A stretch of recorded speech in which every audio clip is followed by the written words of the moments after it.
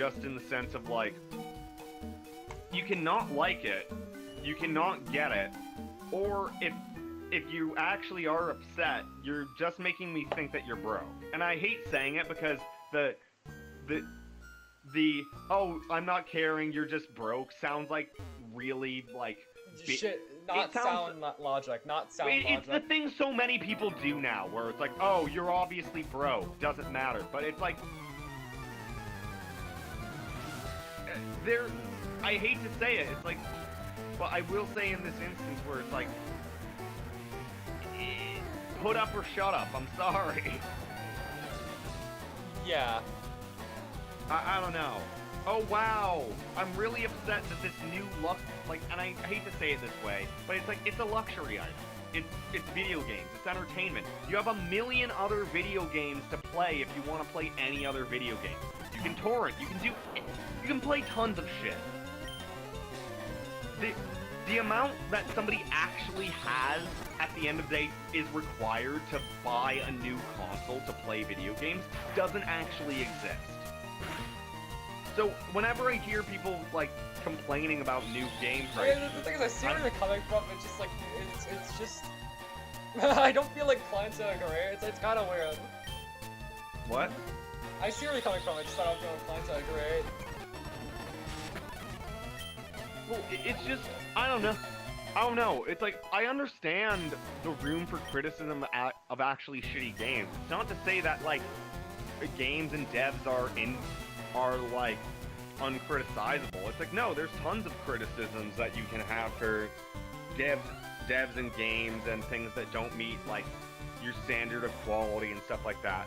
It's not to say that you can't criticize a game. No, I think like reasonably tons of games deserve criticism, or you can say this thing should be done better, or like this thing is real. But there's a difference between going, oh, I'm not necessarily satisfied with the implementation of this mechanic and think it could have been done better in these ways, rather than spurting out going, oh, Elden Ring is trash, the entire game is just an asset flip. Everybody got ripped off to just get models and animations from games that they've already played, and it's like, that's just disingenuous, it's incorrect, it completely just diminishes any real argument, and it just doesn't fairly represent what would actually be the real criticism. So if you start and if that was the actual criticism that, like, the devs tried to input, it wouldn't help the game. It would just make it, like, even more impossible to create.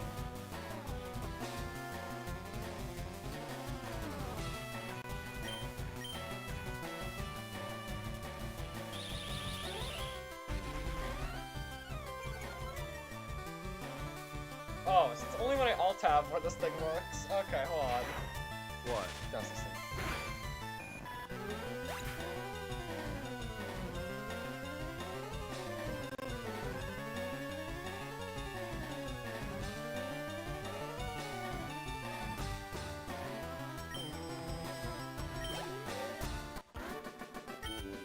It's weird. Hold on. Wow, I finally got these to work.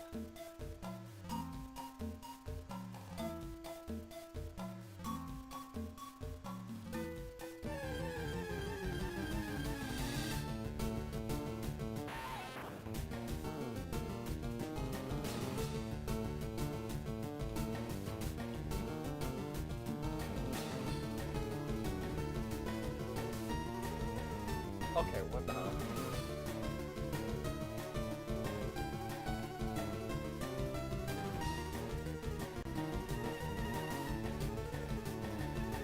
The humble F11 keep?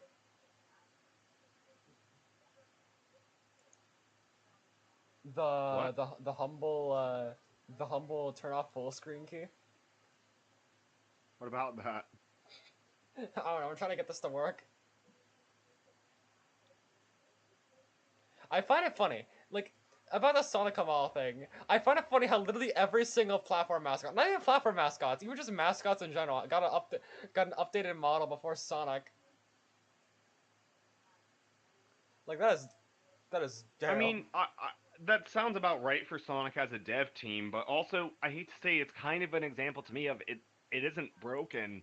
Why would they fix it? It still works. It still holds up to Frontiers. So like, Yeah, just Jesus, it looks. It does just look bad. Yeah, it's but like Sega's not gonna know that. Sega's not gonna know that looks bad. I mean, does it really look that terrible? I mean, it's not amazing, but it's not necessarily like I will say it does look nice the in worst. Frontier. It does look a little nice in Frontiers. It's just, but yeah, in like Forces, Well, to me, that's not even really a thing about the model. That's a thing about the lighting and the whole engine and forces just looking really bad. That same model looked great in Generations. It's oh, not an issue really I of the mean, to be like model. It's much In more an Forces they issue did of like like how they render it. In Forces they did update it to like make him look weirder. I don't know how to explain it. He looked less blue. His quills are going into his quills are getting shorter, and then Frontiers kind of like did it again. I do not understand the appeal of Sonic being less blue. By the way, I don't get it. It makes him look ugly. What? I know I sound like one of those Sonic fans, the ones that are like, his arms shouldn't be blue or whatever. But Jesus Christ, yeah, you don't. I do think people need to understand how like much these how much these little changes affect some affect like character animation and whatnot. No, I do know what you mean. Like I will say, like I find it interesting that a lot of people seem to agree currently that that modern Sonic is darker blue, where like old school Sonic is lighter blue. The thing is, I kind of just like both being dark or blue because even in Sonic I Seed, like besides like he, Toei, besides like in Toei and like all like, and maybe in gameplay, uh, classic Sonic's artwork is usually showing him with like a darker blue color and all that. no, basically the same darker blue that modern Sonic was based on. It's I don't know it's what why they probably it's probably okay. My guess is that they based off the sprite. That's why that's my guess. no, the modern Sonic design is entirely based off of the original Sonic sprite over any of the secondary artwork.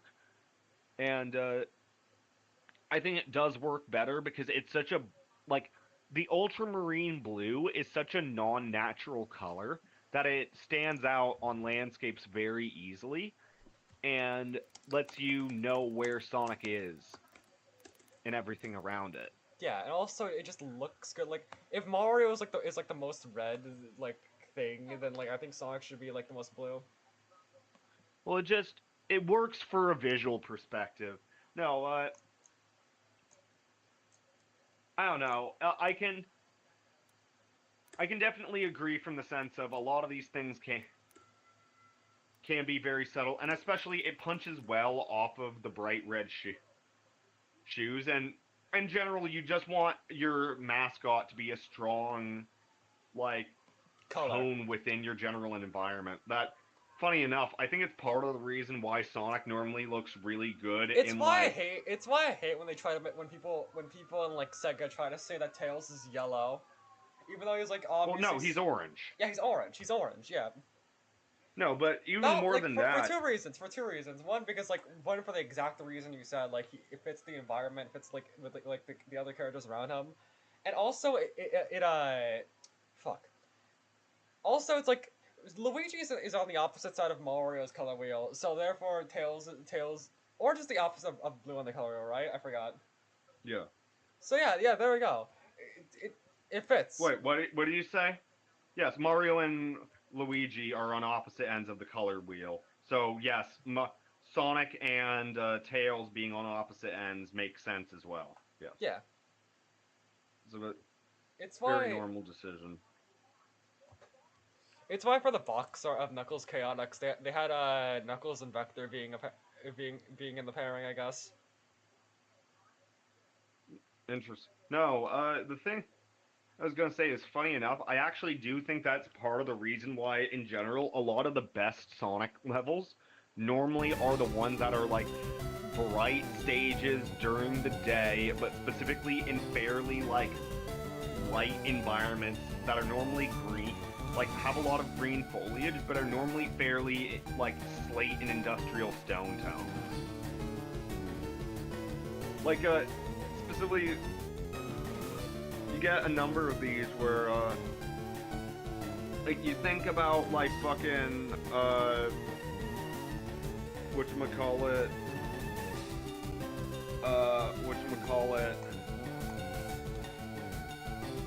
fucking like Sky Temple or fucking like Sky City Sanctuary? Escape. What? Sky Sanctuary. Yeah, Sky Sanctuary or fucking like fucking whatchamacallit, City Escape, and they just really pop out well. Like you can totally have Sonic work in basically any other environment, but specifically it causes such a natural pop out that normally looks so good. Like, I will say, I'm kind of surprised that Sonic decided to go fully into the realm of like real tones, and specifically I think that's part of why Forces looks so bad, is everything in Forces is like done in this weird sunset lighting. Yeah. So it makes Sonic's model look really ugly. Because inherently, from a lighting tone, when Sonic gets hit by orange lighting, I do find it just funny kinda how looks literally every funny. mascot, Mega Man got mobbed for this man. Well, the thing that I was gonna... Bubsy got a model update. Donkey Kong got a mob update. Even Pikachu. He's not even a damn platform mascot somehow. No, yeah. Actually, yeah, how the hell was there never a Pokemon platformer? Basically, what I was gonna say is, I'm surprised they didn't try and stylize the environments more for Sonic, but I also do understand that for them now, they're kind of screwed in the sense of 3D Sonic is very much tied to real-world environments. Like, almost all of the real... I hate to say it, but most of the 3D Sonic games, when they've actually tried to use, like, traditional Sonic environments, it's not even related exactly to the video games themselves, but they're normally bad.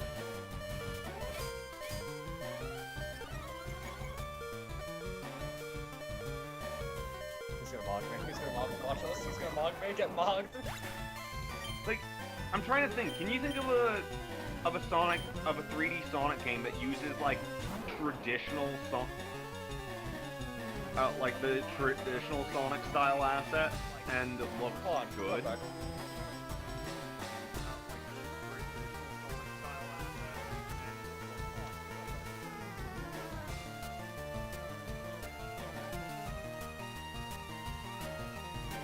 Give me a second.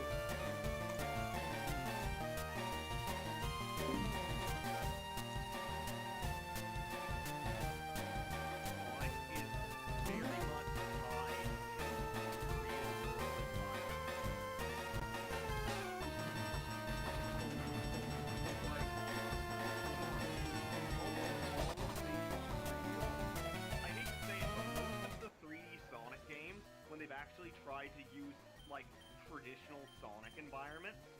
It's not even related exactly to the video games themselves, but they're normally bad.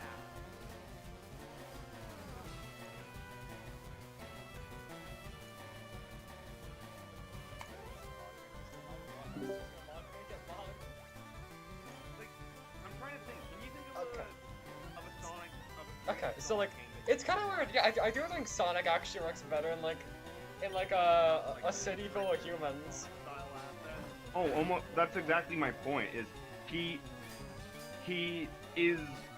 separates from the environment in almost consistently the best way when he's in a like city environment, like you said, with like And also like regular, I don't know how to like, explain it. It fits human in style with human. like it fits in with the anime theming. I don't know how to explain it. Like, Well, no, that actually, you're completely right, and that's kind of the problem, is Sonic Adventure is Sonic in the real world. It's him I don't know. in I don't know how to explain it. human It's like face.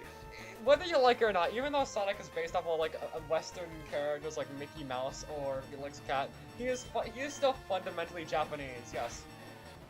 Well, I even more was gonna make the point that, like, think about Sonic X, it's Sonic in the real world. Think about the Sonic movies, it's Sonic in the real world. Almost every 3D Sonic property is inherently tied to this idea that Sonic is in our reality.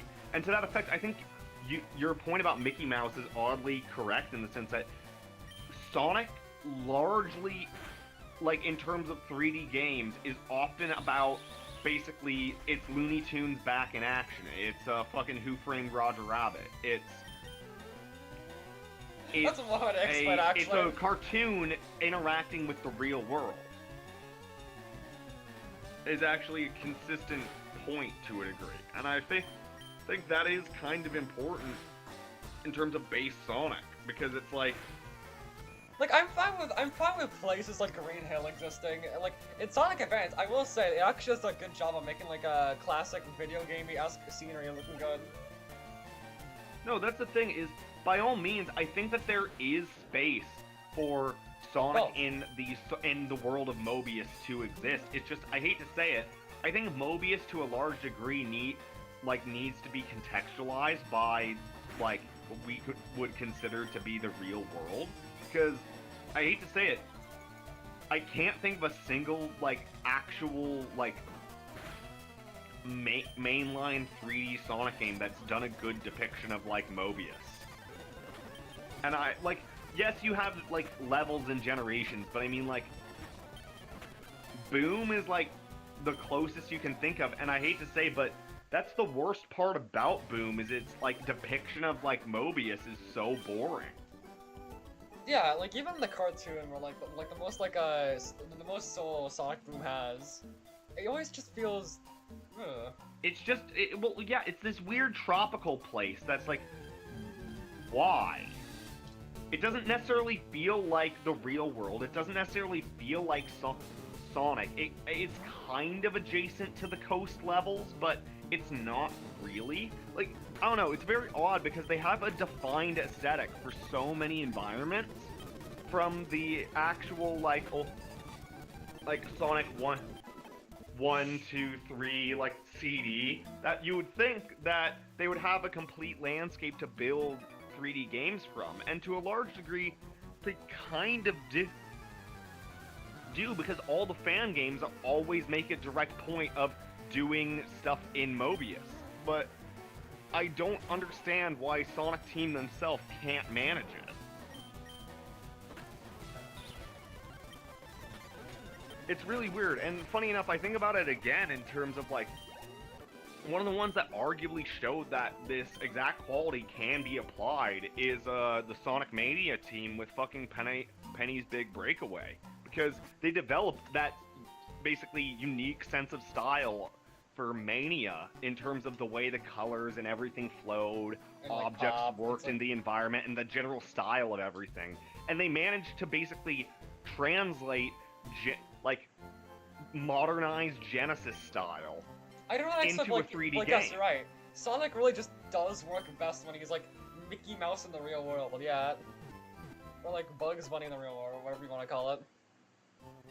I would almost completely say so. It's just like, I think the other direction they would have to go, they would actually need to look at like Christian Whitehead and stuff like that, and actually try and understand his design theory when it comes to translating the environment of Mobius into a 3D space, because the fans clearly understand it, but I don't think Sonic Team exactly does.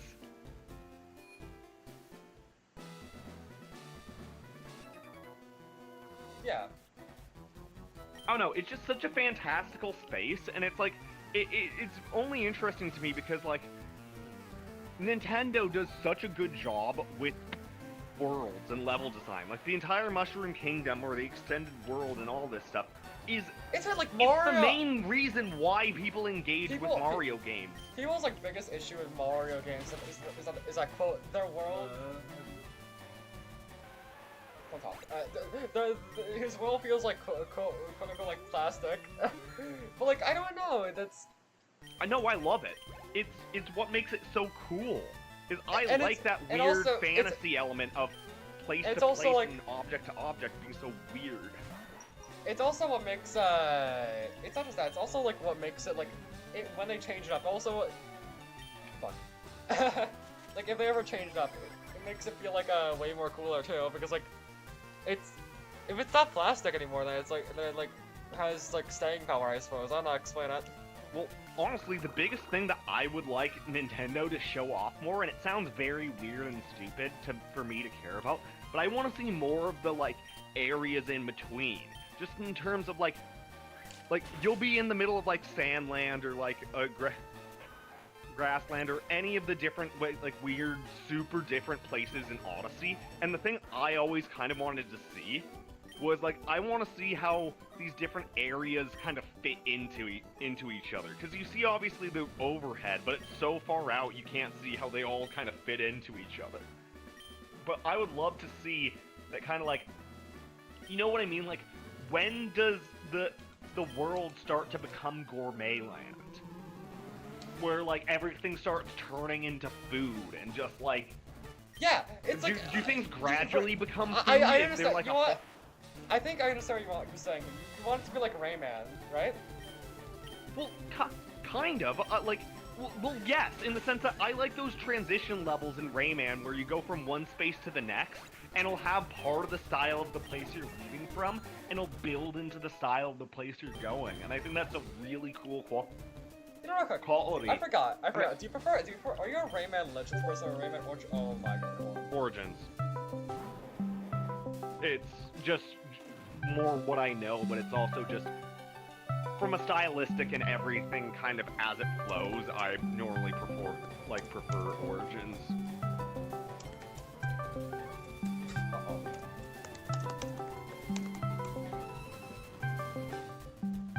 No, but it's just to say, like, I don't know, it's the thing I really would like to see more of with Mario, is, I don't know, like, it's even what I really like Wonder. I thought the world was so cool, and the way it all kind of fit together was so pleasant. Like the only problem I have with it was how easy it was to 100%. Yeah, no, and it should have had that. It should have had more reward for 100%. But considering I agree with you, that's my issue. I don't actually have that many real issues with the game. It's quite good. And no, I just I don't know. That's my big thing with Mario to a certain degree is and I hate to make this statement because it makes me sound more like the people who complain about Zelda, but I like immersion in a world as weird as Mario, where it is kind of toyish and odd. But that's what makes it so cool to me. Is And also, I guess it's like why people like the RPGs as well.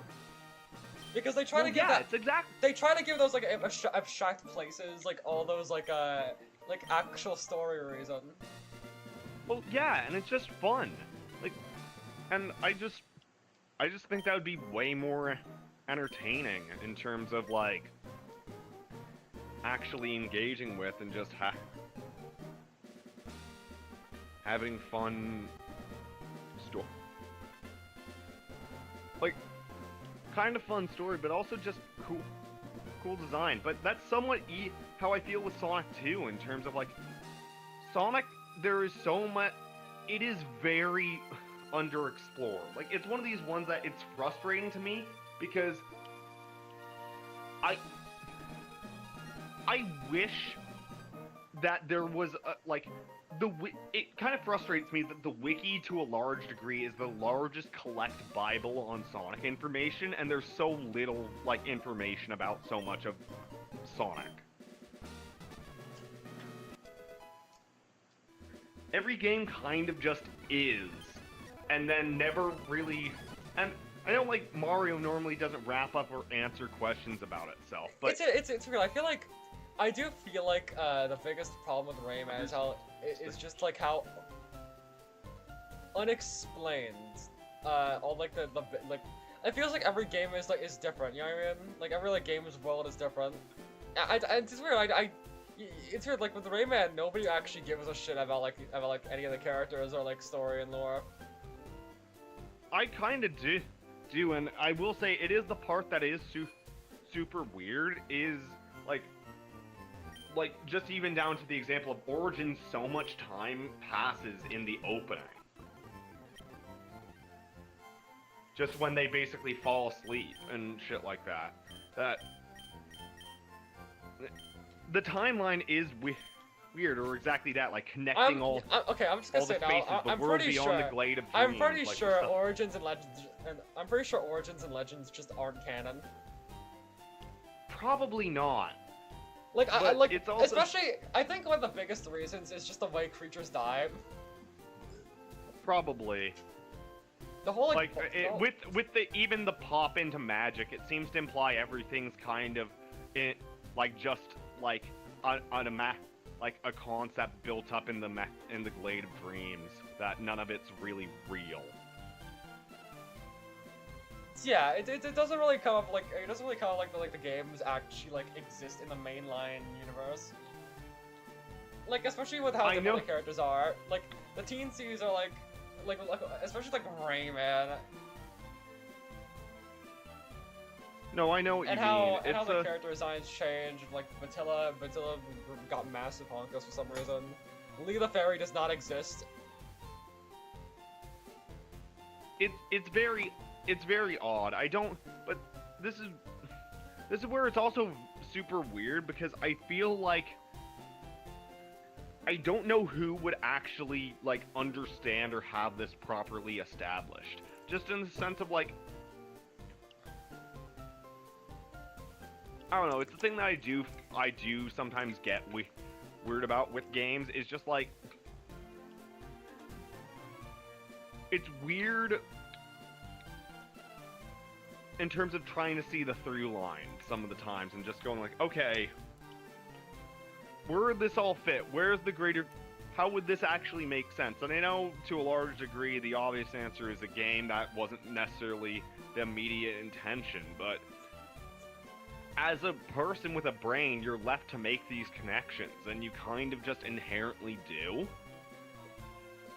And you just want to understand, and see the complete vision for everything that's going on. So, I don't know, it's very hard when things are just kind of open. Like, funny enough, that is the part I will give, is like, generically Legend of Zelda and fucking, like, whatchamacallit, Pokemon are so much better for that than, like, any other Nintendo series normally. What do you mean? Like, yes, that's what I'm saying, like, it's like, I do think Rayman, like, the mainline series at least, does feel like a Zelda thing, where like each version is different. And that's completely okay. Each version is different, but the thing I was even giving more credit for Zelda or Pokemon to is that, like, even though they're very separate, there's some level of consistency or, like, greater understanding, and it normally all fits together and has some level of, like, here's what exists, here's when things exist, here's kind of a point or established world of thought they exist in. I think that is really good in terms of so many games don't have that. I mean, plain and simple, the fact that you're able to cross-reference or theorize things across Zelda history, and like what things happened when or in what timelines.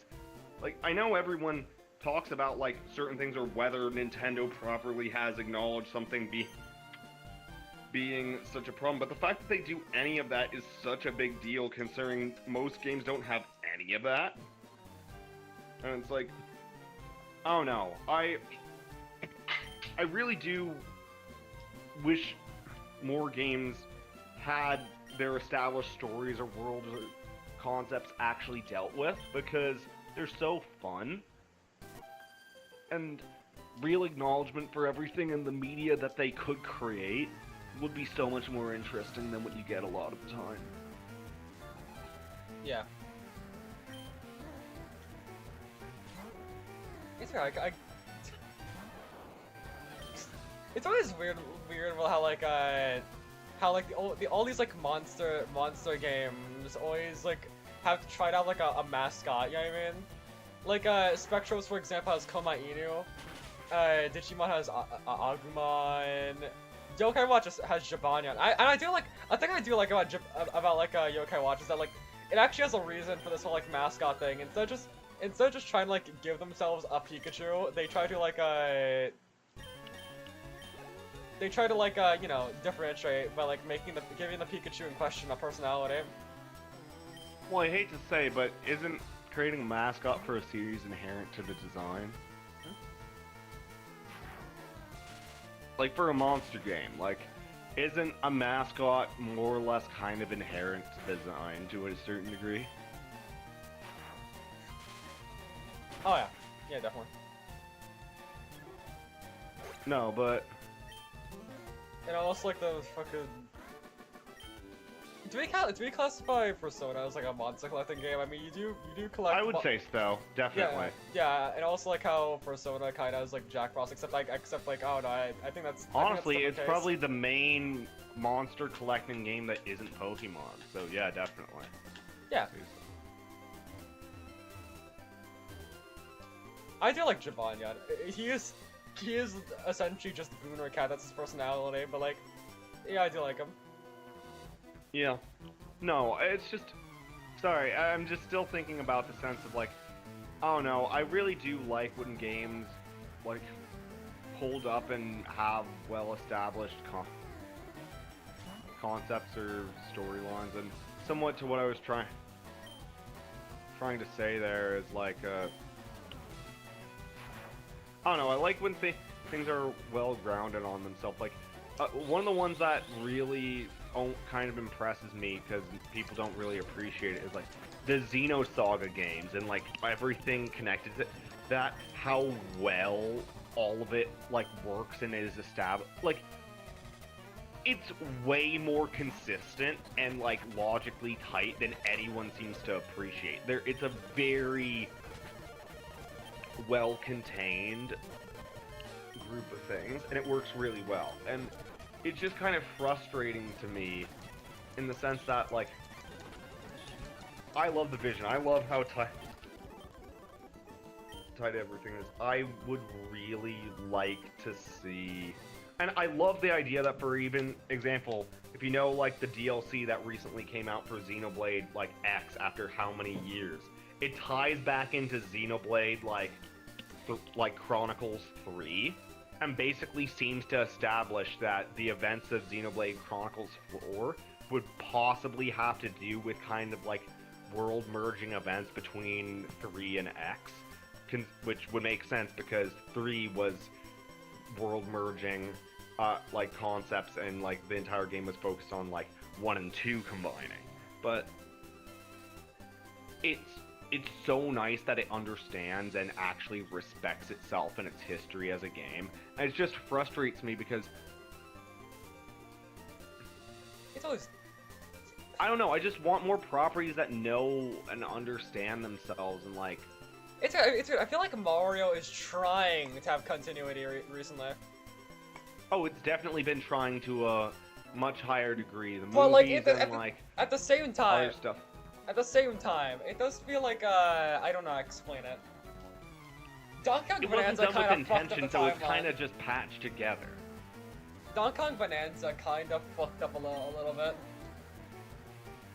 No, it completely... The timeline is totally weird. Like, what it's trying to imply, or, like, exactly to that. Like, the traditional Nintendo timeline versus theirs is different, and I think that even gets into the problem of, I think, where for everybody online, basically there's the fan accepted, everything got theory crafted and put together, established what things are, and then like Nintendo never really planned for plan for that. For a large number of these things, they didn't necessarily have Bibles attached. So they just try things out, riff on it, and then, like, if they go and they actually care about making something make sense, they'll patch it up after the fact. And to be fair, that's normally how a lot of these companies do it. I mean, that's literally what Star Wars is. They make grand decisions that fuck up the story, and then they go back with small shows and, like, fix the plot holes and make it all make sense. But it's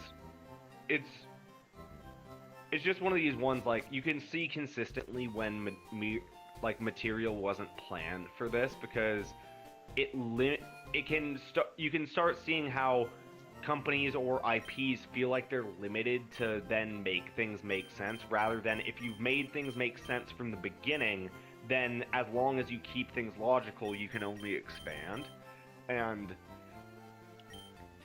I don't know, it's very interesting to see all of that, because I don't know, I'd very much like to see more. I don't know, I just want to see more games that understand their IP and actually continue their concepts well. And somewhat to your point, is I don't necessarily care as much about indie properties doing that, because I would expect a solo developer who's like the only person creating their own game to keep their plot line consistent. You know what I mean? Mm-hmm. Like that's a given. You're the only lead. You're the person working on all this stuff. So your ability to keep things all together is more inherent. It shouldn't necessarily get fucked up. But it is sometimes definitely a wish of like, wow, like somewhat to your statement with Rayman or something, like, wow, it would be really nice to just see like the origins, all of this, where it's established relative to everything else, media created around it that actually is tied in and makes everything make sense, or just takes advantage of what there is. Or to other examples like, oh yeah, like Donkey Kong is this fully defined series. Like, it exists somewhere within the realm of the Mario world, so actually having these things defined and like scaled, and the concepts and what exists be established would be really fun. So it's just I always adored the theory that I always Donkey Kong is reality. What? I always adored the theory that like Banjo and Conker took place in the same universe as Mario. That was always such like a cute little theory. Like, but then like I guess Diddy Kong Racing DS essentially just made it untrue. Yes. Which is disappointing. Yeah. Yeah. No, I know what you mean. Like, I don't know. Like, it's very interesting to me, because somewhat to that point, any of the ones that are more allowed to be their own thing are better at that. Like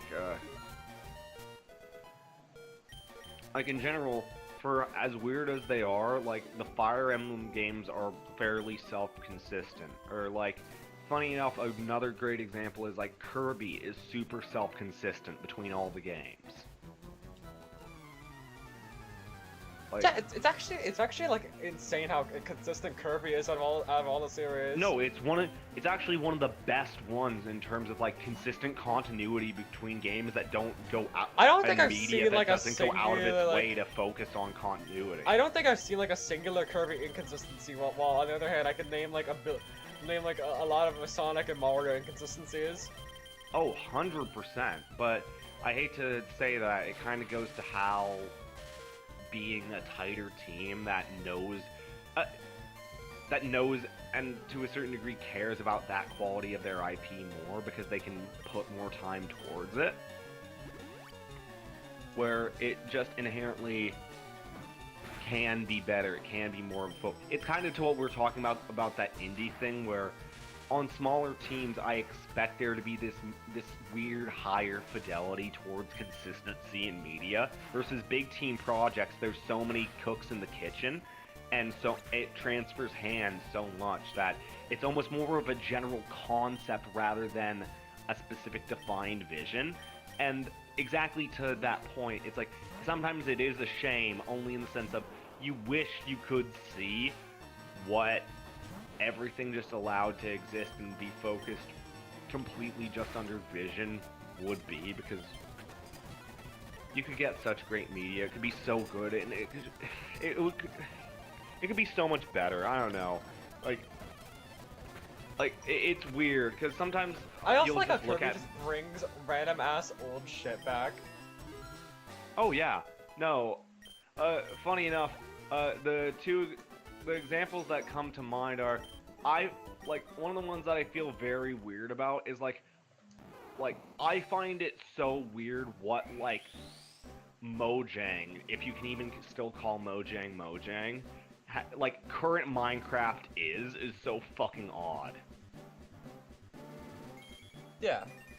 Like with Vintage Story, with Realms, with with all of with Java versus Bedrock, servers or new items. It's so fucking weird, and the part that I find even weirder is the certain ways they did things, like mob vote, where it's they left a ton of really good stuff on the cutting floor just because they decided that only one thing was going to make it out of two things.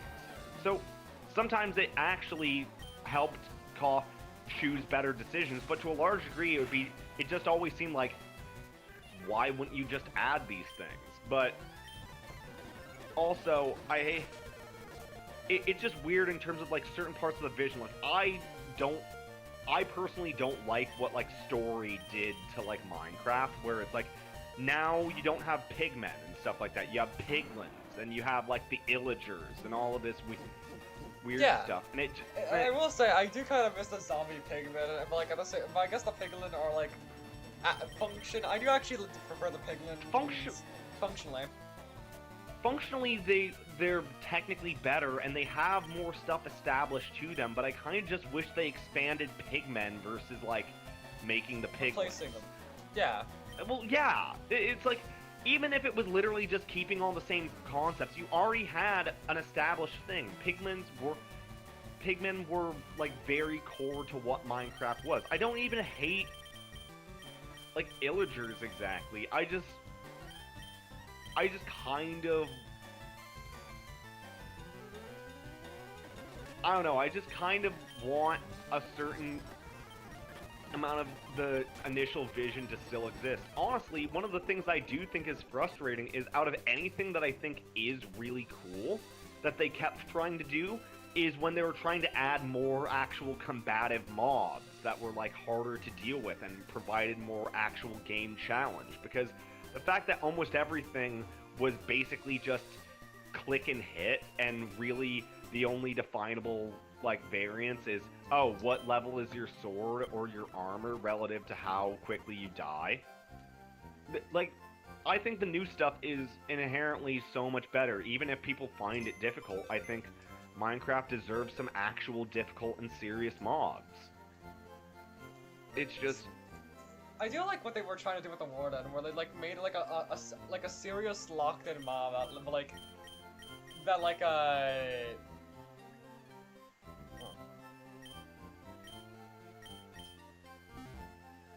but you didn't get anything from it. That was its gimmick. It was cool, I guess. It was a punishment for going fucking around in the mines where you shouldn't have been.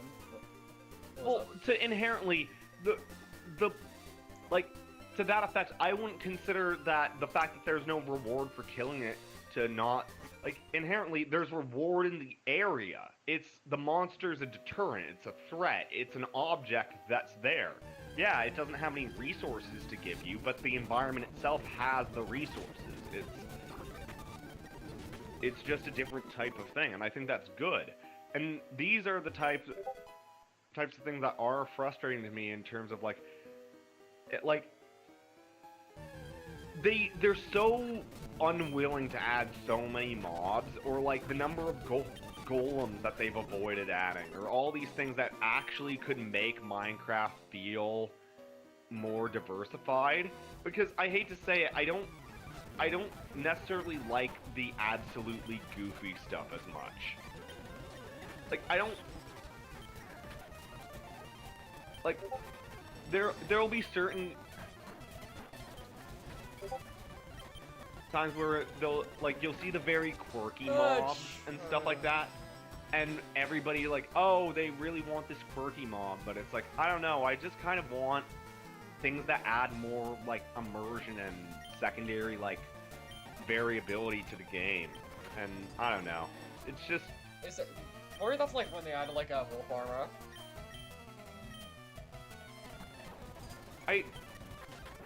I don't know if I was even aware of wolf armor, but, like, I appreciate the concept, considering, like, obviously people care about their, like, pets a lot, and actually having more opportunity to keep it safe in base game is a relatively decent call. I mean, it fits with horse armor and all that other stuff, so all that's fine to me. It's just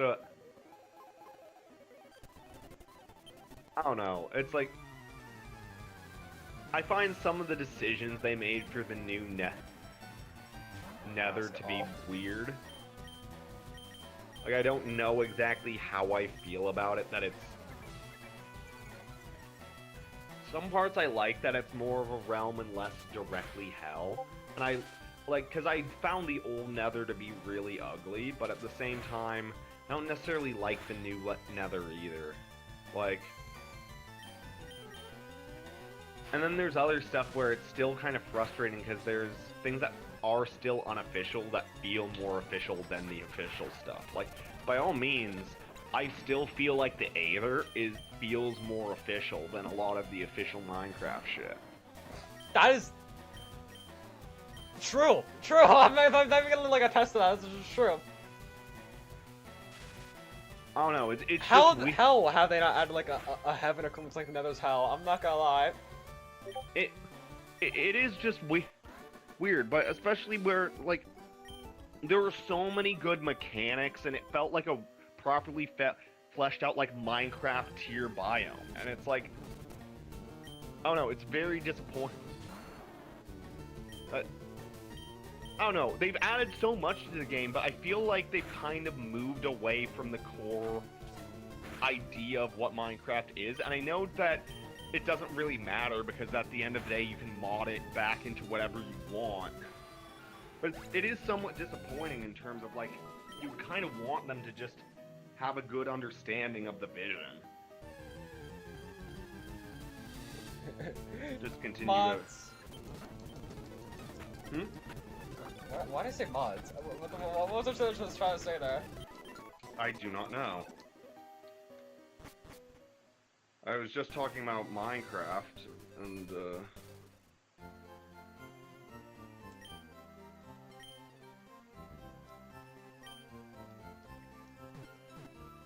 that I felt like they were getting away from the core mentality, and that you can get it more towards what it was with mods, but at the same time, it's kind of losing what it was, to a certain degree, and it's kind of disappointing. Yeah.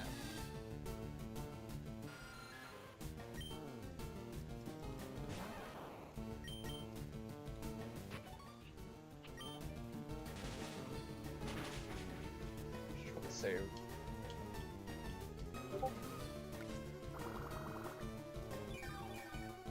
Wait, what was this conversation starting from again? I forgot. I remember we were talking about, like, mascots and like we were talking about either, like, 3D either platformer designs first, or like were we talking about, like, mascots in monster collecting games? We were kind of talking about a lot of those things. It kind of was from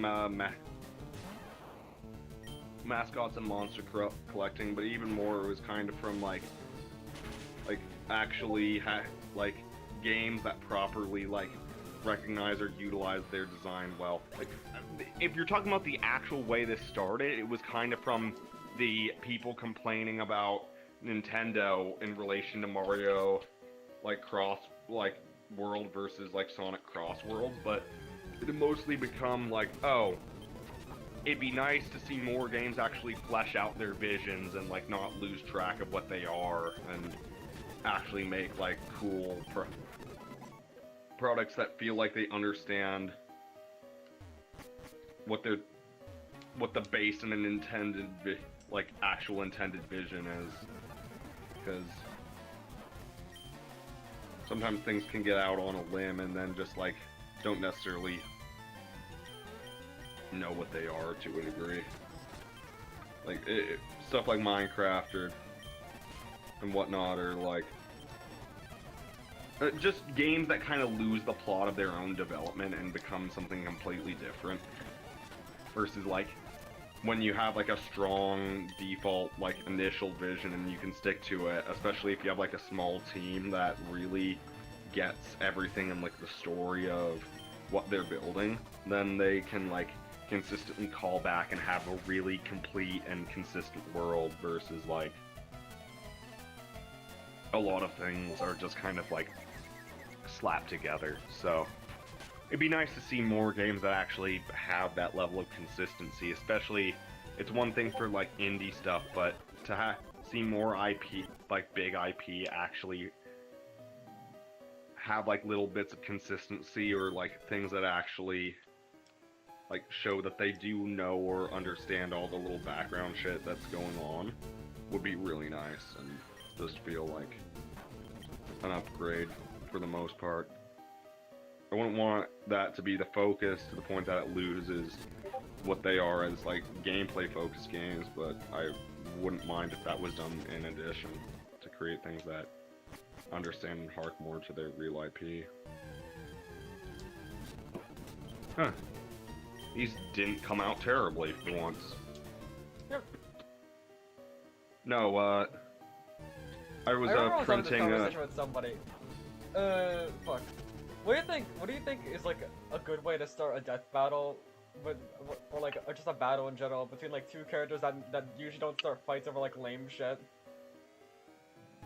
That usually don't start fights out over like nonsensical stuff. Yeah, because my big problem with death battle is both of the Mario vs. Sonic videos suck. Can I just say it? I mean, yeah, that makes sense. Like, it feels... Okay, do I need to explain to you why they suck, or like... I kinda get why, but like, sure. Okay, it's like on top of like, you know, like horrible like scaling and not like understanding either character.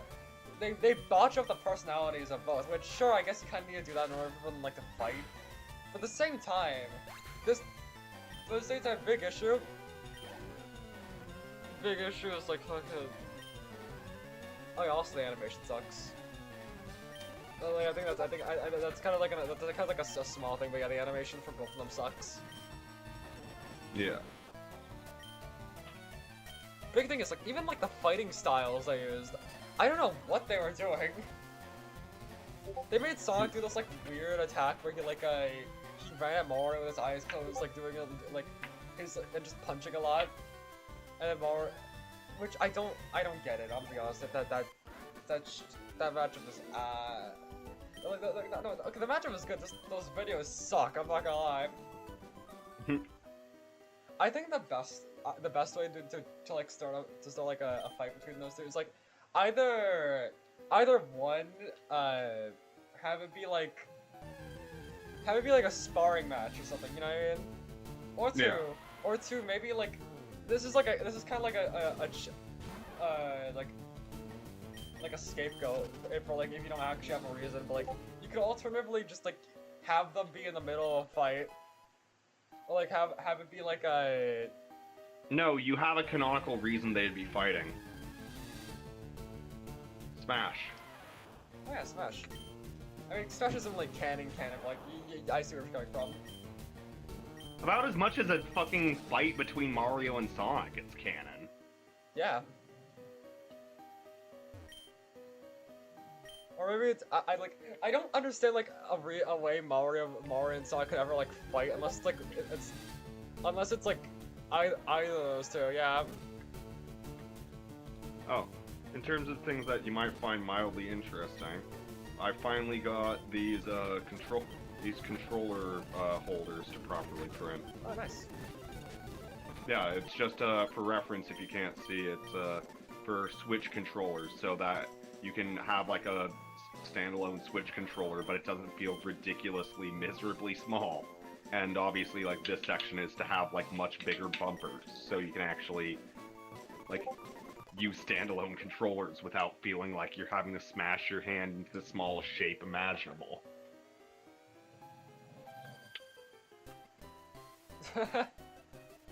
Honestly, one of the more useful prints I've found of like random shit that was already made. Another problem I have is there's just no good characters for Luigi to fight. I mean, like, I'm not gonna lie here.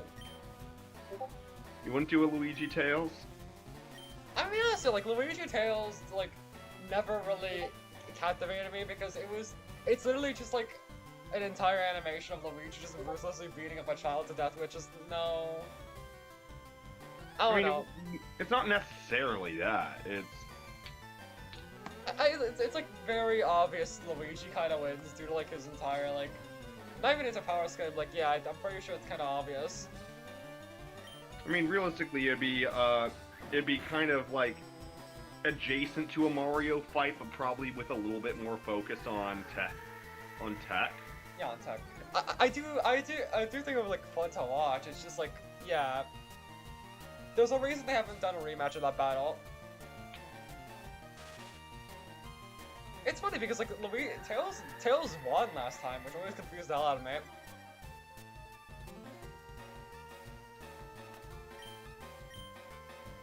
They said he's stronger because he's able to move like a 10 pound like a dumbbell. Well, Luigi okay. Can't pick up a turnip. The funnier part is if no, continue. And the source for like Luigi being weaker than Tails was going by something in Mario 2, which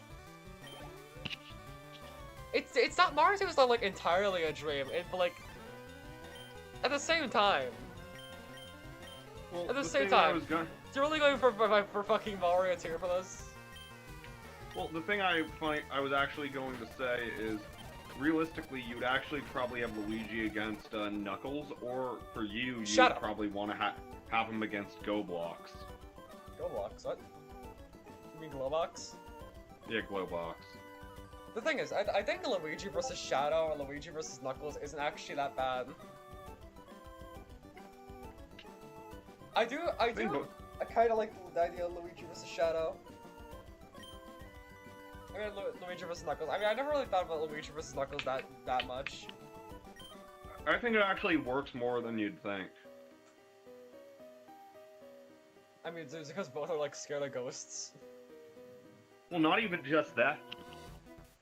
Knuckles is generally a more confident character. Luigi's more timid. Like Knuckles is a little more standalone. Luigi's more kind of like a shadow.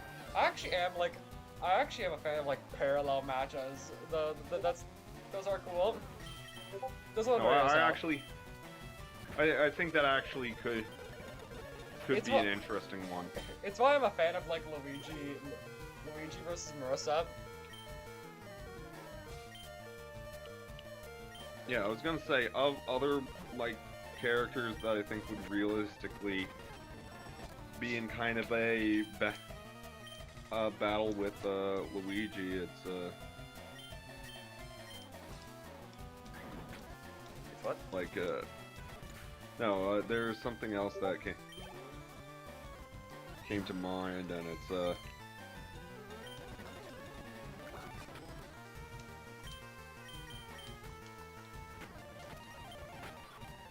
somewhat to your point, I think Tails Diddy would be a better one. But Tails no, what? the Diddy Oh, Diddy would actually be a good pair up. But the other direction, I'd probably go,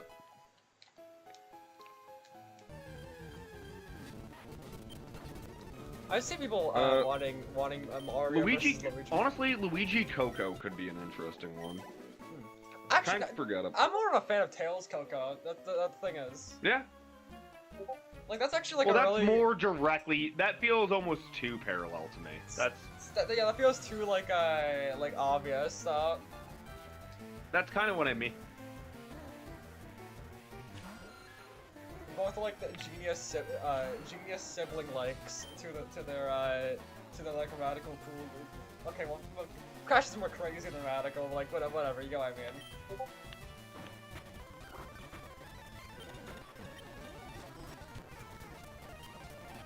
Who fight a scientist, blah blah blah. Like yeah, it does feel like very like, it does feel very on the nose. Yeah, that's the only reason I kind of find Luigi more interesting, because it'd be so oddly left field that you can see the parallel in terms of they're both basically the second character that you get to pick, the player two. This is okay. But I never understood Luigi versus beyond Sonic. that, Can I just say it? what? I never understood Luigi versus Sonic. Is that a common one? Sonic, I don't know how to explain it.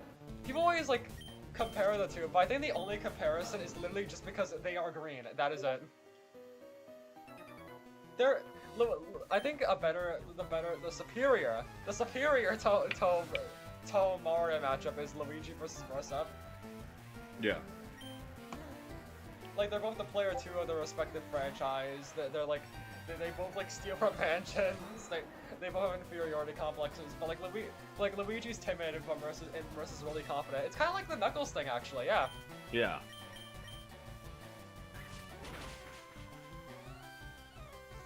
Luigi and Sanai, I do not see them having any like cool character interactions. I'll be honest here. Well, yeah. No, I can think of like a billion things for like Luigi and Marisa.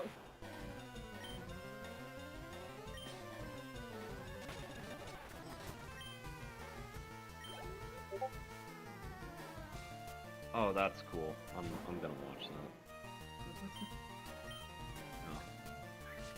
Gumshoe for the NES Zapper. Okay.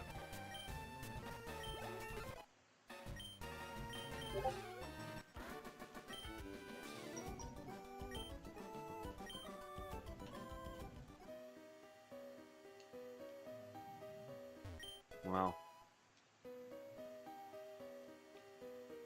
It's So like, it's really hard to try to think of Luigi matchups that aren't like either like Luigi obliterating his opponent or anything else. I remember Luigi versus Pac-Man was one.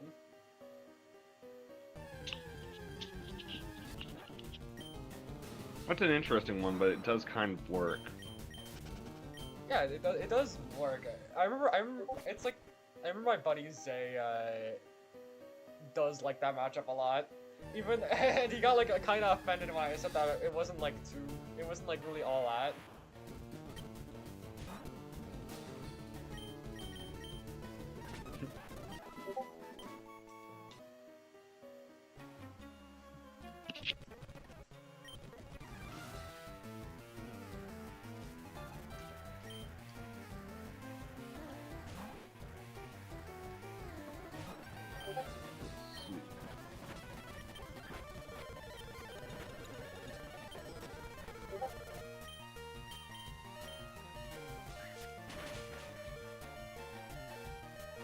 What do you think? No, I will say. Luigi was like I will say the death battle Luigi versus Tails is so weird because they tried putting in Smash stuff in there too, and they also had a rule where explicitly no Mario power-ups or Chaos Emeralds were allowed. That's odd. No, sorry, I was just thinking about something very dumb in terms of.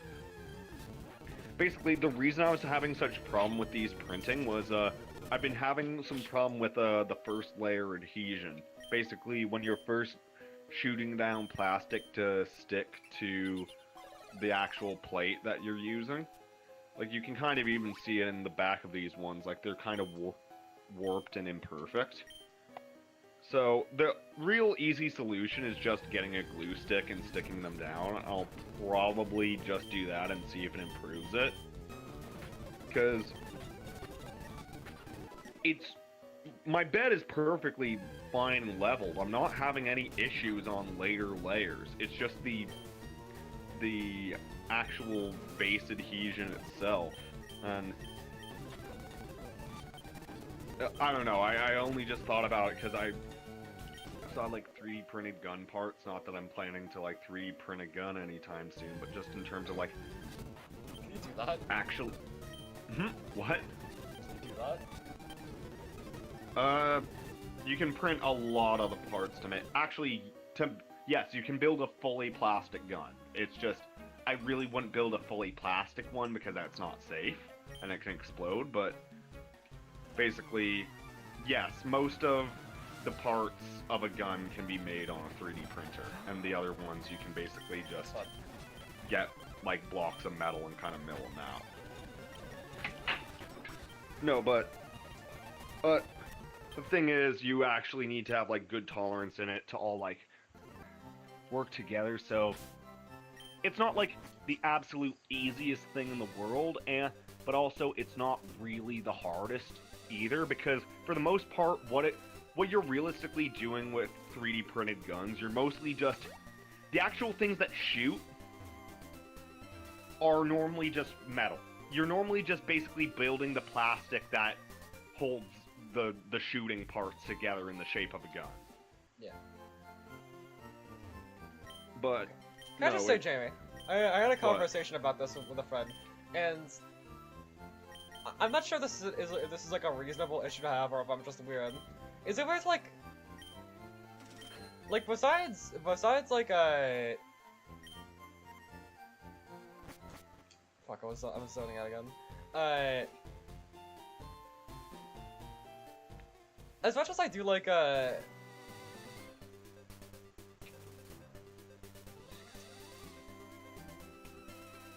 is it weird that I find it kind of hard to get into like shit like Yu-Gi-Oh! Or Persona because of the monster designs? no, I get that. Like, it does, like, besides like Dark Magician Girl, and like some other shit like Jack Frost, I don't really find myself thinking the Personas are cool. Well, Personas aren't particularly amazing to me. I can appreciate some of them because I can appreciate the iconic ones, and well, No, continue. like, and also, yes, I guess it does make sense on why Jack Frost is the mascot. Like, I mean, look at, he has a cool design. He even has his own game on the Virtual Boy. But it's just like I like I like a lot of the Shimigami Tensei Persona designs from the factor of they very abstractly reference mythology, but normally in a way that's very like weird, and the actual connection is really kind of tangential. But I find that kind of cool. It so, does like, feel if you very... understand where a bunch of it comes from, it can be interesting. But also, it's not like my favorite art style. Like, a lot of it is kind of like... Okay, hold on. I don't know how to explain, but like, it looks like Feared Hunger. There we go. No, well, yes. It's basically... It's between JoJo and Fear and Hunger. It's a lot of the...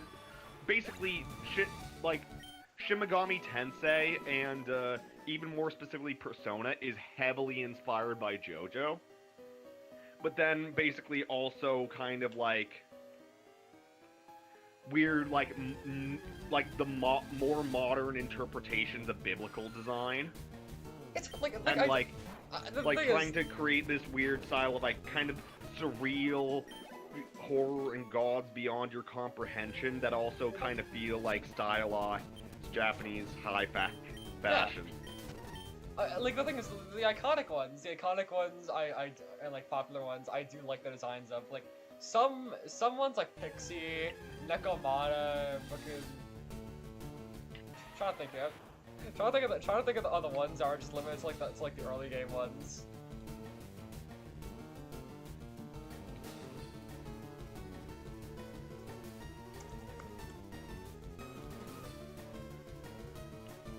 because believe it or not, I have seen more than just. Someone's gonna be watching this. Someone's gonna be someone. Watching? What am I talking about? Sorry.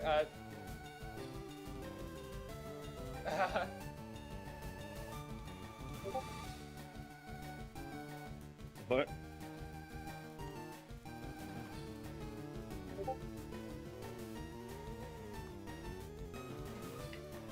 I guess that is just why I do like Jack Frost's design, just because like he stands out.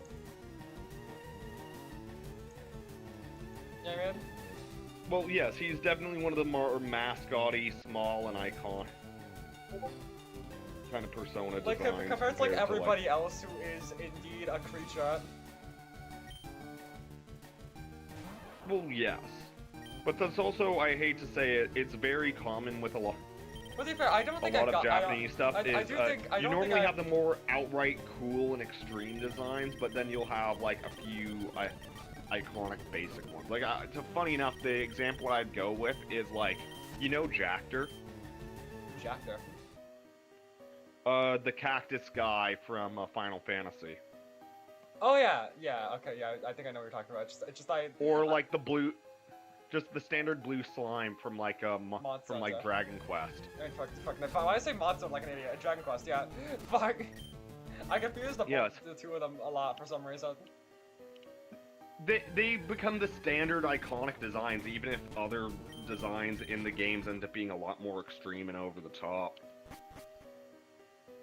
Yeah, it does. I do like. The thing is, I do like the art style for the personas a little bit.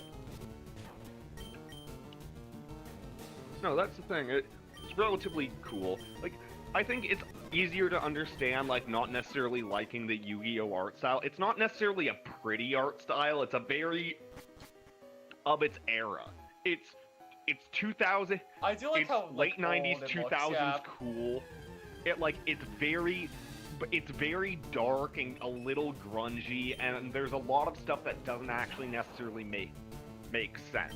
Like, funny enough, it actually even is kind of one of the issues of, like, there was specifically a part of Dark Magician's design that was consistently confused for, like, years, because, one of the things from the original, like, black and white art accidentally got miscolored, and, basically, people thought that it was, a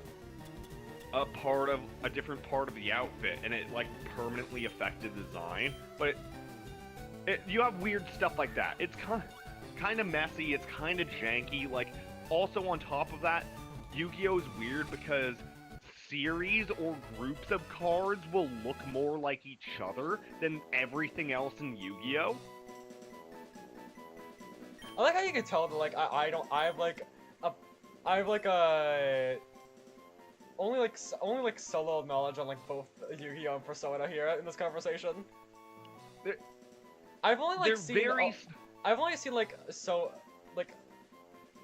a handful, like two handfuls of Personas, and I've only seen two handfuls of Yu-Gi-Oh! Monsters. They're stylistically weird. The interesting part is basically my experience with Yu-Gi-Oh! Is the actual, like, shows and media. I really don't have much experience with Persona or any of that at all. I just happen to know a bit about the design because I like it. But basically, no, Yu-Gi-Oh! I would say, I don't know how you'd approach it, like, in terms of certain ones of the games and stuff like that can be good, but in general, you're mostly gonna interact with it as, like, a show. And the show is really fun, you just have to be willing to... You just have to kind of understand what the show is and accept it. Yes. I do like the idea is literally just them playing a card game. That's like the most interesting part to me. No, it's hilarious. And on top of that, I know you're aware of it, but the 4Kids dub adds so much because you're watching like a more serious show for like dramatic like anime for like edgy teenagers, then like put down through and destroyed through the lens of like a corporate safe show to put on TV for like American kids who were like 9. So it's really weird, and you can see all of the elements of everything that was there, like all of the hell games, people dying. They're still in the show. They just have to kind of downplay and explain them away, but it doesn't make it feel... It makes it goofy, but at the same time, it almost makes certain events feel more important, because instead of playing it up the other way, it ends up almost getting played down. In this, like one of the ongoing storylines in Yu-Gi-Oh! Is Yugi's best friend Joey, one of the people who joins him on all the story arcs. Yeah, is he like the Brock of the show? Kind of, but even more than that, he's a way more interesting character than Brock. Only in the sense that Yugi, like Joey actually has like a love interest. He has like an ongoing storyline, but his actual reason for being Compared there to, like, is Brock, who starts like being down boogie-tastic for every girl he meets. Yeah, no, he's goofy, kind of adjacent to Brock, but the bigger thing is like where like Yugi initially goes to the Jewel Island, partially because he kind of already wanted to go, but on top of that, then basically he's told that's the way to save his grandpa. Like, Joey doesn't go to, like, save Yugi's grandpa or help him at all. He goes in on it specifically and outright tells Yugi that he's not, that at the end of the day, if they're in the final round, he's going to fight against Yugi saving his grandpa, because he's having to play to get money to basically fund his sister's basically eye surgery, because his sister has like a congenital eye disorder, which is causing her to slowly go blind, and if he doesn't get her surgery soon, she'll be permanently blind forever. So but also, everybody constantly, like, makes fun of him. Like, when the show starts, he really doesn't know how to play Yu-Gi-Oh! Well at all. Okay, hold on. They don't call it Yu-Gi-Oh! in the anime, right? They call it, like, a... No, it's called Duel Monsters. Yeah, Duel Monsters. I don't know... Why it's called Yu-Gi-Oh! I mean, to be fair, it will be kind of weird, considering the main character's name is the same as the name of the game. Yeah, it's not like that at all. Duel Monsters is the name, and in Japan, it's more commonly still known as Duel Monsters. It's specifically Yu-Gi-Oh! Is more a title for the show based on Yugi, the character's name, and then in the US market and the card that stuck. But no, basically, initially Joey kind of is bad at the game, but he's the character we kind of follow, actually. Well, we kind of watch both get better to a degree, but where Yugi can just kind of become the Pharaoh, and like the Pharaoh is just really good at at like Duel Monsters and plays for him. Like Yugi, like fucking Joey doesn't have any ability and just gets all the way to the end in basically every one of these tournaments on his own skill. But the entire time, everyone always shits on him and acts like he's a completely nonsensical and ridiculous person, which he kind of is.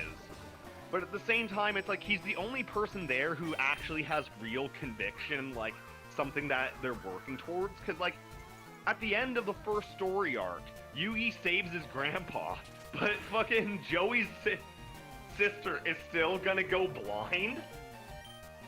So basically, it gets into the fucking duel tournament arc and all of this stuff with the sacred, with basically sacred Egyptian artifacts and stuff like that. But it does sound like a very funny show. I don't know how to explain it. No, it's ridiculous. But it's just really fucking weird in terms of the entire time they play off Joey's struggles for jokes, and then even after things start to go more right for Joey. Like, basically, the girl he likes ends up getting brainwashed by a cult, and he has to say her, like, there's a ton of shit. Like, compared to, like, Pokemon, where it's like in-universe fighting, and they're not, like, taking, like, turns, as you would call it. They're like, actually, like, fighting, like, how the characters in the Pokemon universe fight. No, in Yu-Gi-Oh! They're just playing the card game, using turns. No, it's completely to point. Like, and most of the episodes that you see them play are literally them just playing the card game, not even with, like, the consequence of death. It'll just be, like, normal consequences. Of, like, I'll lose the tournament. Like, wait, which one are you talking about? Yu-Gi-Oh! Most of the time, like, there are shadow duels, which are the ones where they basically get set, they have the duel in hell, and the person who loses, like, dies. But most of the duels in Yu-Gi-Oh! Aren't shadow duels. They're just, like, tournaments and stuff like that.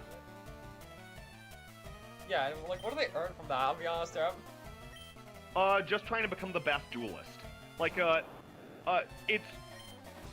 Like, for example, in the original storyline, like, the first story, they need to collect a certain number of stars, and when you win... And you basically, like, kind of bet stars before you get into a duel, and then then you're trying to get 10 stars, because the people with 10 stars will be allowed to do the actual big tournament and fight Maximilian Pegasus to basically get access to exclusive cards and, like, internal, like, basically be promoted by, like, the company that makes Duel Monsters. And then the second story arc, it's a bit more, like, it's a big competition, starts off as kind of like an open fight to get qualified, and then when it's past the qualifiers, it's a tournament to gain notoriety. The next one, there's a storyline where they go and duel in the digital world, because the people who, basically the shareholders in Kaiba's company, have tried to basically, like, kidnap Kaiba's brother in virtual reality. So Kaiba and, like, our like, heroes end up going to the digital world to save Mokuba.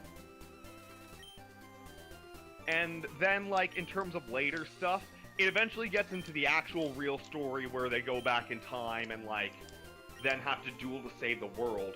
But, like, there's the main other tournament is, the one to become the ultimate duelist. And, I only just mentioned in the context that the actual craziest thing is that the actual second best duelist in the world, well, technically third, but in terms of, like, registered, labeled second best duelist, is actually Joey. Like, like, by the end of the story, Joey is so fucking good at dueling. He's just slightly not as good as a guy who literally has been, like, taught by an Egyptian pharaoh who was, like, the best master of cards honestly, of all time. It's why I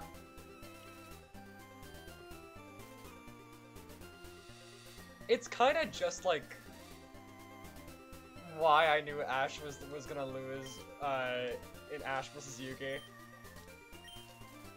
But at the same time, I was still rooting for him even then. Oh yeah, no, but like, but it's just to say, like, literally, even at the final moments of the series, where Joey is, like, the second best duelist in all of the world, people still shit on him and act like he's a joke. It's very odd. I really do like Joey. Just Yu-Gi-Oh! And I think back to the problem with monsters. I think Yokai Watch has a weird, like, a weirder problem where it's like the monsters feel too goofy. You know what I mean? They are very goofy, but that's kind of yokai. To be fair, is yokai in general, like, are very goofy. Yeah,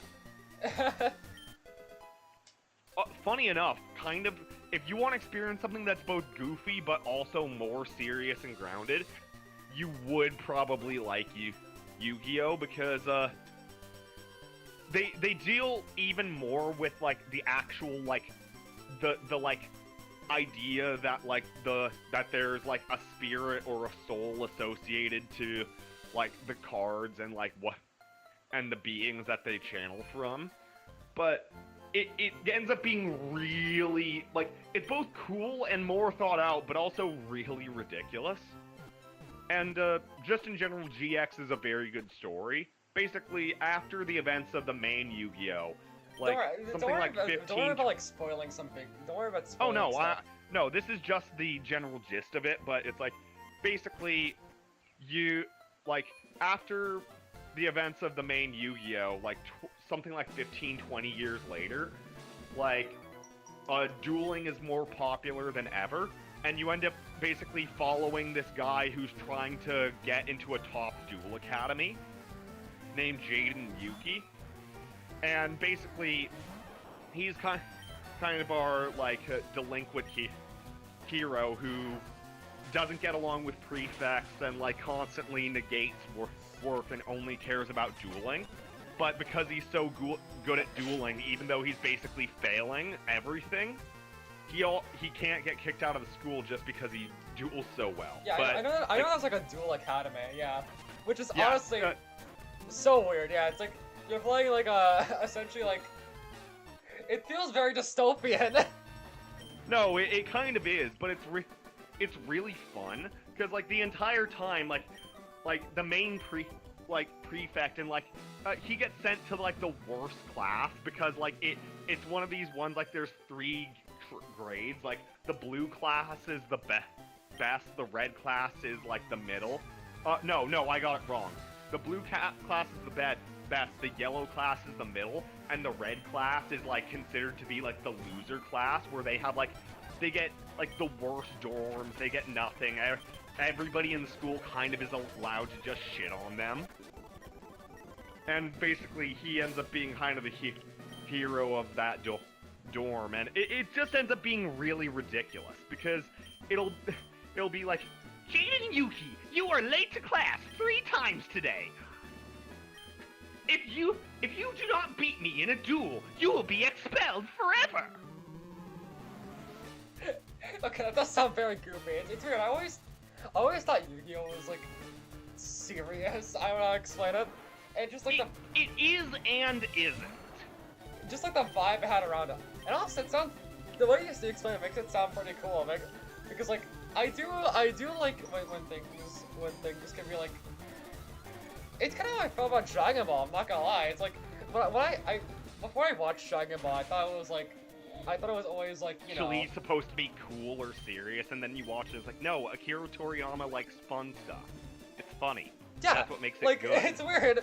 Like, I thought Goku was like this big serious guy that was serious all the time, and like, but no. After actually watching the show, this man is literally like the goofiest guy ever. No, he is literally a man-child, and that's why the series works. He's a man-child who cares more about fighting than anything else. Even his family. It's so good. It's fun. It was fun. I didn't expect to have like that much fun with it when I watched it with Zay. No, it's especially like the original series, GT and Daima are like perfect. Everything with young Goku has just the best attitude. I think in Daima he isn't really young. It's more like No, he's obviously just normal old Goku. He's just like in a kid body again. But like his attitude in Daima is so good.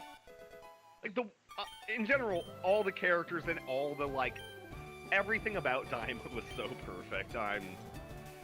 Daima made me upset only in the way that like, I watched the original Dragon Ball and really liked it. I watched Z and was like, this is good, but I don't care about the things that other people care about. I don't care about the things that are supposed to be like cool or the actual like bigger storylines.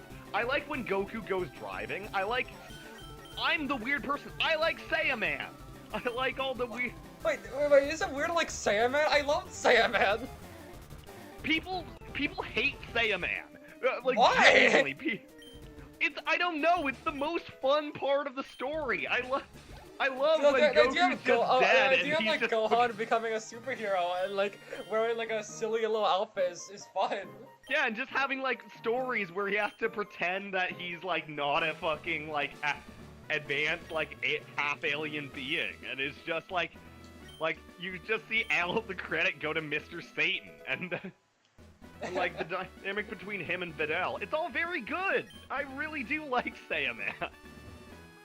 Do people just hate him because like he's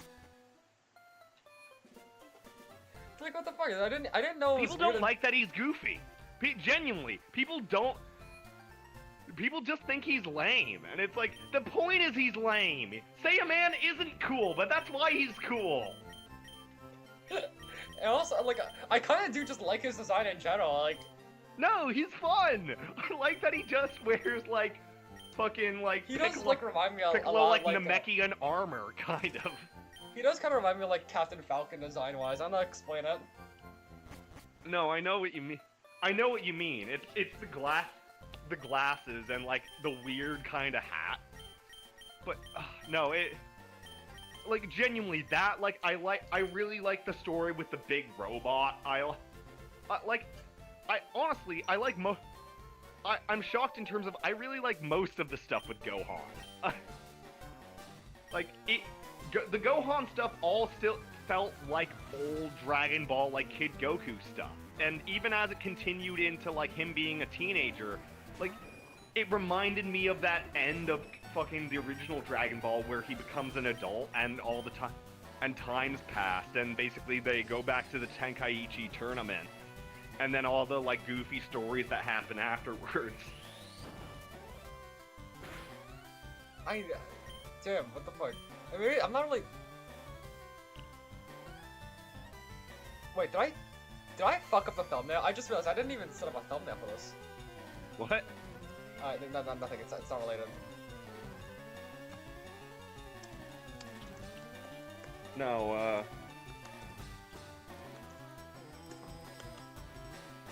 No, but what I was gonna say is, Yu-Gi-Oh's really fun. It doesn't take itself nearly as seriously as everyone acts like it would. And, like, I don't know, it's so...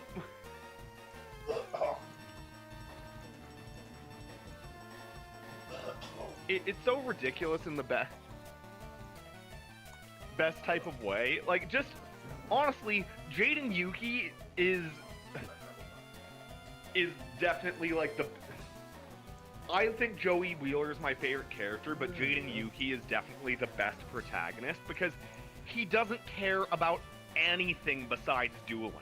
Like, literally, he is basically an idiot. He's not successful in anything he does, and he doesn't apply himself to anything that doesn't immediately interest him, and the only thing that interests him is dueling. So...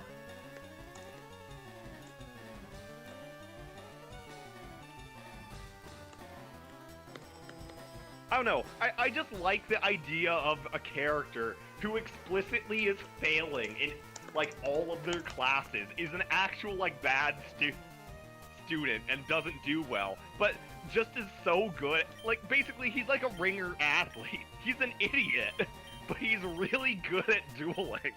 So they can't kick him out, despite the fact that most of the people on staff hate him.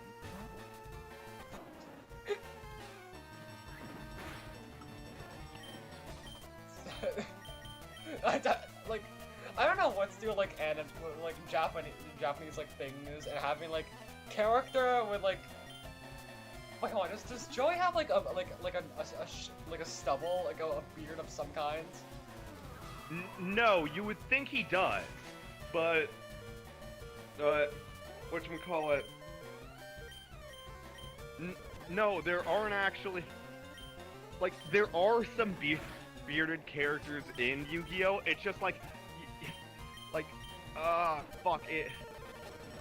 I'm trying to remember his name. It's like the one American guy has a beard, and like Chaozu's dad has a beard, but like, no, actually, the funnier part with Joey is he's very iconic because he has a super obnoxious like Brooklyn accent. Oh yeah, And- I know. He's like, okay. Hey, you! Yeah, I know. He What calls you him like doing? Yug. He calls You him want a Yug. duel? I got the card. I don't know. Let's like, have every, a battle. Every like Japanese comic relief character has like some kind of fucked up like thing about them. I've got red eyes, black dragon. No, but for reference, the reason he sounds so weird is actually because in the Japanese, Joey has a southern Japanese accent, basically. And if you don't know, basically South Japan, like south of Tokyo, is almost all farmland. So it's a very hick accent where it's very kind of Yeah, didn't Goku have like a hick nasally accent actually? reiki. What? Didn't Goku have a hick accent? Who have an accent? Doesn't like Goku have a hick accent? Kind of, yes. His like his Japanese where it's very high pitched and kind of just oh, I didn't. Yes, he is. It's supposed to be kind of a bumpkin accent because he lives out in the middle of nowhere and was basically borderline raised knowing nothing. He's kind of supposed to sound like a delinquent idiot. Which, hey, that makes sense. No, it does, but it works really well. Like, if someone gets even into things where like there's certain things that translated weirdly in the English. Like, specifically, I remember there's some weirdness about like the Japanese versus like English versions of Chaz, and like there's a Chaz chant. Chaz Princeton is like the rival in Yu-Gi-Oh! GX, where like there's this one song, or even like I think the phrase they use for Chaz is very different. Where in English the phrase is "Chaz it up." Is like his iconic like slogan that everyone starts to like The thing is, I think cheer his I've name heard with. more like parodies of Joey's voice than I've actually heard Joey's voice. It does feel very Honestly, iconic. It is. It's amazingly iconic. Him and Chaz are kind of like probably the two most iconic characters in Yu-Gi-Oh! And they're so good. Like, I need to get around to watching the later stuff. Like, but this is the one thing that gets weird, is basically the English dubs didn't translate all of GX or 5Ds. Basically, like, the final storyline of GX only is in Japanese, because it gets really kind of out there and gets to stuff that 4Kids just didn't even want to cover. So, like, the entire final storyline is only in the Japanese version. And then when you get to, like, Yu-Gi-Oh! 5Ds, that one is so heavily censored by the edit that it's basically a different show.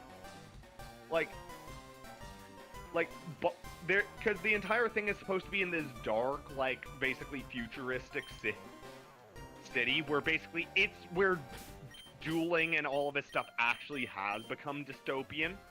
But, like, a lot of the actual stuff got cut out of it and stuff. Like, they turned, like, a hookah bar and literally just edited out everything in there. So it's this really weird-looking space that doesn't make any sense. Or, like, for example, any of the wine in the show, they recolor into orange juice. they cut out any of the scenes where people are like bleeding or like full episodes of certain plot lines that involve like death and stuff like that. And then the ending like cuts like 20 episodes. Then, if I can remember, Zexal and stuff like that are more normal. I just haven't got around to, like, watching Zexal or anything after that, just because, like, I need to properly finish GX and 5Ds, but also, like, the only thing I have a hard time with Yu-Gi-Oh! For is because I really like the characters from the old series.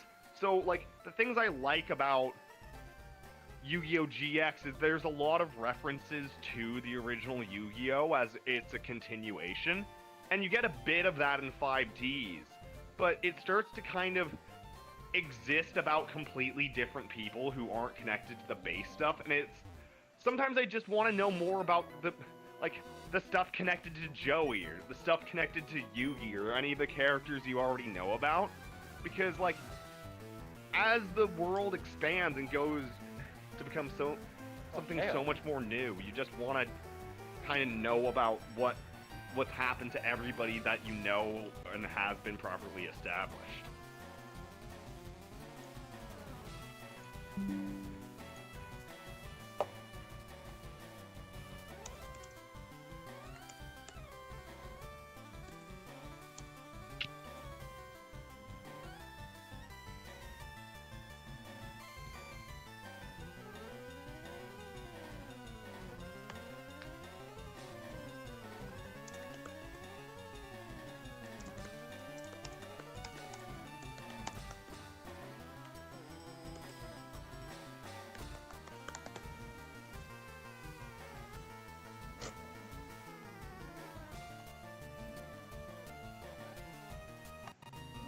It just, I'm assuming just nobody questions it, right? What? Nobody really questions,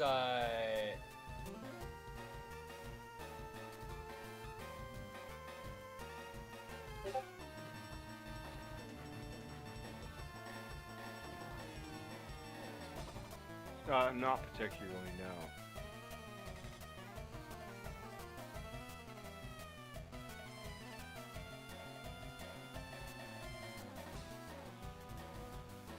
What's the saying again? You're talking about structures or something. Yeah, it just feels inherently like, oh yeah, oh fuck, like the entire like card game thing. Yeah, it just feels inherently dystopian. Yeah, no, it definitely does. So like, do like normal card game things exist? Are there like booster packs as well? Hmm. Do normal, like, Are cards game canon? things- I do know that cards are canon. Just like, do normal like card game things exist? Are booster packs a thing? Yes. Really? Yes, booster packs, like, actually random draw, like, literally the whole, like, Yugi, it grows up in a card game store because his grandpa owns a trading card shop.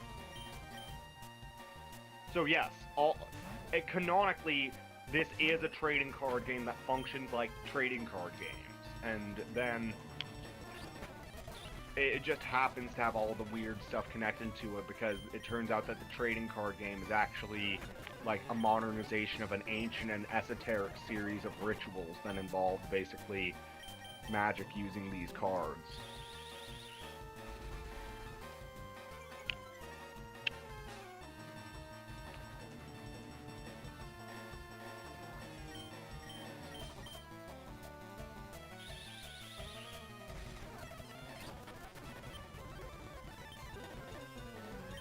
The thing that I always found weird in the Yokai Watch anime, because I remember watching the Yokai Watch anime, then playing the games.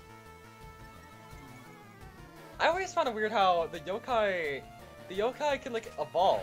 They can evolve, but Nate in the anime never actually evolves the yokai.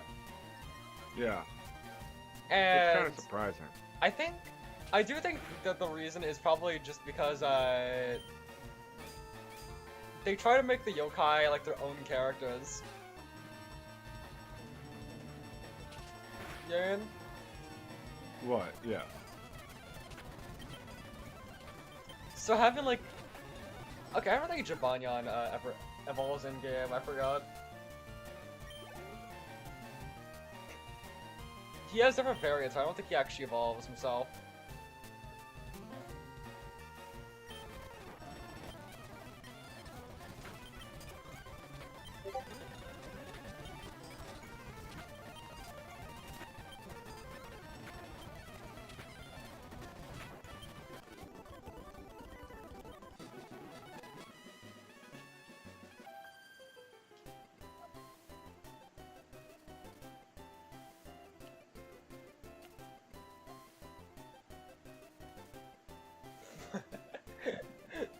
Dear God, I love the slander Yugi got from after the death battle out, where people would just start like, people were like, you know, like what happened to Deku actually, Yes. where it was like Oh more no, street. in Death Battle. Essentially after Deku beat Spider-Man, people were like, more street tiers, more street tiers, Huh? more weak characters. What does that please." mean? Huh? Street tiers is like What? if a character can like take down an entire street. By the way, when I say Spider-Man, I mean Miles Morales. Ah. Very odd. Interesting. I mean, makes some sense, but it is just very weird. Huh? What? Are you going around right? Oh, you're Steve talking. Okay, I see.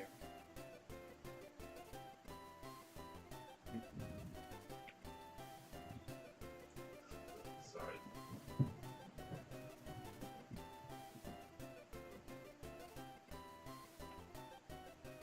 Oh my God.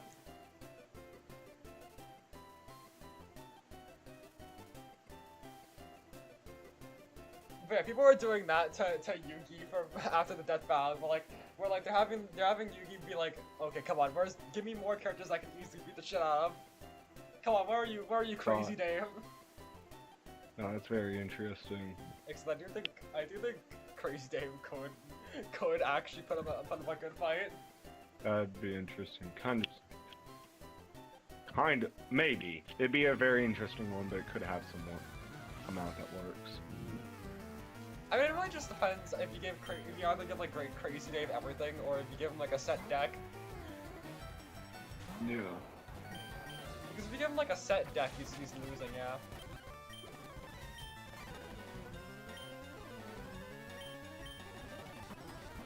It kind of reminds me of Mario and Luigi versus Sephiroth, if you remember that.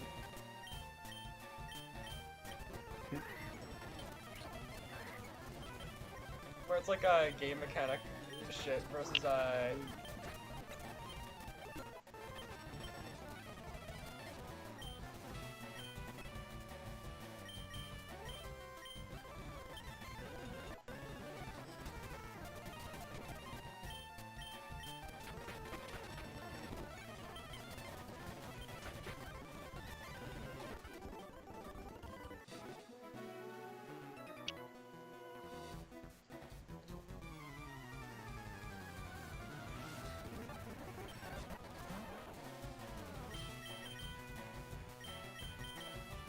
what was the conversation about?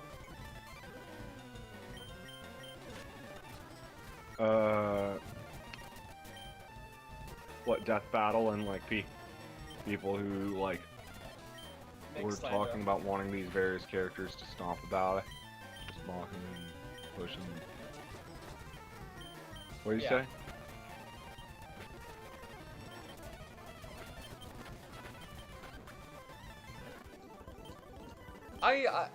It's come forth, Captain Olimar. I need to duel you. People do like. I do think people do take the death battles like really seriously, which makes sense. It's the most popular like power scaling thing ever. And Yes. especially Sonic fans. I don't know why. When Sonic fans lose one thing, they get really mad.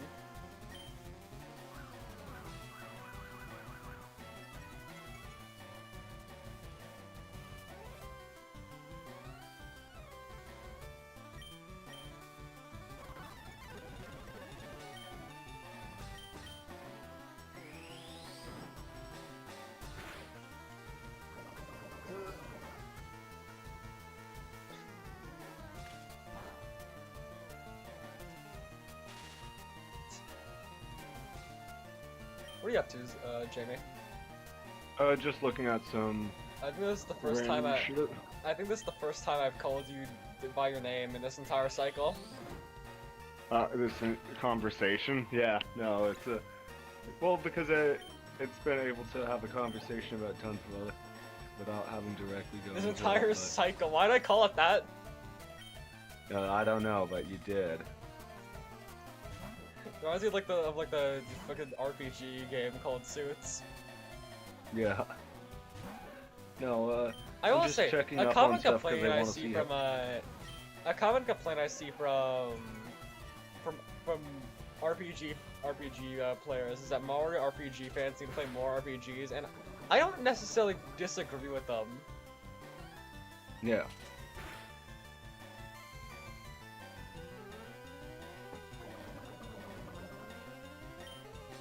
No, I kind of get that. I do think Mario RPG fans need to play like one RPG at least.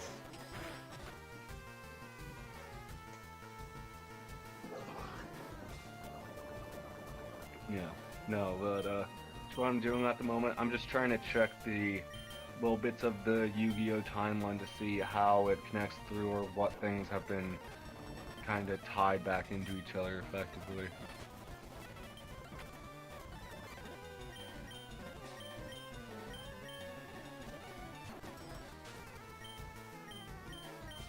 see.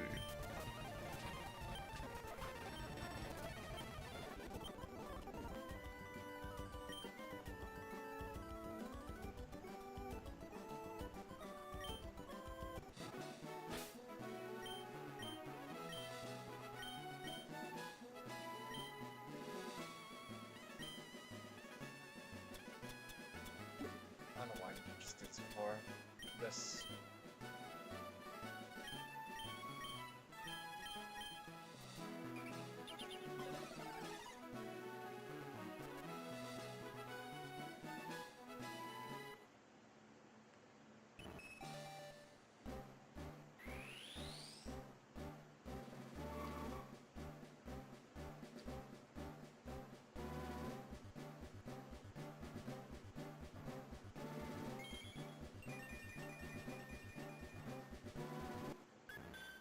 Alright, let's check.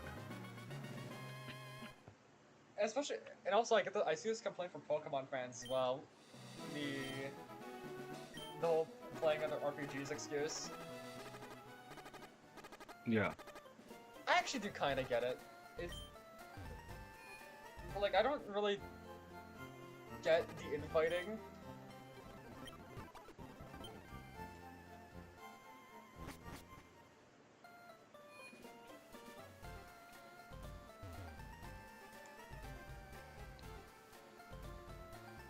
Heartbreaking in the voice system. You just made a really good point.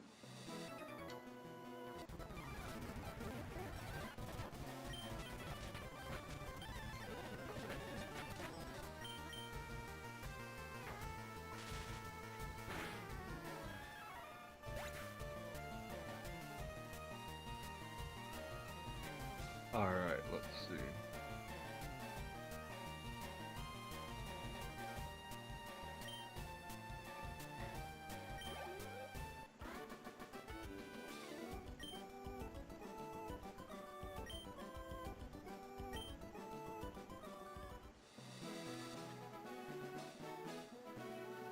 Oh, I just need to listen. This should. I'll get back into these. Yeah, I do want to give Yu-Gi-Oh a watch one of these days. I don't know if I should watch it like the way it was tender, or I should watch the shitty little Shadow Realm dub though. What do you mean? Like, you know, I do want to watch Yu-Gi-Oh one of these days. Oh, I definitely recommend it. I will say, like, how often, like, do you think the people who watch Yu-Gi-Oh ever, like, actually played the games? Somewhat, yes. Like, have you? I played a little bit of it back in the day before I ever watched the show. I haven't... I don't know how to explain it. Like, I actually found myself somehow... I don't know how this happened, but I somehow played, one of the mobile games. And I don't know how. I don't know how. Duel Links. Maybe Duel Links, yeah. Duel Links is good. People like that one. No, but the thing I was gonna say is kind of in terms of games, it's actually funny enough, Yu-Gi-Oh! Actually owns most of its design and structure to Magic the Gathering. I mean, yeah, it does really just feel like, I don't know, I always confused both of them back then. Actually, for that effect, it largely actually is a Magic clone. I don't know, like structurally from what I've seen, I do think, I remember reading the rules once, I do think I kind of prefer over Magic. Oh, like, for reference,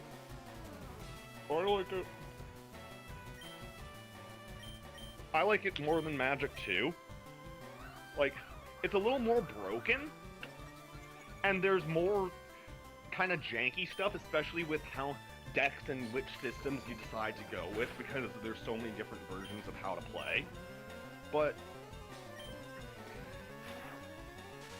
it's basically Magic made more fun and a lot more approachable. I play Magic a lot. I don't necessarily like Magic. I actually really like Yu-Gi-Oh!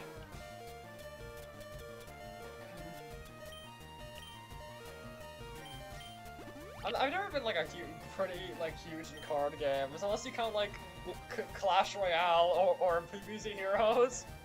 Well, my biggest thing with Magic is, I'll be honest, the mana card system and the color and the element card system really don't do much for me. They kind of just limit deck variability. I remember collecting Pokemon cards, but I never got someone to play the game with. Even then, and even if I did, I never even knew the rules. Well, that's the thing. The couple times I played the game with people, nobody ever knew the fucking rules of how to play Pokemon the card game, so everyone kind of just make up rules on the fly. Everybody just played it like how the video games played it. Kinda, yeah. But if you had certain cards that had ridiculous rules that would basically, if you tried to actually equate them to what the game tried to say your values were, it'd be oh, half of the legendary cards are literally so busted, but also how in terms of how you really summon them, it's I'm sure there's real ways. I never bothered to learn, and I don't know really anybody who did. I know that there are people who do it, that there is legitimately strategy to Pokemon tournaments, but it does seem like a fun card game to learn. It's just I don't know, there seems there's better card games out there. I'd just rather play Yu-Gi-Oh! Because the cost of playing, my thing is... And also, you can kind of tell, I don't know how to explain it, Yu-Gi-Oh! Really does feel like a card game-ass card game. Well, it is. To me, it's also way more casual, because you basically just go, oh, this is the version of Yu-Gi-Oh! I want to play with the people I want to play it with, and then you just run those versions, where... And I know you can do that with Magic and stuff like that as well. There's all the different types of ways to play. But I hate to say it, both Magic and Pokemon are way too expensive to get into. If you're already into the games, it makes sense. You've got tons invested into them and you can just play them like crazy. But to get a basic commander deck for Magic, it costs something like $40 fucking dollars. And then obviously you got boosters, but boosters can be fucking 15. And it's it's one of these ones, I just kind of hate it because the market value is so beyond what it actually should be, so I just feel like it's not approachable to play, versus if I wanted to make a Yu-Gi-Oh! Deck, I realistically could make the exact deck I wanted for not really much money at all. There's a billion. And then... Obviously there's a billion cards, right? Yeah, Yu-Gi-Oh! Has so many cards, and in terms of what the active official rule set is for people doing tournaments, I don't even know what it fucking is. But a perfect example is Pot of Greed is a tournament banned card. So you're never gonna like Pot of Greed doesn't actually have like a lot of value on a market because you're never going to use it in a real tournament, but playing with Pot of Greed is just kind of fun. It's completely cheesy and broken, but that's also kind of what I like about Yu-Gi-Oh! Is it's depending on the version, especially if you play with just certain cards or certain decks, it's so inherently busted beyond any other card game. Actually, But in that way, I kind of like it because is Yu-Gi-Oh like one of those like monster catching things that doesn't really have a mascot? Yu-Gi-Oh doesn't have. Oh, yes, it actually does have a mascot. The mascot of Yu-Gi-Oh is Winged Karibo. Like Karibo, hold on. Winged Karibo is more or less the mascot. Some other people would say Dark Magician, but the actual technical mascot I think Dark Winged Magician is more Karibo. like Dark Magician is more like the Charizard equivalent. Yes, it very much is. It's the iconic box art slash basically design that you associate to like, wow, this is the cool stuff. But like in terms of the actual mascot, why Winged Karibo, not just Karibo? well, okay, actually, technically, in the original series, it is just regular Karibo. That's where I was being slightly stupid. Basically, in the original series, it's regular Karibo, and that's basically the spirit that Yugi talks to. And then in Yu-Gi-Oh! GX, the spirit that he talks to is a Winged Karibo. And then, I'm trying to remember, there is a card spirit that basically, like you say, Fudo, fucking, talks to as well. It's just, Oh yeah, it does feel like Karibo is the Pikachu, yeah. yes. Talk to a later kind of alternate one, and, well, he kind of talks to the dragon. And, then you get into Astral or fucking V-Reigns, where he talks to the alternate versions of himself, and they don't really have a traditional mascot as much. But it... basically, yes, there is a mascot, but it's not as much of a mascot as any of the other mascot characters. Yeah, it's kind of weird to say, yeah. Well, it's less a mascot, and it's more the actual, like, embodiment of Yugi and, to a certain degree, like fucking Jade and Yuki. So, I don't know, it's not really a mascot, it's more the personification of them.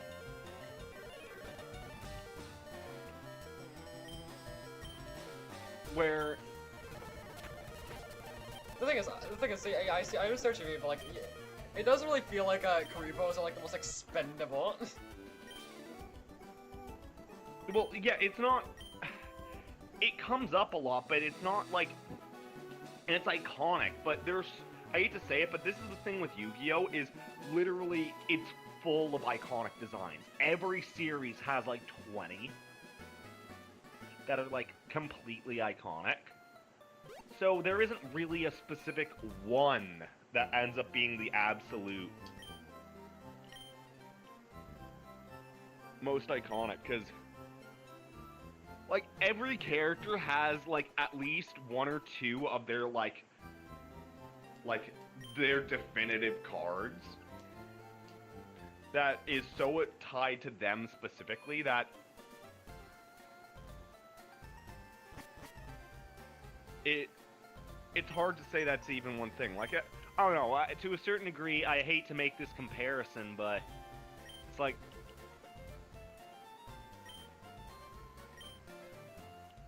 I don't know, you just have so many ones where it's all kind of its own thing. Its own thing, like, all the different, like, dragons in fucking 5Ds, or, like, literally any... like the Ojamas, or fucking like Jaden's fucking fusion hero deck, or the like Sacred Beast cards.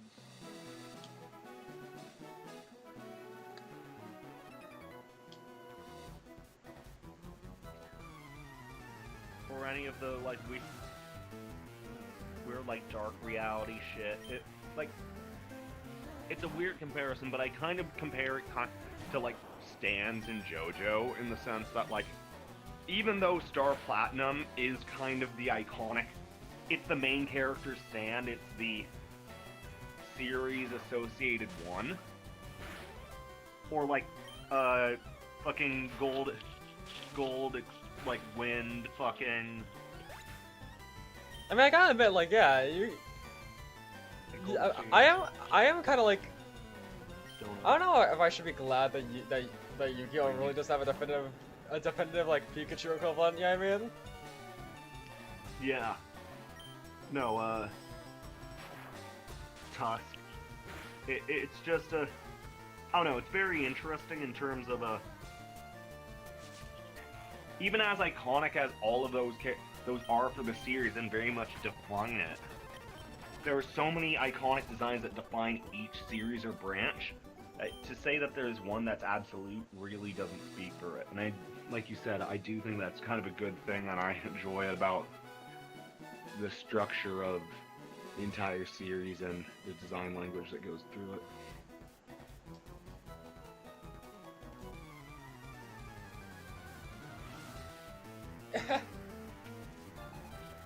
Like essentially, I was like, I don't know, like, so it's like trying to find something that goes. I don't know, fucking. It's like how people cannot figure out whether Superman or Batman is like the definitive mascot of DC. There we go. Is that a fair comparison to make? I mean, I kind of know what you mean. Like, a certain degree, I'd almost say that statement is better applied to Marvel because depending on the Marvel was always kind of obvious that like Spider-Man was the one, right? Who no, that's a much later thing. Who's the other one? Well, this is the thing. It's kind of not exactly just one thing, but to a certain degree, it's like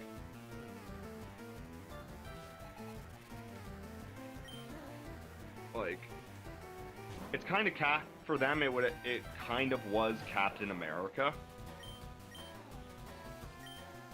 Was their iconic lead character for the longest time. Oh yeah. I forgot Captain America existed. I'm not gonna lie.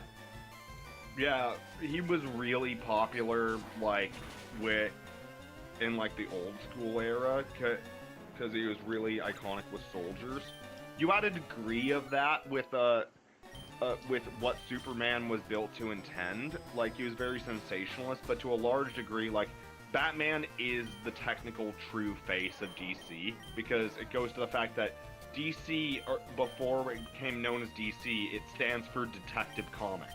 It was all about, they were noir comics, which is like, it always goes with the West when they sort of gain the thing DC Comics. Well, that was kind of later after they kind of stopped doing detective stuff, and it got lost because they made so much money on superheroes.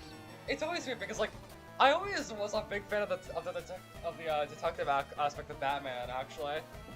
No, it's by far the best stuff, and maybe it's just like because I'm a big. Maybe it's because I just like detective shit. Well, it's also the scale of it works way more because. And also the Riddler. The Riddler's such a good villain. I love him. I love the Riddler.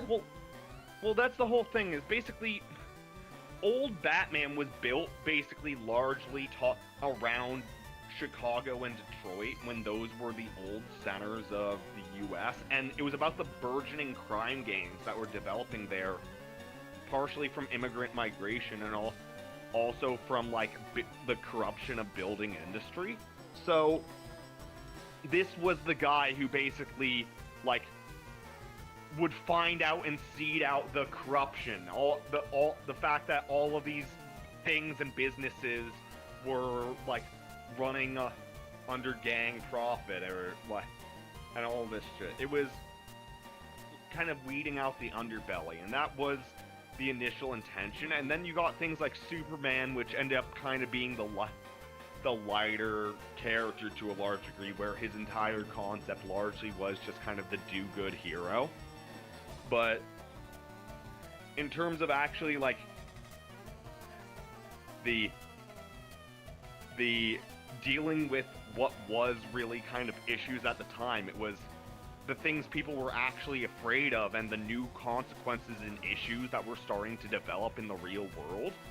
Batman was largely an answer to those and kind of the theoretical best solution, whereas Superman kind of is just stories for nothing. It doesn't even represent a person. Superman just kind of represents an ideal. And to that degree, Lex Luthor and his Superman's villains are just kind of an ideal rather than the same like issues and like real like representations of like current corruption and given systems that Batman was. So no, Batman is by far the I also just like him. real I don't know. I don't know. It's weird. Like I don't know which I prefer more. At the same time, I'm a big fan of Batman's like detective shit, but also Superman's entire like character. I always found like very captivating. I just like good guys who do good things. Yeah. Yells people when he flies. Like it's really like simple. I like it. I don't know. For me it was a bit too simple on base. Like it's one of these ones that I think Saiyaman does that kind of Superman like, but between being like part-time hero thing a little better for me, even though it is obviously based on Superman, so I have to at least give it that immediate credit. But I don't know, just like Metropolis as a place just feels a lot more flat to me. Like Lex Luthor as a villain is a lot more flat. Like Kryptonite is, I don't know, it's just so much more cartoony compared to Batman in a way that I have a hard time feeling that they're even connected to the same universe. Yeah, like I don't know how to explain it. Mixius Pick Flick does not feel like he belongs to the same... Mixelplix? I don't know, like, how do you pronounce his name? Mr. Mixelplix, yeah. Is that really pronounced Mr. Mixelflick? Yes, Mr. Mixelplix. I remember in the Superman cartoon, it wasn't like that. Mixelplix was like the name in Batman Brave and the Bold, which is... I kind of have a hard time believing that Mr. Mixelflick and Batman take place to share a universe. Like, I don't know, the fourth dimension doesn't feel like a Batman thing, right? It both doesn't, but technically it is more established because you have Batmite. But now Batmite is terrible, and is actually one of the worst things in Batman. But it is a thing.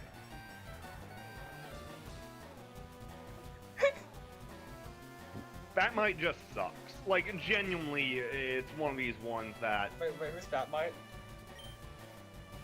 Batmite is a fourth-dimensional entity who is the ultimate Batman fan. Oh yeah, Batmite! I know this guy. I thought... Wait, do people, like, hate him? He can be very annoying and interruptive. It's one of the... Is he like part of the ending of, like, one of the, like, the Batman cartoons? Yes, but that's not why I dislike him. Yes, in Batman Brave and the Bold, basically, he starts getting upset over the what? I gotta go grab myself a drink, I'll be back. Yeah.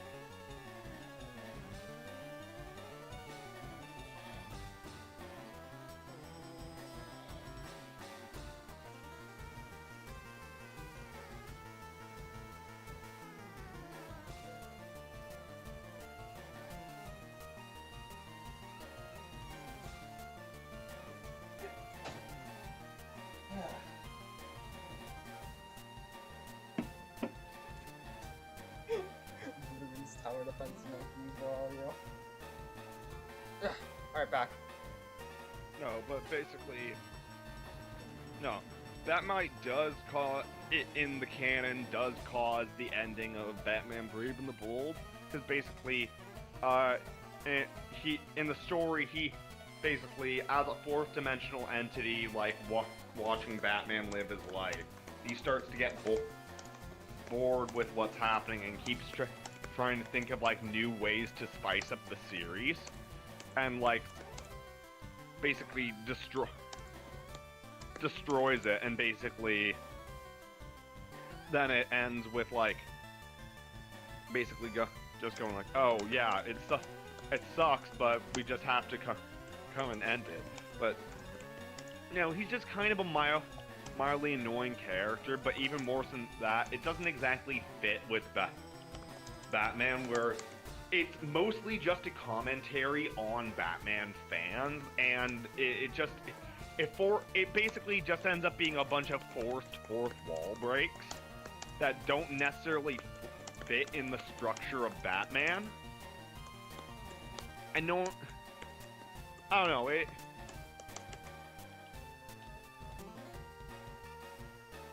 don't know, he's kind of a weird airing of grievances character, and like both airing grievances about the concepts in Batman and discussions around it, and I don't know if it necessarily benefits Batman as a thing. Does he work as a toon character? What do you mean? Like he is a toon character. Like, does he work as a toon character? Yes. Like, functionally as well, that's kind of the whole idea, is fourth dimensional imps are basically like high-level beings that function by cartoon rules. And the only way to stop them and basically get them to leave your reality is by tricking them into saying their names backwards. Yeah. I remember I remember. Mixel works on these rules. Yes. Mixel is also really very annoying, but he's more tolerable in the concept of a Superman world, because everything in Superman's world, the scaling is kind of cartoony. Like, here's the magic object that hurts you. That's the only thing that hurts you. Otherwise, you're basically invulnerable. And the scaling of everything even if is so ridiculous. Superman has been shown getting hurt multiple times.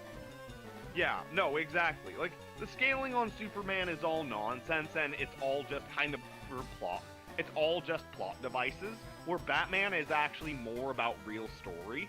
So, I find the fourth wall breaks more unnecessary, like basically jarring and unnecessary to the structure of Batman, and it just becomes this annoyance where you want it to just focus on being Batman, where Superman really doesn't have any of that on base, and he's also such an inherently powerful entity that the only way you can contain Superman is through some type of external consequence.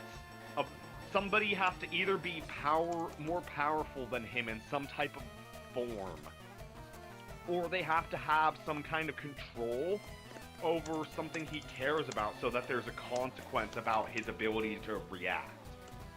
And that's it. Basically all Superman stories end up having to exist under those functions, and it's just I don't know, Superman to me is much more like, he's a writing exercise character, where Batman actually has like a real story. Yeah, and also like Batman's Rogues Gallery, in my opinion, is just way more iconic. No, it absolutely is. I hate to say, Superman really doesn't have much of a Rogues Gallery. Yeah, like, all I could think of was, like, Lex Luthor, bald guy who got, like, cancer because he wanted to just kill Superman. I don't know why. Almost all the ones that are Superman villains are basically extended DC villains, and their storylines are largely much more interesting in relation to every other character but Superman. I do actually like when they try to make Superman like pop by like. I remember they did that in some of the cartoons. I know what you mean. No, it's just like,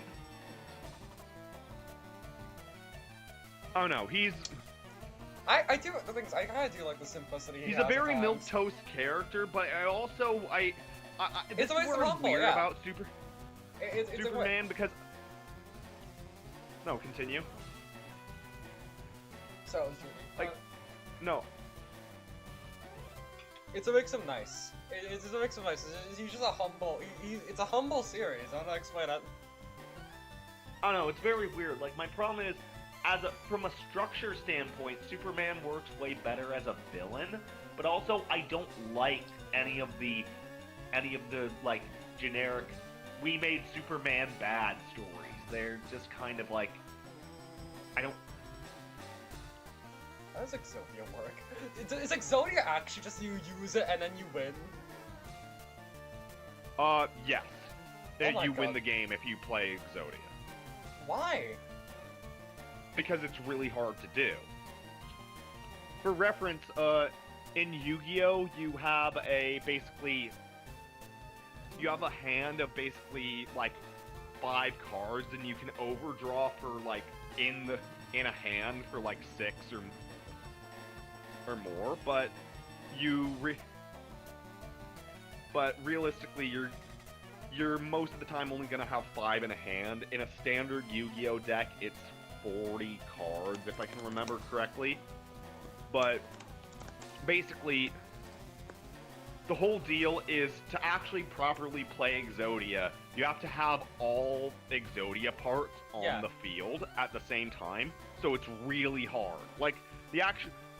Actually, the viability of playing Exodia is ridiculously low. You will almost never succeed on pulling Exodia, and to that effect, if you don't succeed on pulling Exodia, they're pretty useless cards outside that.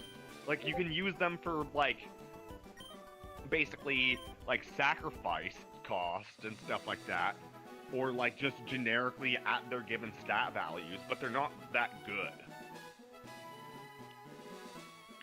But to that effect, you can make it work. Like, a really big example is there was this one old guy who, like, competed in a Yu-Gi-Oh tournament, like, for his son. I'm trying to remember the exact nature of the story, but basically, like, something either with the organizers or something with the event was being, like, shitty to him, but then he managed to, like, win, and actually not win the entire event. Like, he ended up only placing, like, middle tier, but he ended up winning this one duel where he actually managed to get a fucking Exodia pull, and it's ridiculously rare because, like, that's never really even happened in a tournament before. So it was, like, a crazy big deal.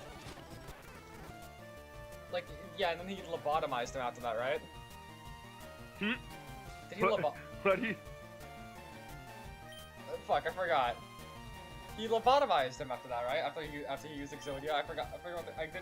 I was zoning up a little bit. I'm assuming you're talking about the anime moment, right? No,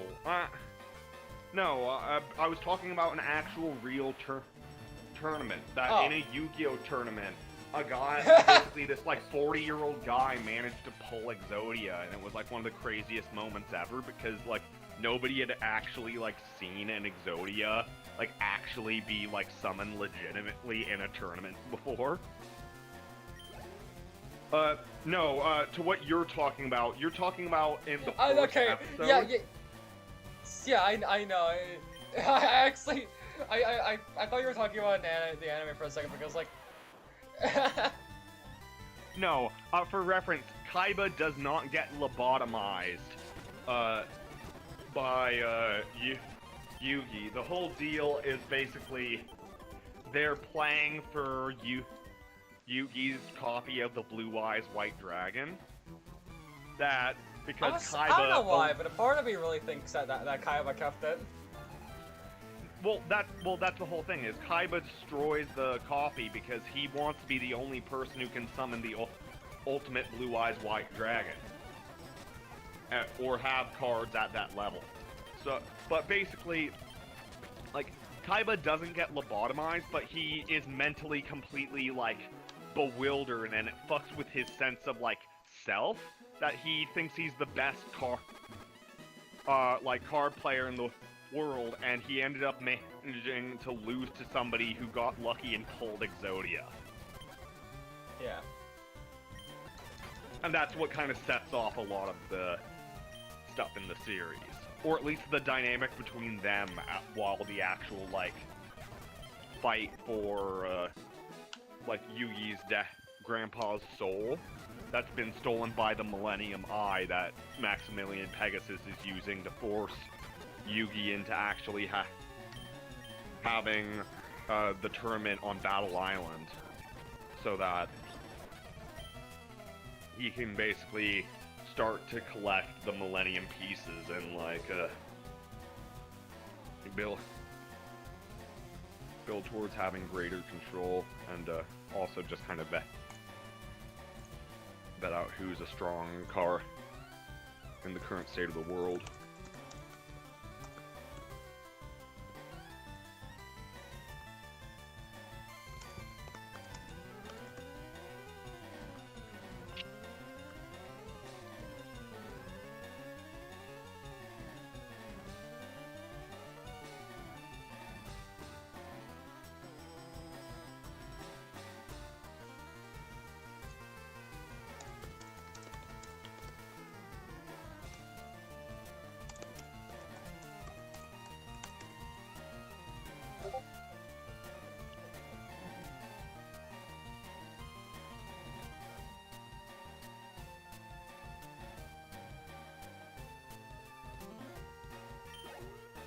I really should watch it. Goddamn, it does sound like very, like it does sound like it has the anime thing where like it sounds all serious and shit, but then you watch it, it's like it's some bullshit.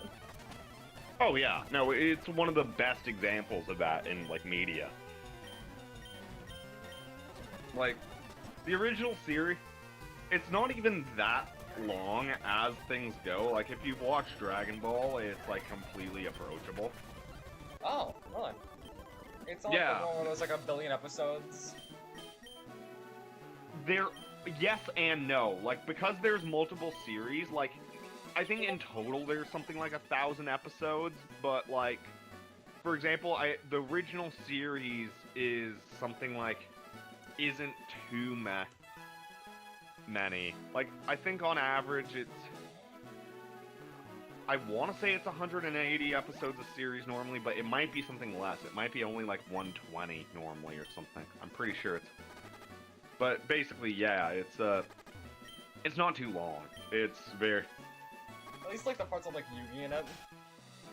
Oh, yeah, that's the thing. Yugi, the original 2 series are not that long. Like, in fact, like, in general, they're not super long. So, yeah, you can watch, like, the original 3 very quickly. Yeah. Honestly, you could probably watch all of them fairly quickly. I just haven't watched the rest to give that statement. I remember watching, for some reason, I don't know why, I actually somehow watched the, Yu-Gi-Oh! Episode, whatever, the, like, original. I was like, I don't even remember what age I was. Or maybe that was Digimon, I can't remember.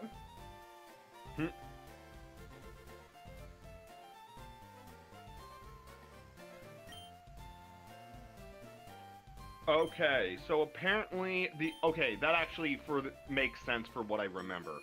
The original Yu-Gi-Oh! Series is, like 224 episodes or so. Like 236 if you count Capsule Monsters. What is Castle Monsters? It's one of the storylines in, Yu-Gi. It's this weird story that's kind of, they go into like this weird like subworld following Alexander the Great and end up finding these weird Pokemon adjacent things where like you use these weird like kind of blaster things that like capture like monsters, like the Yu-Gi-Oh monsters, and it's basically there's a weird little pseudo Pokemon. It's weird. That's cool. Is this like an act? I wonder. Are those like? Is that like an actual thing in like? Yes, there are games for all of these. Like that's the thing that's especially weird with the original Yeah, I was gonna Yu-Gi-Oh say, like, is I was gonna say, like, when I was hearing it, when I was, like, watching the death battle, and I was, like, seeing all this bullshit, I was like, damn, is this, like, actually in the actual card game? well, that's the thing. There's in the original like anime, they introduced like 4 spin-off games based on Yu-Gi-Oh that are like all function weird and differently, and none of them really caught on. But they like dedicate like a little story arc to like I remember- each of I the remember- okay, different I ones, and can't- they're really interesting. I can't find it, but I remember I have, like, I can't find it, like, this isn't Yu-Gi-Oh related, like, I'm not, I don't know why, I remember they made merchandise, like, what do you call it? Like, I remember they made the Yokai Watch an actual thing. Or, Oh, like, the they made, like, toys for that it. you could wear it, like have a yokai watch and stuff like that, and yeah, I think I it was remember something like It that. was cute. Like, wasn't that with the release of like the 3DS yokai watch? I had one. I actually had 2. I had 2 of them. It's good. Oh, that's interesting. I had the one with the nugget in it, and I had the one with the normal one. Neither of them work anymore, but they still do their thing. Well, that's the interesting one. Is Yu-Gi-Oh always had like the thing that I always did as kind of merch was it would sell dual discs, and the dual discs are completely like unnecessary because they're just things to hold the cards, but they're kind of really cool. Wait, hold on. I know what you mean. Didn't I think he had a dual disc in the battle too. Hold on. Oh, they use dual discs in the battles. Yes, of course they do. That's the whole thing. Is Oh my The dual god, disc- yes! I want one of these! I don't even play Yu-Gi-Oh! I want one of these, dude.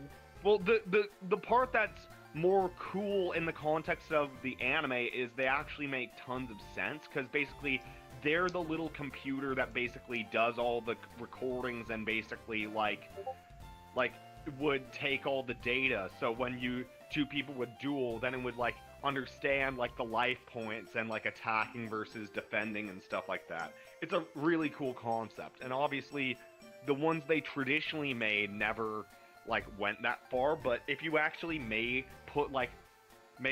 Yu-Gi-Oh cards with like little chips in them, it actually would totally work.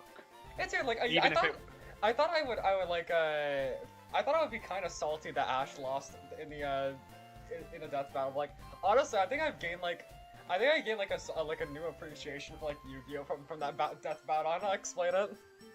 Oh, I could see that. Honestly, that is the funniest part. Honestly, it's funny because like the way they quote unquote killed off Ash, it was so respectful. Oh yeah. No, They- the continue. Wait, do you know? Did you watch the video?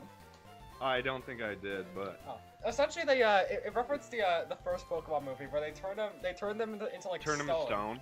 and Yeah. they turned his Pokemon to stone as well, which is like Yeah. not only like respectful as shit to like the franchise, but also like not even technically a death, considering the fact that you could just like everybody could just cry and bring him back to life, and even then, just like you have like a means of reviving people actually that he's like fucked over it. Or is this something else? Does he personally have a means of reviving people? Like you? Him himself, not exactly. In the context of like shadow duels and stuff like that, there have been examples of where somebody had their souls taken and then he basically gambled it back and stuff like that. Yeah. So like yeah, like Ash has died like 1 billion times already, so like it's not really like technically a death. It's like the same thing happened with Bowser vs. Eggman, where like Eggman died, but like Eggman lost, but like I don't think Eggman really like dies. It doesn't really show any like sign of death. Yeah. No, the thing I was gonna say is the part that's really interesting and people keep really hoping they're developing towards is really, if out of any game that would best translate to actually being a VR card game, it's Yu-Gi-Oh. Yeah. It would be the best VR card game. And, And beyond that, it's Please, Canon- please, like, I just want to see the dual disc on, like, your, like, little, like, VR hands, yeah.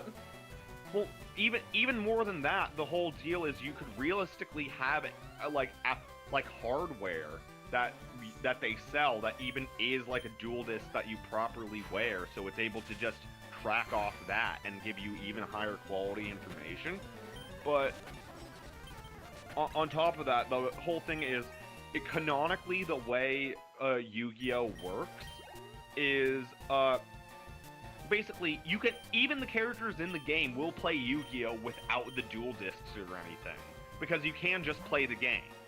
But basically, depending on the version, because the dual discs get more technologically advanced as they go on, basically it starts out with they're playing on like little holographic like maps that interpret the data from their dual disc, and then they get to like bigger holographic machines that create like bigger and bigger holograms, and then by the time you get to Yu-Gi-Oh! GX, the dual discs themselves have a little hologram projector in the disc, so they're what creates the disc and why people can have just like random battles anywhere with the holograms. And then in later stuff, it get basically like it kind of builds on that technology, and it's connected to like motorcycles and 5Ds. And then in like Zexal, the technology becomes this like strong like basically like kind of near reality stuff.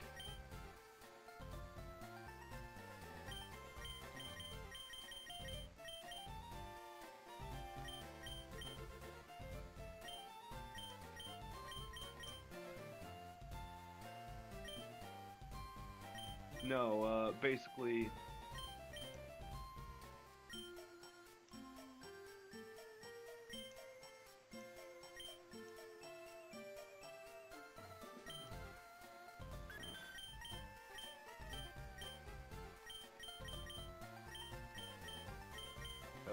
I don't know how to explain it, but like, it really did feel like Death Battle gave Ash more respect than the actual damn Pokemon fandom.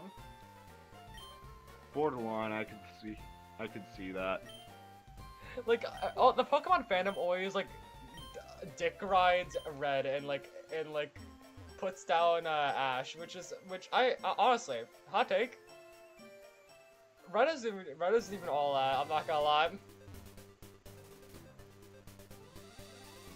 Like, okay, he's cool. I like his like whole thing of not talking. It's nice. I like his design, but like his team is like his like fights. They're generally just pretty easy. You know what I mean? Yeah.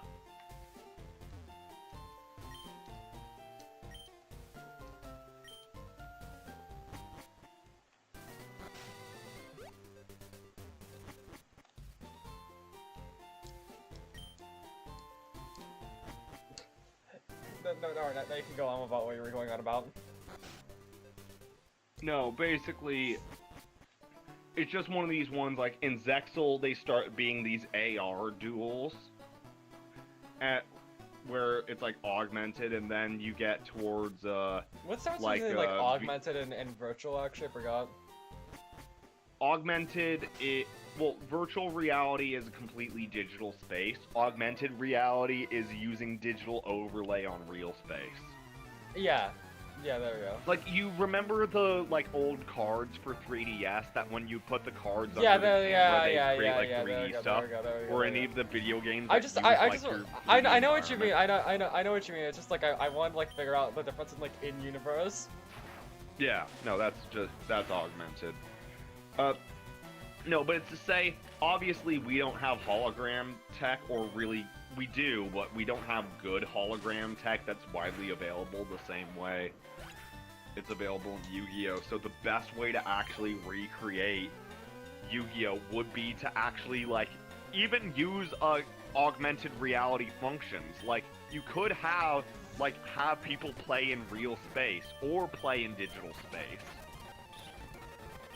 and then just have the monsters and everything and all the stuff just overlaid, and it'd be great. It would be the absolute best VR game, and people have wanted it for a while because it actually would be the one that translates the best.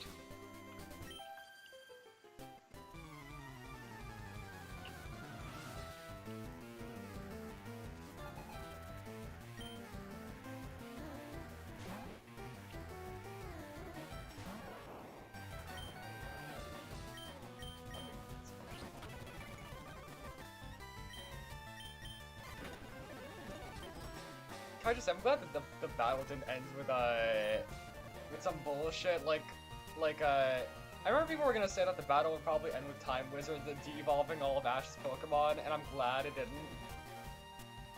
Yeah. I think time travel endings to battles was so like lame.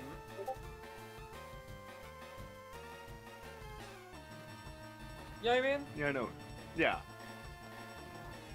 It's like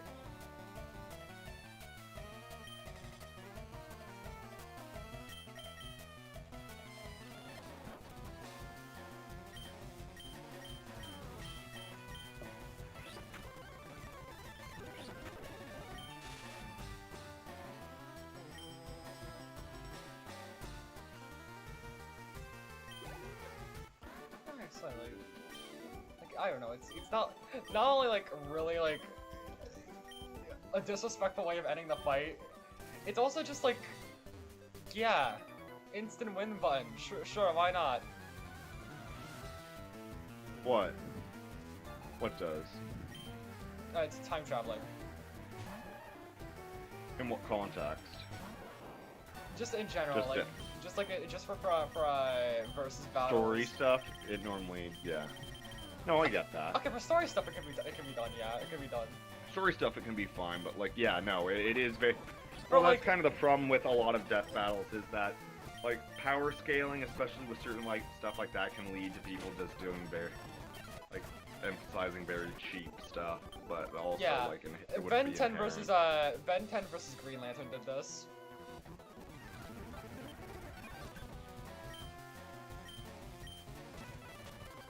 I could imagine.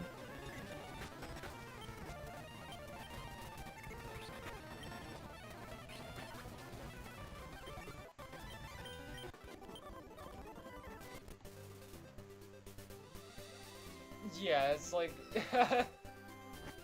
even though like de-evolving would be like a pretty. Actually, okay, hold on. The battle used the battle said that it would include cards. It would include cards and Pokemon reasonably available to both. So my question is, why didn't Yugi just like hit him with a Exodia? Does he just not have it anymore? Wait, what? What did you say? It said that the battle said that it would have Pokemon and cards reasonably available to both parties. Like say Ash gets Salago and like Yugi gets Haroxy, or however you pronounce her name. So my question is, what does he just not have fucking Exodia anymore? No, he does. He doesn't. The thing is, he doesn't run it in his later active decks because it's normally like not viable, but compared to other strategy. But no, he still has Exodia. It's just whether he chooses to run it in his car. Yeah, His that was. card group. I'm also kind of glad it ended with just Exodia. Yeah. I'm pretty sure the battle ended via Magic Cylinder. Ash hit Yugi with a 10 million volt Thunderbolt, and Yugi proceeds to use Magic Cylinder and then turn it with a stone, etc. Which also, yeah, Yeah. that does feel very like that does feel like very like, yeah, a strategy, yeah. And also, I'm glad it was like I'm not even a fan of Yu-Gi-Oh, but like, in general, I'm kind of glad it was Yugi that finished the fight, and not like his and not like the, Other like, self. yeah, his other self, like him Yeah. himself finished the fight. Well, yeah, canonically, that is part of the storyline to a certain degree, is that he basically ends up becoming more proud and, like, Selfless. working more on himself. No, but Wait, also I did remember that funny... Self-full. But, yes. But, funny enough, well, just more confident in his own ability. But, no, there is a VR Yu-Gi-Oh! Project that Konami has been working on for a while. It's been called the Yu-Gi-Oh! Duel Links Solid Vision Experiment. Oh shit. It was announced back in 2024, and, like, they haven't shown off much more than, like, 10 minutes from this one little live stream. But I kinda wanna see that. That sounds cool. it's really cool. If they could get something like this, like, in people's hands, this would be amazing.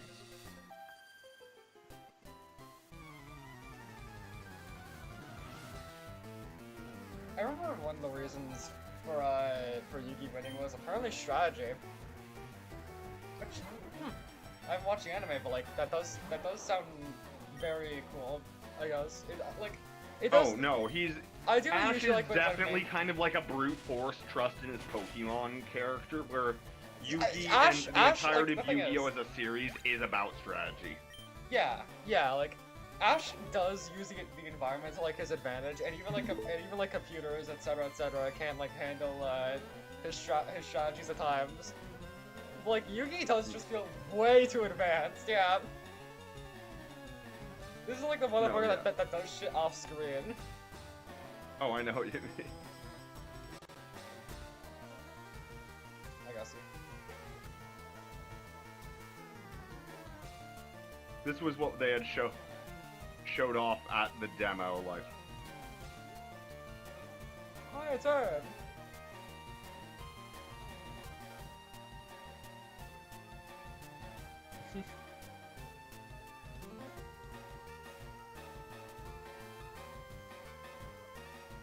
I think this was a lot of it was showing stuff somewhat tied to story, and like this was like also a tutorial, but no, genuinely, if you could get something that looked like this good as an actual VR like Yu-Gi-Oh! Title, this would probably be one of the main things people would use VR for.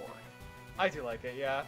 Also, the models just look half bad. I do like her expressions. No, the stylization's great. The colors look really good. It actually looks like the Yu-Gi-Oh! Style translated to 3D. Like...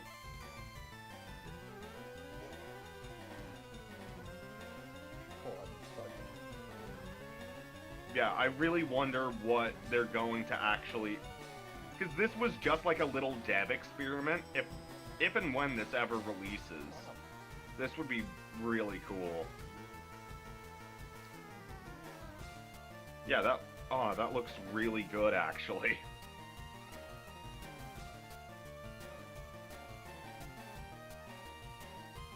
Oh man, no, so the overlay's really interesting. I honestly would have hoped that your overlay was more of a disc versus HUD, but they're also kind of playing around with shit.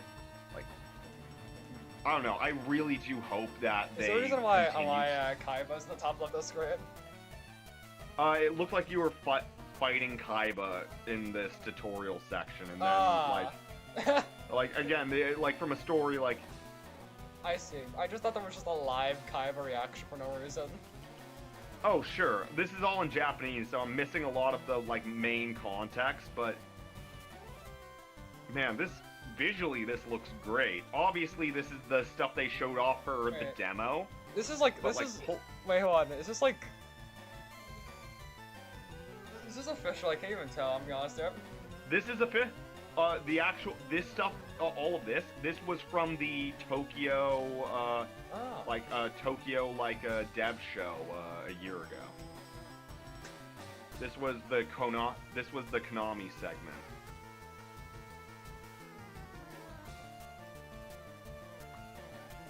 Which is part of why, it has this overlay and stuff like that, and all the stuff you see about this has this overlay.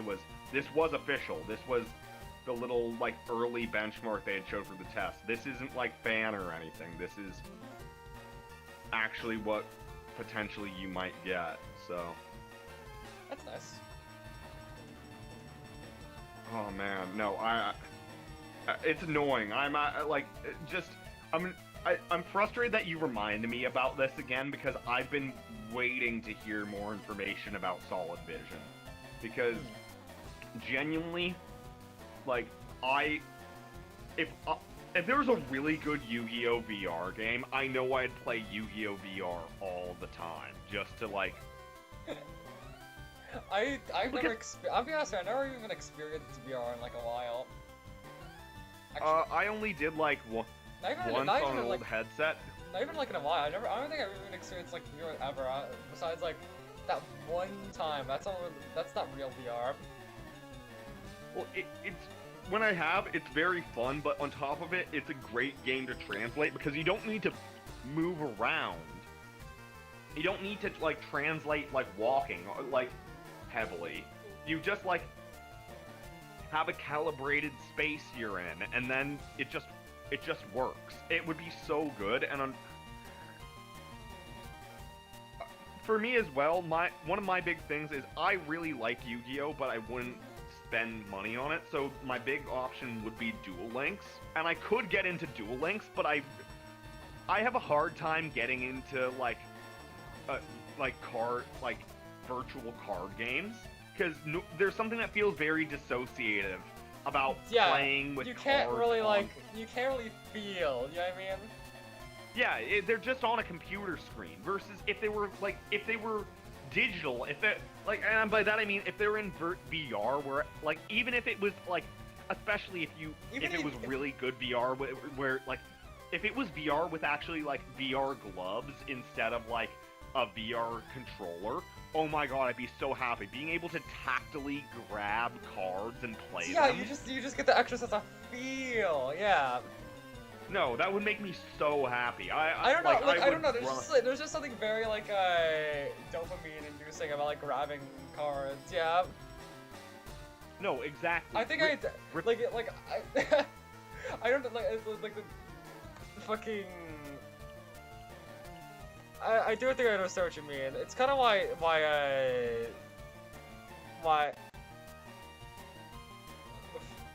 Okay, it's not really the full reason why. I think the full reason why me playing the Pokemon card game, video game did not click me was just because I had to learn the rules. I just did not like the rules. But like, well, that's the thing. That's the other part I like about like actual like video game card games is they have the rules inside themselves and they know how they work. So you don't have to.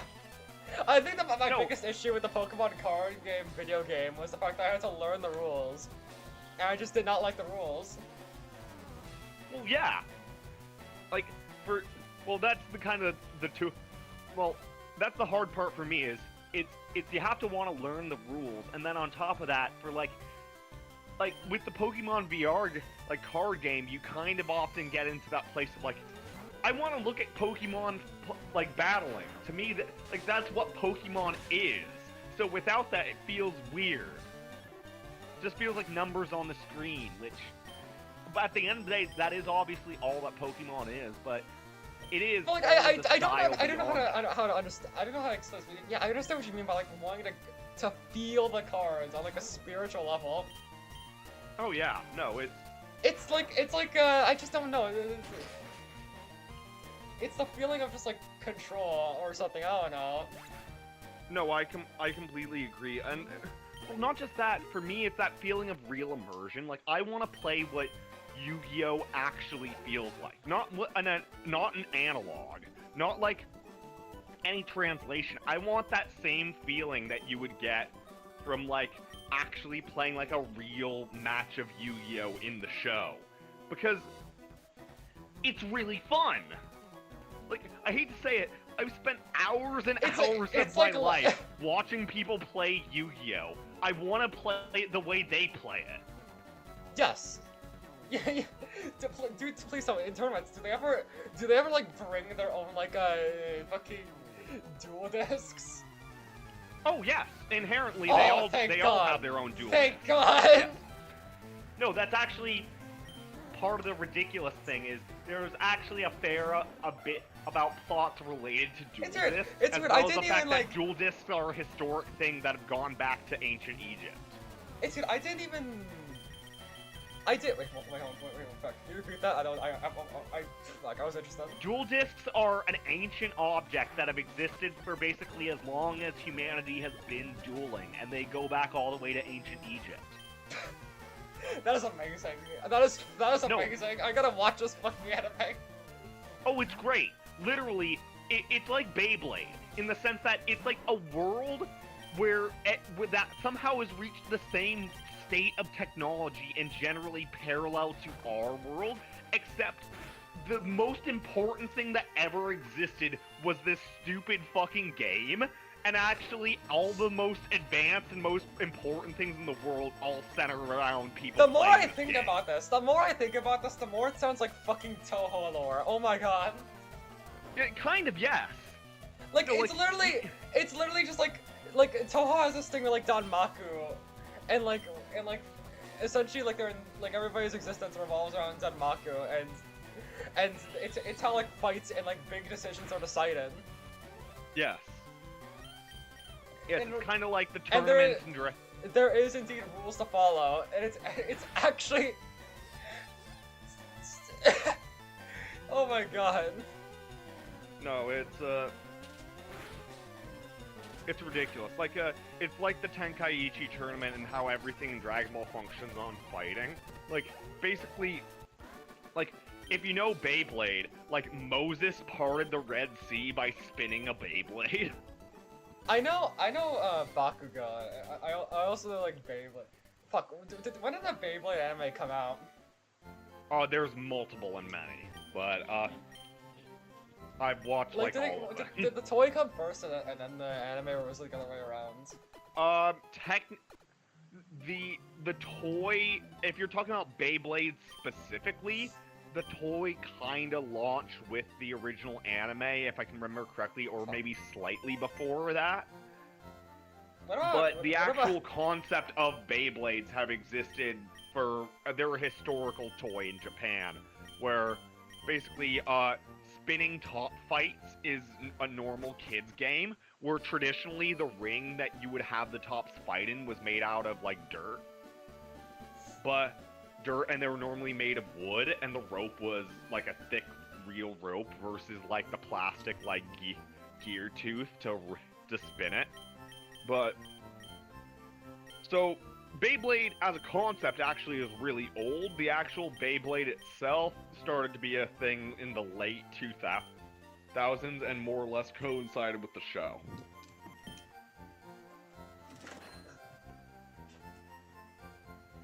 No, but the reason I bring it up is to say that, like, similar to that, where, like the fate of the world and everything that exists all relies on Beyblades. Like, in... It's weird, like, yeah, I hate to, like, insert my hyperfixations to this, but it really is No, just... It really is just similar to, like, Toho and Puyo Puyo, yeah. Oh, no, completely. And that's kind of the ridiculous part with, Yu-Gi-Oh! 2, is basically, like, the entire world and all of, like, the most ancient magics all actually rely on, basically, this ancient game of, basically, spirits from another world, or basically kind of from our world that got their power translated down into cards, and the people who summon the power of the creatures that have been turned into cards. And it'll be for all different stuff. It'll be like the sacred beast, or like an ancient, like unknowably old place outside of time, or like the ancient Egyptians sealed away like unspeakable evils. I remember or- the one thing they gave Ash. One of the few things they gave Ash over Yugi is experience, which it's like, like essentially it's like Pokemon evolve, Pokemon grow and learn a lot, while like Yugi's cards essentially they stay the same. It's weird. Yes. No, Yugi's cards stay the same. It's the way he uses them that gets better. Yeah, he grows, but they don't. Yes. No, no, but that gets into the comparison I was gonna make of, 5Ds, basically, the people who control basically the dragon cards in those games are basically utilizing them to protect the world from these ancient spirits that are actually controlled inside the Nazca lines. And basically, to a certain degree, the energy generated from dueling and somewhat from these ancient spirits is actually what's powering the city. There's nobody in the Yu-Gi-Oh like universe ever get like tired Of dueling? Yeah. Yes, there's lots of people who don't duel or just don't enjoy it. It's not absolutely like, in the original series, like, there's a specific point that the people who are into dueling are weird. And the fact that it is becoming this popular thing that's overtaking, like, all of culture is strange. But by the end of the series, most people are just into Yu-Gi-Oh! Well, not Yu-Gi-Oh! Into Duel Monsters. You see a bit of that in GX because there are people who don't like to duel, who are just there at the academy because they were kind of put there, like forced to go there by their family and stuff like that. And in Yu-Gi-Oh! 5Ds, like, it's a dystopian world, basically, how much after where dueling's kind of gone underground to a degree. To a degree, it's not just underground, but it's heavily tied to racing, where the type of dueling everyone does at that point is called speed dueling, where it's half a motorcycle race and half dueling. What? Yes.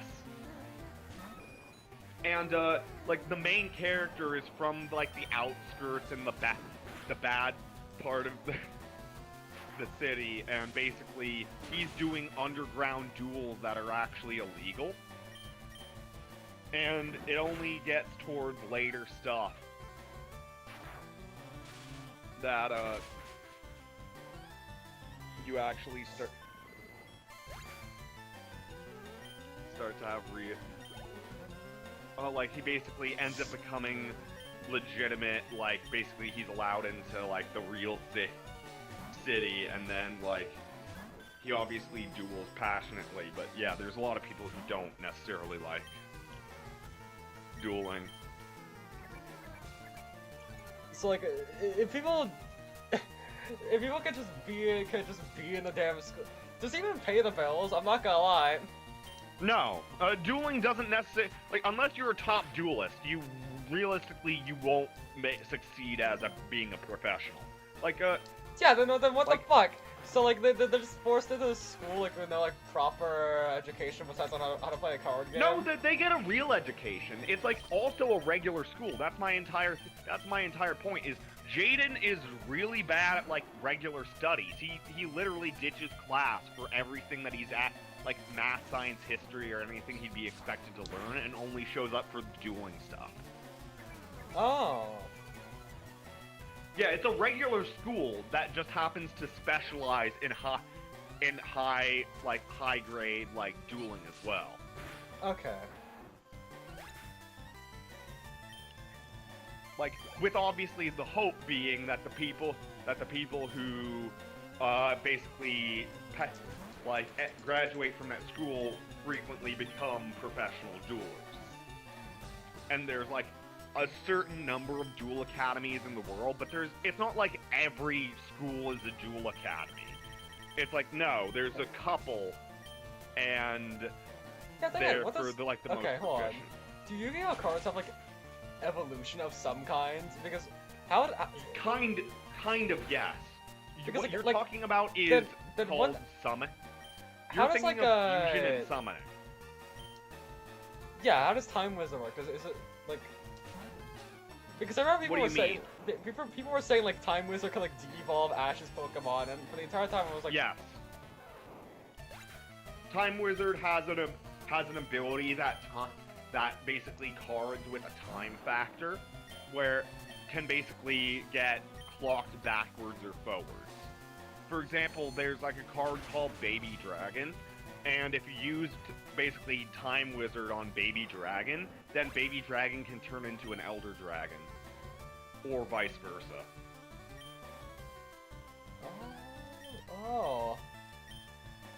Yeah, specifically that's a specific conditional summon. That's a time summon, where there's tons of different specialty conditions for summon. The most common one that is largely the most popular is fusion, where you'll take two monsters, add up their star value, and basically you can get a new monster equivalent to the combinative star value of your two monsters in the same relative types to a certain degree. I don't know why Yugi as a character seems autistic as fuck. Yugi? Like, as a person? Yeah, like Yugi as a character just seems autistic as fuck. You know what I mean, right? He's...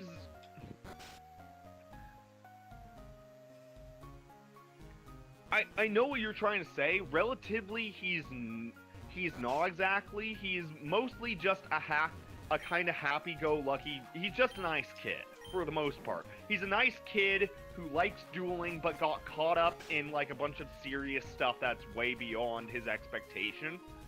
But he's trying to get through it, and I get that. with like the pharaoh and everything, he's just trying to like. Just trying to live he life. gets kind of dragged into. He kind of gets dragged into saving the day for the most part. It wasn't Okay, like I kind of do like the idea of that dynamic, God that makes like main character do stuff that he doesn't really want to do. Well, it's not even that the god makes him. Like, Yugi solves the puzzle, and basically Yami, basically the pharaoh, ends up I thought his name was helping Atem. him win. Well, yes, his name is Atem, but he's commonly referred to as Yami Yugi. Oh. But basically, like, they more or less work together. But it's less that the god himself, well, the pharaoh actually is the one forcing him to do stuff. It's more that because he opened the Millennium Puzzle, he has one of the 7 like ancient items that hold immense power, created by the ancient Egyptians, used to like create and take part in shadow games. So he's kind of forced into it just because. Obviously, Atem's soul was in the puzzle, so when he solved it, he gained access and benefit from it. But really, it's more so that, like, the initial, for example, is Maximilian Pegasus ends up learning that Yugi has the Millennium Puzzle, so he ends up stealing his grandpa's soul and basically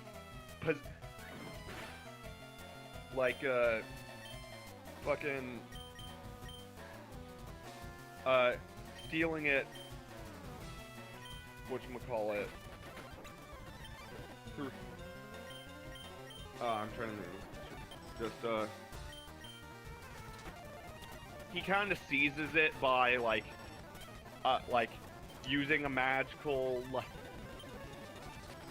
spell to basically pull Yugi's grandpa's soul through a TV, and then basically turns him into a card. Oh yeah, I know this one, but yeah, I've heard about this one. Yeah, and obviously then he has to go and solve that scenario. And then, like, in the next storyline, there's this guy who, if I can remember correctly, his name is Merrick. But basically, he's possessed too, but instead of being possessed by, like, a good spirit like Yugi is, he's possessed by a dark entity that that's in the Millennium Necklace and basically tries to take over the events of Battle City and basically steal everyone's souls in Shadow games. Then you have all the stuff with like the Kaiba Corp shareholders being evil. You have all the stuff with like the Seal of Orichalcos, where the cult just tries to destroy the world. Like, you have the later stuff where they're trying to follow the path of Alexander the Great to answer like Yami's questions, but that's not necessarily because something bad is happening, just because they want to finally get answers. Oh my god. And then you get towards the shit where they actually have to save the past and fix like ancient Egypt. And then the final just tournament where even though there are like ongoing villains in that, it's mostly just because they saved the day and now they just want to play cards. It's a weird storyline. Do they do it because it's fun at times too? Oh yeah, all the main characters genuinely like Yu-Gi-Oh! Like the Duel Monsters as a game and play it for fun. It's just like Perry has always gaslit me, and I think these characters like hate this shit. No, they don't like Shadow games. No, like nobody wants to play the versions of the games where your soul is on the line, but people actively like playing the card game. I mean, yeah, I bet nobody likes Shadow games. I mean, that makes sense. Well, okay, to be fair, there are two characters in the original series who canonically don't like Yu-Gi-Oh! Well, Duel Monsters. They, Taya and Tristan, like Yugi's other two friends who show up through the series and normally are there on the sideline to add, like, commentary and explain what's going on in the duel. Like, largely don't like actually dueling themselves, and they explicitly aren't good at it, even though they understand it in concept, they don't actually get it really in execution. And, like, they only duel in a couple of occasions when they're forced to, but outside that they don't do it for fun, and explicitly, they don't really like it. Okay, wait, hold on. They don't. So they do it when they have to. So essentially, this means like, are you saying that like they just have cards on them? Well, yes, they do.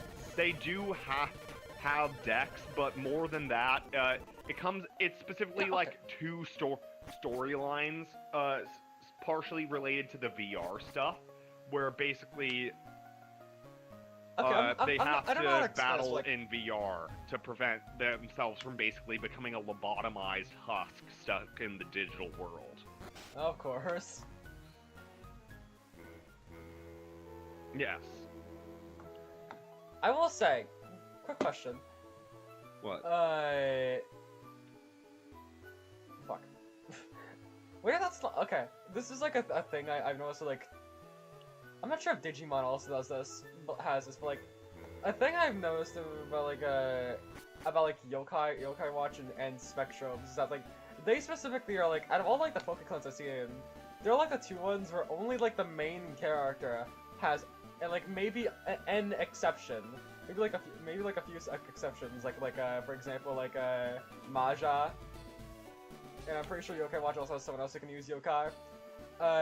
Yeah. They're like the only ones that can like have access to the monsters. What are your thoughts on that? What is your take on that? It's a very interesting choice. I think it works in the sense of Yokai Watch. For Digimon, other people have, like, depending on the storyline, other people have access to Digimon. It basically depends how many people are using the digital realm. But I don't know. It's an interesting one. I think it works for certain games and stuff like that. Like when it's basically a character's special skill inherent to the story, it can be it can work and be completely structured around that, but I think also it does kind of isolate the fact that as much as they're considered Poke clones, they're not.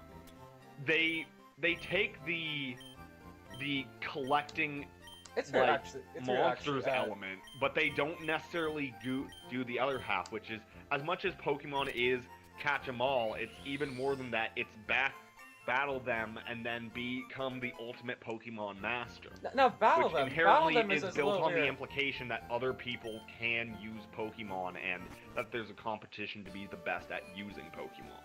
Battle them is kind of weird because, like, the thing is, like, okay, with the Yokai Watch, yeah, I got you.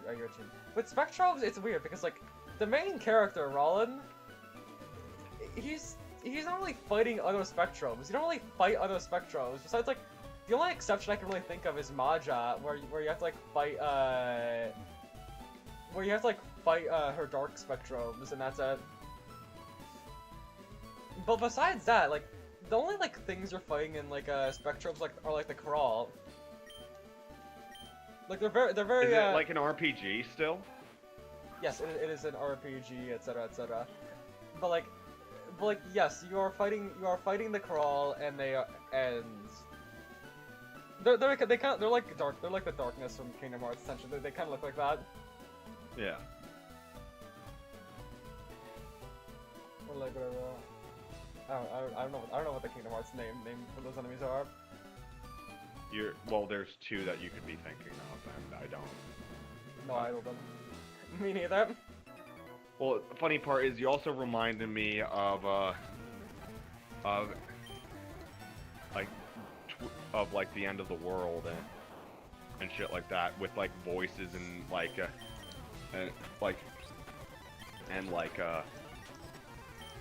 trying to remember, they're called like sounds or something like that. Those enemies, but you're thinking of Heartless and Nobodies. Yeah, Heartless. Yeah. No.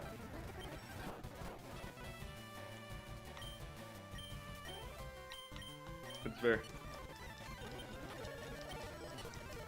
funny. No. I don't know. I think it definitely differentiates those games. Yeah, like I will think say, it makes them less parallel to Pokemon, good or bad. It's just. I never got the hate for Spectrobes, I'll be honest here. I don't even know of it to know of hate.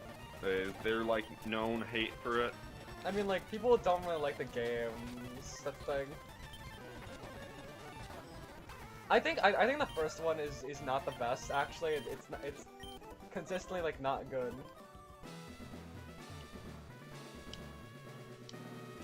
So even you're saying it's bad after getting upset that people think it's bad?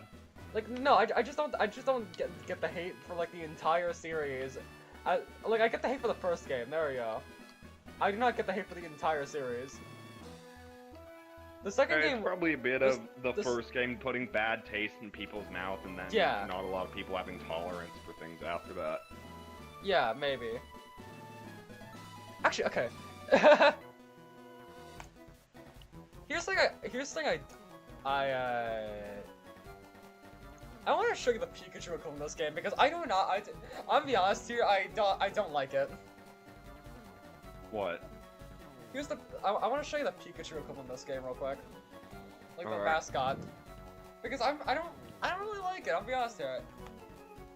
Okay, well I've grown to like it, yes, I've grown to like it, but like, yeah, I can tell why this thing kind of turned people away from this game. Yeah. Where is it? Where are you? They're kind of based off of like Japanese folklore as well, actually. Yeah. For example, the mascot is supposed to be, you know a Komainu, right? I believe so. They're like Japanese dog creatures. Yes.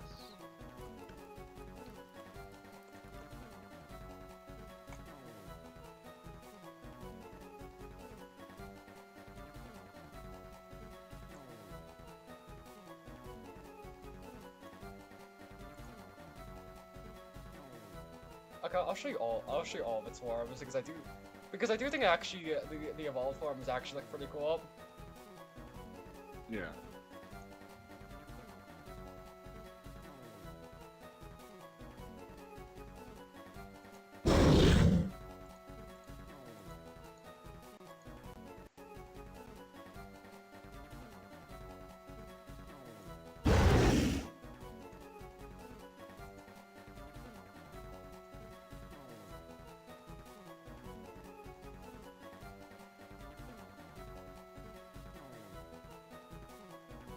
But yeah, this guy looks like a freak.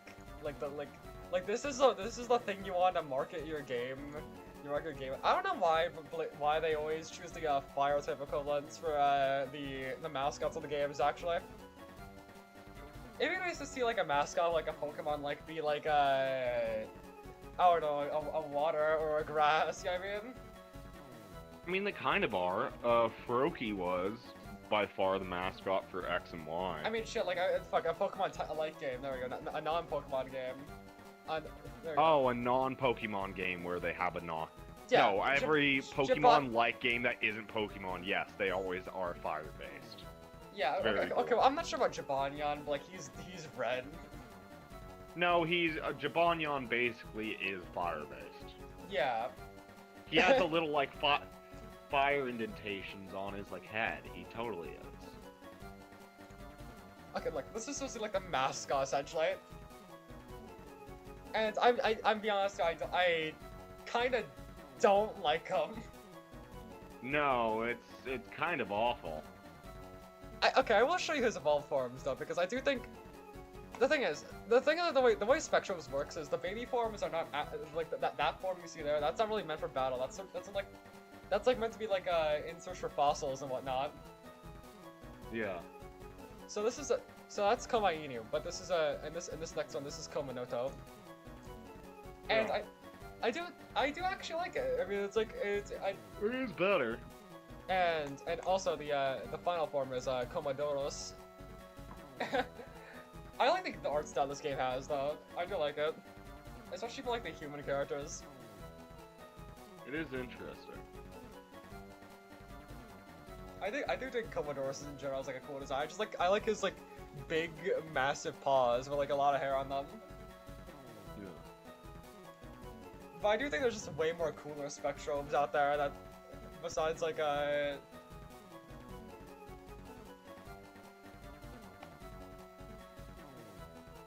aren't like Komainu. Yeah. Spike-Up being one of them. I do think that guy's got a cool design. Yeah. But yeah, I don't understand why they're always like they always insist on them being fire types. I'm sorry.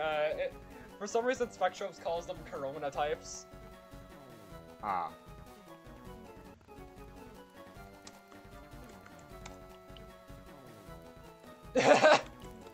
They always have to like differentiate the names for some reason.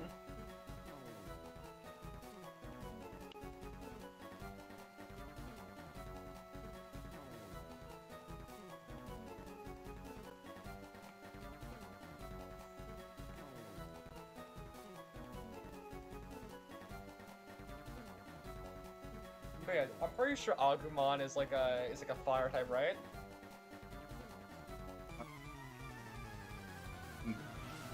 Basically, the way types in that work are a little different, but He shoots out fire. yes.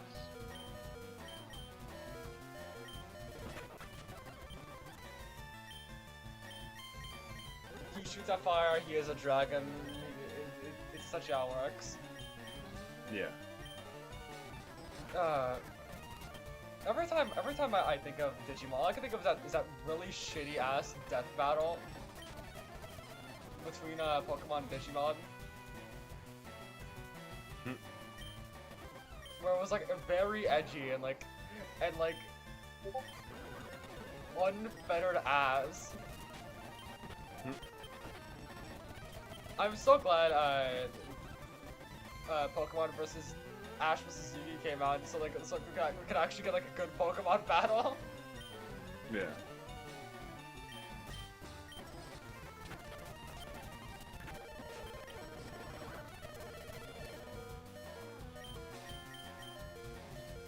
I do think it, like, in like a billion years, if Ash ever gets another death battle fight, it should be against Nate, because I don't know.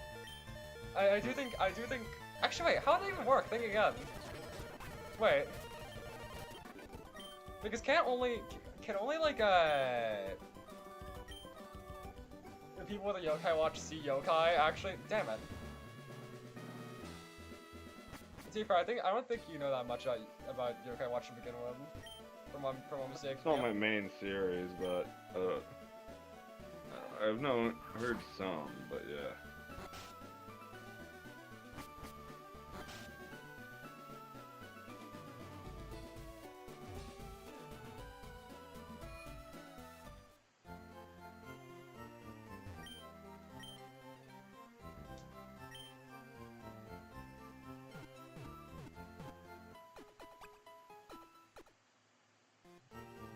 I think my least favorite part about like people who hate on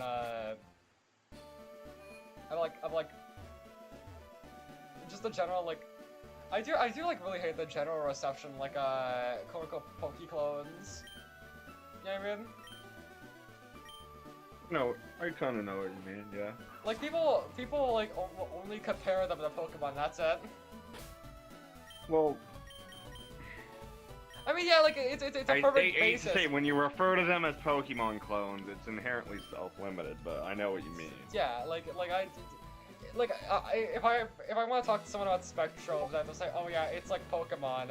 If I want to talk to someone about like Yokai Watch, I kind of have to say it's like Pokemon, unless they like they know. Yeah.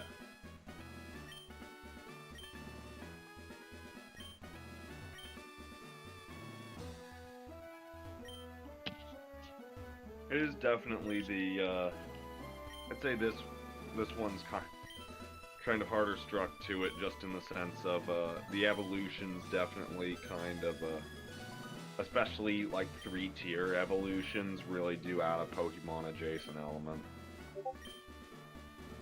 Wait, which evolutions? Like, Spectrobes having, like, tiered evolutions ends up feeling very Pokemon. Yeah. For a lot of people. It doesn't even make it wrong, and in fact lots of other games use 3 forms to define like the state, where normally there's baby, kind of middle, and then like ultimate, but... Yeah, like, it doesn't really help its case. It does... The thing is, I think get... Spectrum's games usually play like insanely different from what I've seen. Oh yeah, no, they're not like Pokemon in the slightest. For some reason, okay, like for some reason, I don't know how to explain it. Like the first Spectrum's game, it definitely like, you can definitely tell it's almost off from first game syndrome, but like, you fight along with your Spectrums and they like move along with you. Well, yeah, sure. It's a live action RPG where you're just continually like moving around the environment and fighting, even if there is a bit of not really like moving around the environment. There's like a crawl tornadoes that you can like go inside, and then you get into a battle. There we go.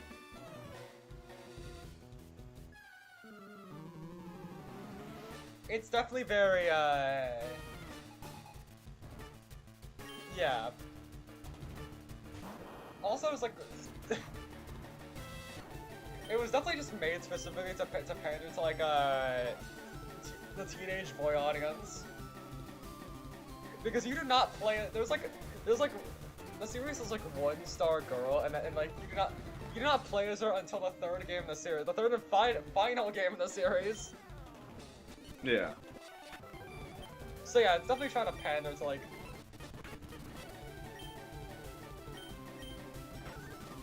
That, yeah.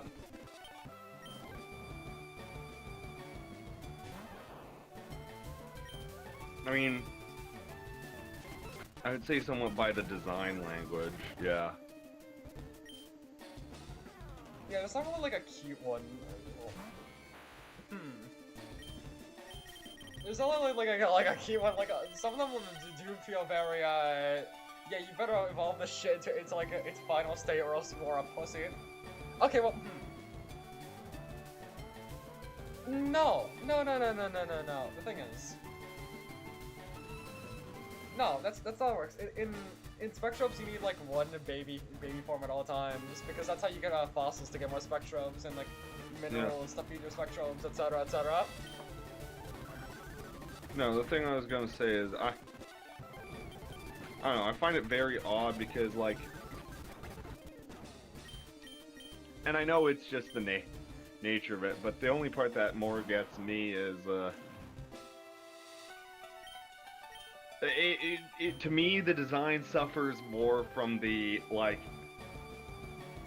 There's honestly not a ton of form variation that isn't kind of what you would expect. And I mean that to the extent of like almost every baby form is basically the same style components, just in a much smaller scale.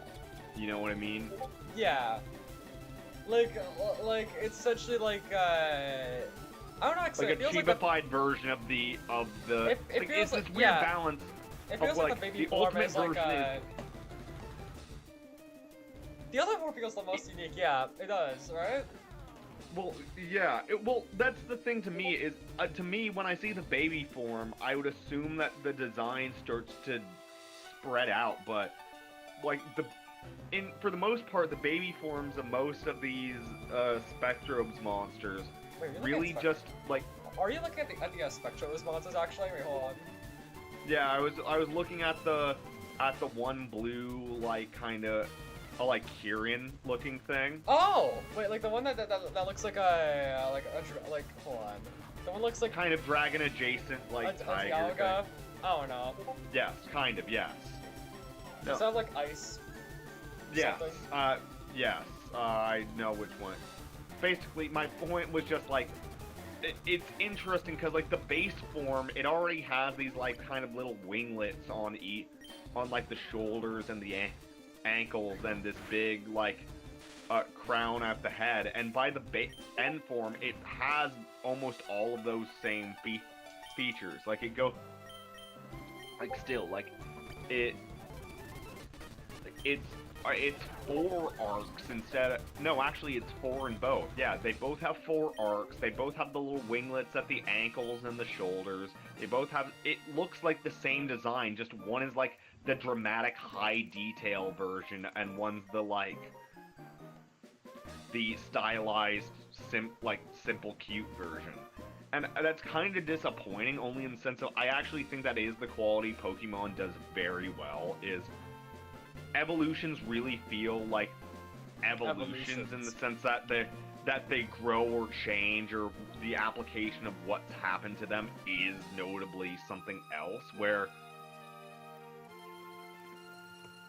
like most of the Spectrum's final forms feel like stylizations or variations of the same base concept. Like the closest one to something almost more Pokemon adjacent is this one with the spike tail, but even then it kind of still has... yeah. I kind of want you're talking about like Spyco, Spikon and Spikanor, right? I think I am, but no, the thing I was gonna say is I will those say have more variation, but it still kind of feels like all the same thing at the end of the day. I will say he does feel very like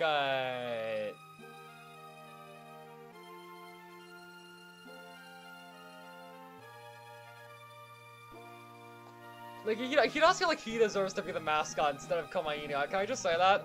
I like the color red. He feels like more of a mascot, I'll give that, but in terms of...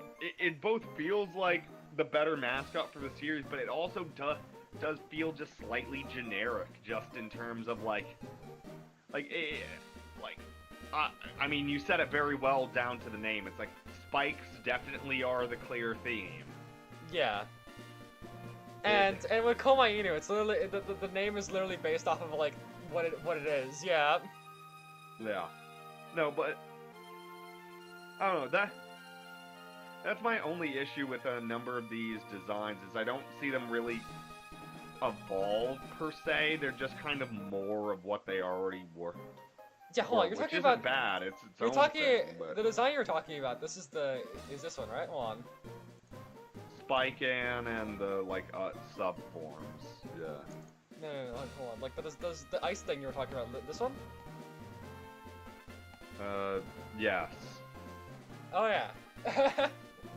The thing is, I actually do like, I do like the designs, like, but you could kind of tell that the baby forms are just like, you know.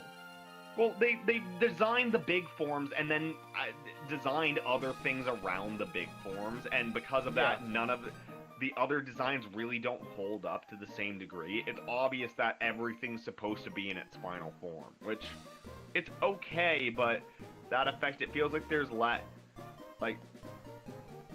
it feels less like a full world of things that all grow into this scale. It more feels like I keep on forgetting that the spectrums feels are more just like- that.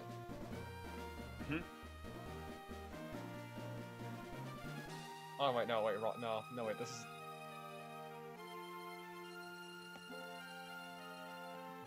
Basically, it feels more like every creature in Spectrobes is like a legendary, unique monster, and then all the baby forms are like it's like suppressed form.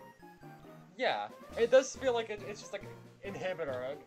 Yeah, to put it like that.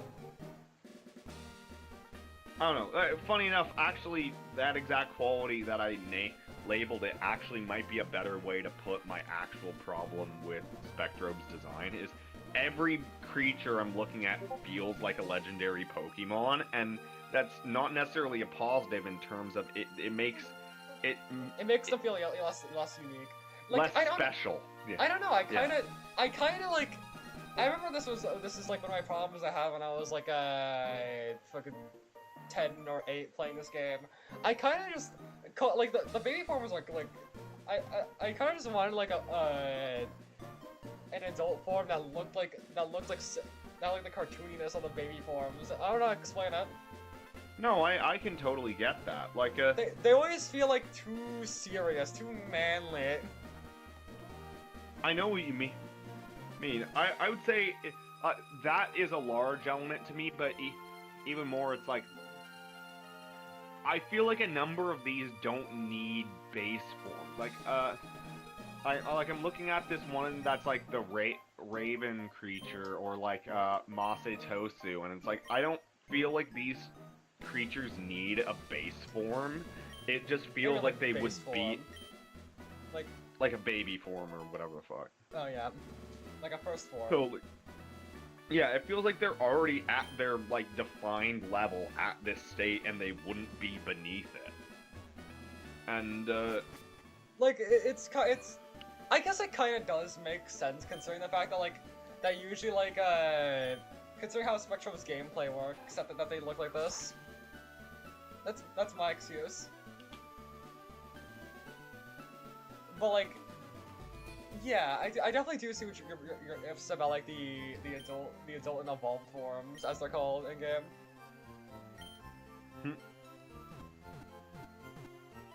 Okay, hold on,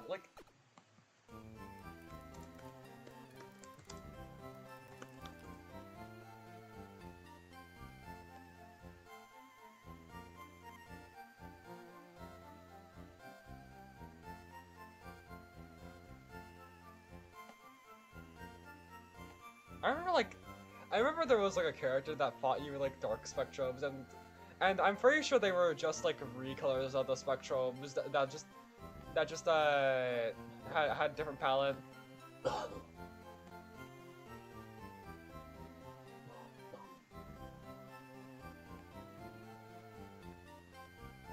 What did you say? I remember there was a character called Maja that fought you with dark spectrums. The alternate palette of the one dog, where it's blue, right? The blue version of your Kobe, you know? Hold on. Oh, here's Maja, by the way. Just... No, but the comparison I was gonna make is funny enough. Almost all of these designs,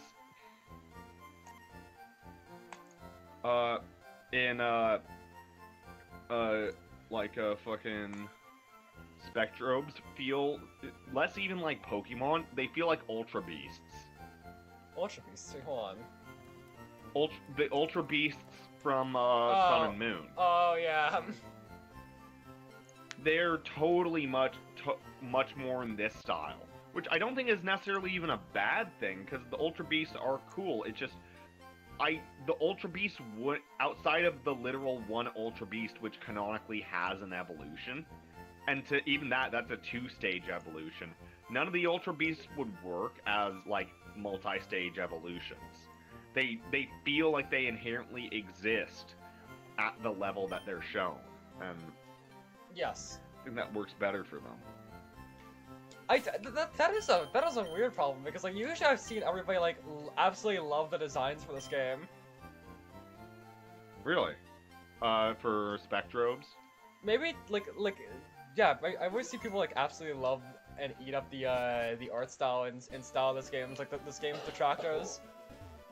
No, I think the color, I think the brightness of the design is nice. It's just like I think it goes it's I wish it would ground itself a bit more so all the cool stuff could like breathe.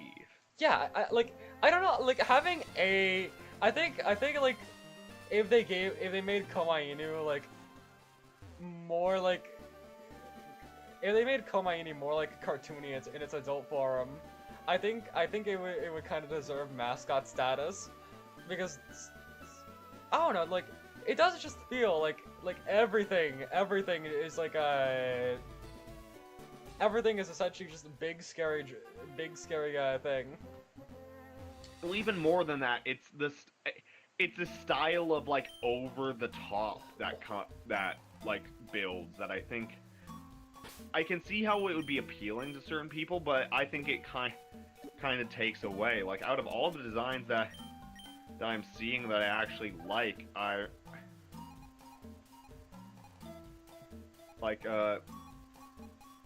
of the ones that I'm actually looking at that I think is a good like evolution,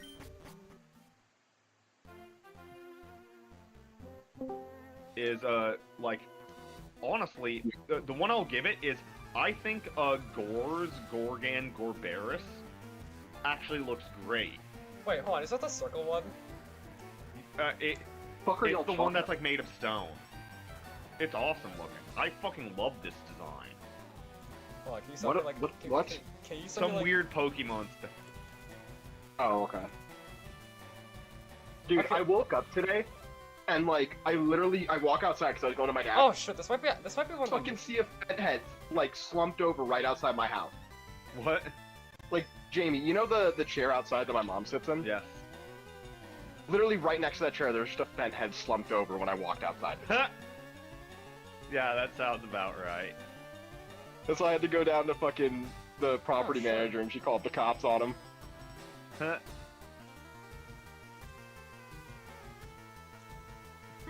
Like, I go down there and I'm like, yeah, there's this homeless guy who's like clearly on drugs, like laying next to my apartment. And she's like, let me check. She checks the cameras, then she's like, ah, fuck, I'll call the cop. that's great. No, funny enough, actually, here's now a perfect example of my criticism. Is the next one on the list on the wiki, Zappy, the base form looks amazing. Like, I love this design for the base form, but then its middle form, Zapira, is just too much. It's stylistically way too over the top. And then the final, like, that's what like, Zapira is what the Oh yeah, ultimate Zappy! form It's a... hold on. And then Zapazor is just too much. It is way too excessive. It doesn't work for me at all. Oh wait, this is like... I oh have wait, this no is... idea what y'all are talking about. I just realized, this is... no wait, this is a Dark Spectro's version of This a... is of this a is Zappy. a Pokemon clone that was made by Disney using that Okay, was no, kind it's of built on it's not made by Disney. It's a Pokemon well, clone. owned by Disney Yeah, and there we go. distributed by it. But basically, it's kind of based on like Japanese myth, but the designs are kind of over the top. Like I do like them. It's just like, yeah, I do understand your problem with them of being like way too much at times. Yeah, like Zapira should be the adult form. No, I mean like I don't know Zapazor anything should be y'all are the talking adult about. version. Adult form is the myth, but like I can show you examples, but it's just weird.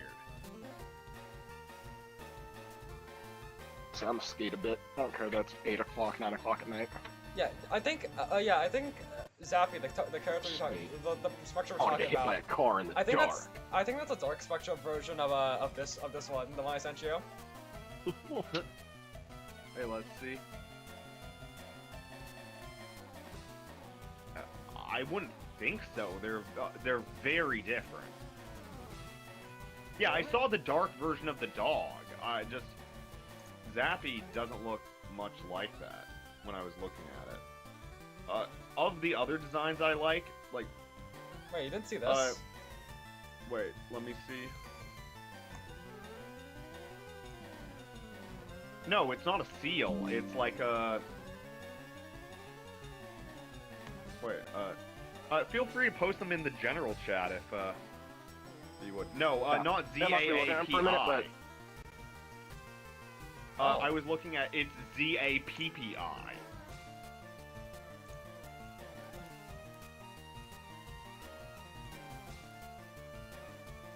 Oh, Zappy! Oh, shit. This is, Yeah. okay. Yeah, this has to be like, the one from Spectrum's Origins, right? I guess. I'm just looking at the wiki. Like, I don't know, usually the ones I don't recognize, I just assume they're from Spectrum's Origins, the one I haven't played. Probably. But, no, you see what I mean? Like, the base form is good, and then the adult form is what I feel like the evolved form should be, because it's already so over the top, and... Like, Zapazor is just too much. Hold on, let me see Zapazor, because yeah. Go to the wiki, because you can see the evolution and, like, the lineages, and... Oh, shit. Zapazor is just too much as a design. It's weird, I don't think I've ever seen anyone criticize this game for having, like, over-designed, creatures. Really? It's weird, I always just, like, people always praise this game for, like, its creature design. Yeah. It's not bad. It's not bad by...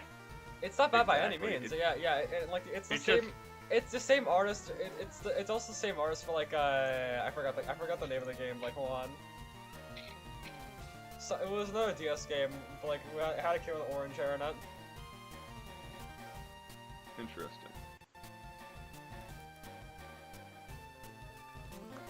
Ooh. I don't know, I just like the more grounded designs. Like, Totemo isn't bad. Totemoon is actually a really good design.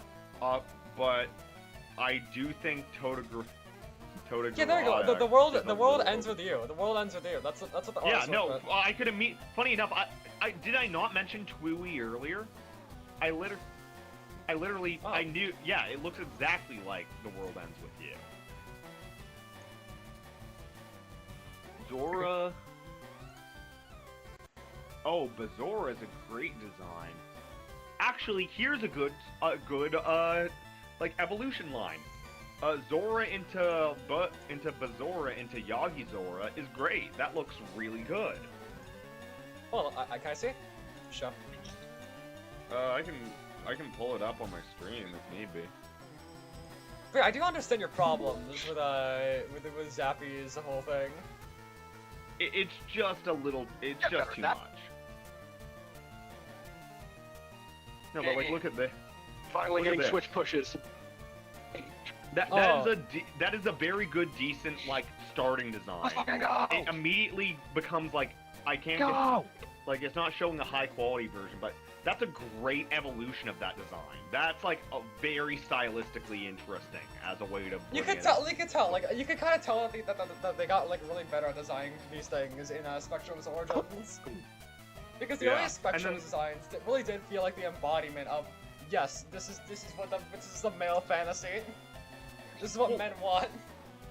This is the final form, and I think this is a perfect evolution of the base form and of the adult form, while actually not feeling too excessive. This is perfectly balanced as a design. I really like this. Okay. I'm getting there. Aoi.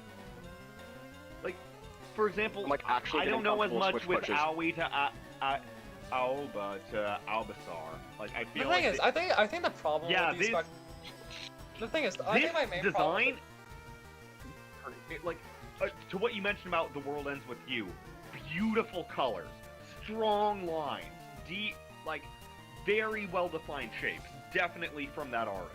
What? yeah, like holy shit. I just think some of these go a little too far. I will say, like, another problem I have with like this series is the names. I just think they are very. The names are very bad. Yeah, they're very glup shit out. I know how to explain it. No, they are aggressively glut shitto. They feel like a mobile game Pokemon ripoff. It's either like the name of the thing it is based off of, or like some weird shit like, or for example, Zappy. There were like 2 Spectrums called Zappy. Yes.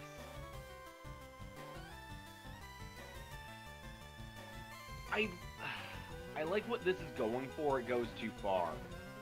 I can get over this. But to be fair, I also think this base design is already too busy. And I kind of like this, but again, it's just a little too busy for what it's going for, and then this is ultimately way too busy. Oh, Jesus Christ! Yeah, that's a lot, isn't that? Yeah, I will say, these characters do feel really hard to draw. Like, besides, like, Koma Inu. Like, this, like, it's weird, because it's back and forth. Like, this is relatively simple and clean. This is something you can draw and, like, get out as a style pretty quickly. Like, it's weird. Half of these are, like, well-balanced, and then half of these go crazy. Like, I think this is a little too much for a medium. No. Like, and, like, Jesus Christ, I think this is better than some. Like, overall, this evolution line is better, but it's still a little much. Yeah, and like it goes from like relatively like yeah, like this is like a bird-like creature, yeah, like a totem-esque, and like see what it evolves to. Yeah, let's see. Hiko into Hiko Drake, and it's not bad. It's just that's actually fine compared to most, but it's like, yeah, it's from the same like myth that like Hey Drajon comes from. Yeah. I'm not sure how many creatures are based on like folklore. Oh, most of them clearly are. Almost all of them are. It's weird. I can't it's weird. Characters like Spyco or Spycan, I can't really think. I don't think they're based off like folklore. Like, yeah, I think characters. Oh like my these. god. Yeah, now like this one is so over the top. What the fuck is this design? Jesus.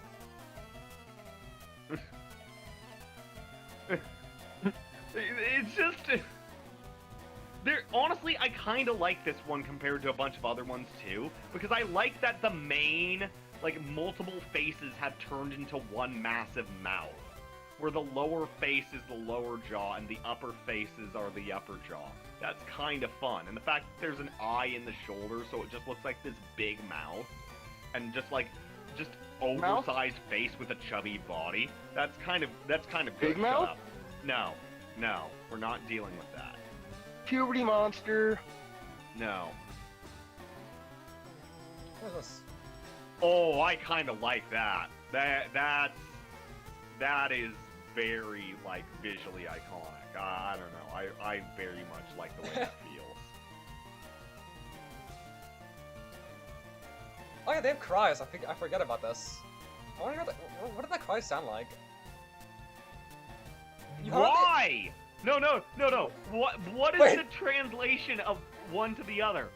This is a great design. Oh wait, I think see. this It's looks like awesome. it's like the wheels. I see. Yeah, it's like a little kind of vehicle creature. And then it, like, turns into, like, a bone, like a bone tricycle with like a skeleton face covered in blue fire. Why?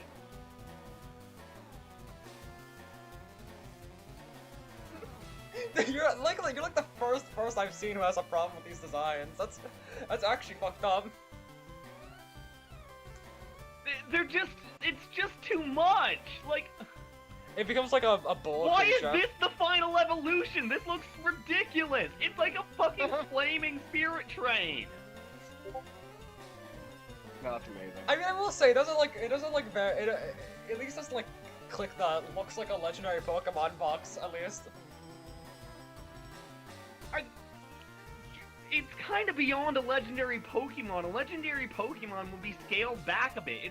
It would be the same concept of like a flaming spirit train, but it would be like pulled back and stylized down. Like, and again, like this mid form is just super confused. Like honestly, the ultimate form and the base one are okay, but like none of them capture that. Like this is a perfect design. This is so well balanced.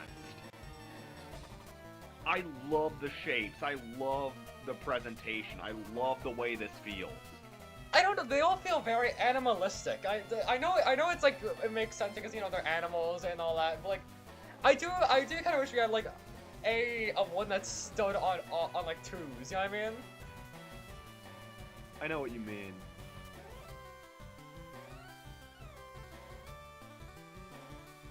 In Spectrobes, Beyond the Portal's sequel to Spectrobes, they make it so you don't fight alongside them. You just control one of them in like a beat 'em up style thing. Here's honestly one that I'd even put to example. I can tell immediately they created this design backwards. This is way too busy for a basic creature, so they created like the evolved form first and then had to backtrack. He has like eggs on his head. It's a lotus.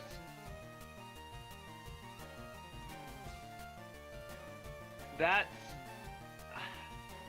just already a little too much. I know this is gonna be the version that's ridiculous. It's not. Actually, the one that I saw that was way too over the top was the medium form. This is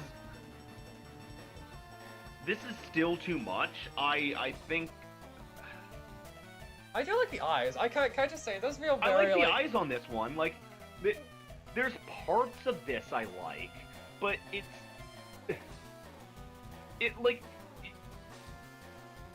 oh my god, oh my god, that's what, it literally looks like Renamon mixed with Arceus. Oh my god, yeah, you...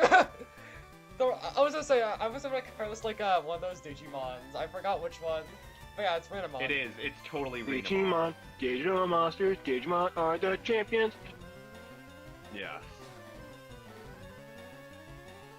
This is very I like the Digimon odd. theme song. Yes, no, it is. Digimon, It's the show classic. sucks. The show doesn't It suck. It's depends just on the mid. show you're watching, and the original Like the OG wasn't one's bad. just mid. The movie's It's pretty completely past. Like you can just like put it on and just be like, you know what? good. Movie in the This is fine. second series isn't bad, but yeah, no, I'm it's not. gonna be honest. I have a hot take. I don't like the Pokemon TV show really. I liked it as a kid, but like going back and watching it, Yu-Gi-Oh is way better. Oh, it's far better.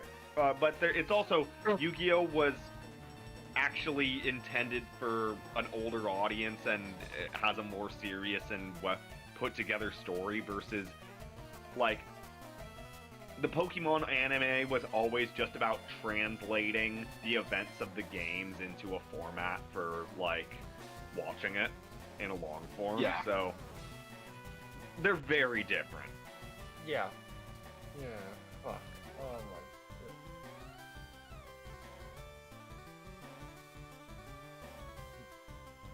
Yeah, like this design with Koma Inu and Komododo into Komodoros is just so much.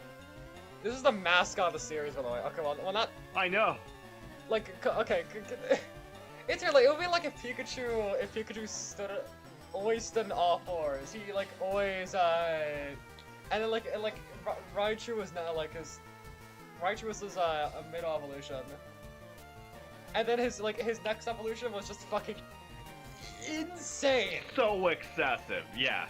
Like his ears become his ears transmutates like his tail shape, and it's like his like Yes, no, that's a great way to put it. And he's covered in like red, like He's the red covered in, like- dots from his cheek is like an entire pattern down his like side, yeah. and like the stripes are everywhere, and like he's got like angry eyes, and he's like ridiculously fat.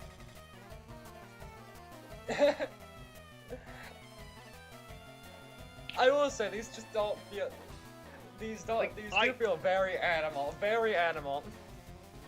I will say I don't like this design. This one doesn't work for me. This feels like they made it in It- reverse. Well, well, even more than, yes, it's that element, but it's also, I don't like the monkey face with this high peak. It, like, I don't know, it feels very confused. I don't love it. Like, what? How How do you are get those that? a translation? How do you get that from that? Like, Typically, like you're supposed. Typically, I will say, the adult forms are supposed to kind of just be the base forms in a sense. no, again, it's obvious that these are supposed to be the base forms, and this is supposed to be the evolution. But what the fuck is this line?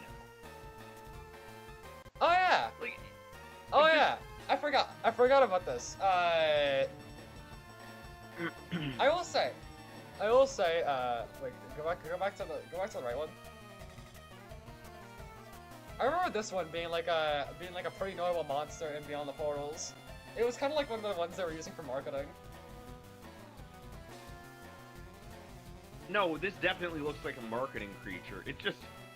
It's so excessive. You could tell like the intro. Look up like the Spectros Beyond the Portals intro.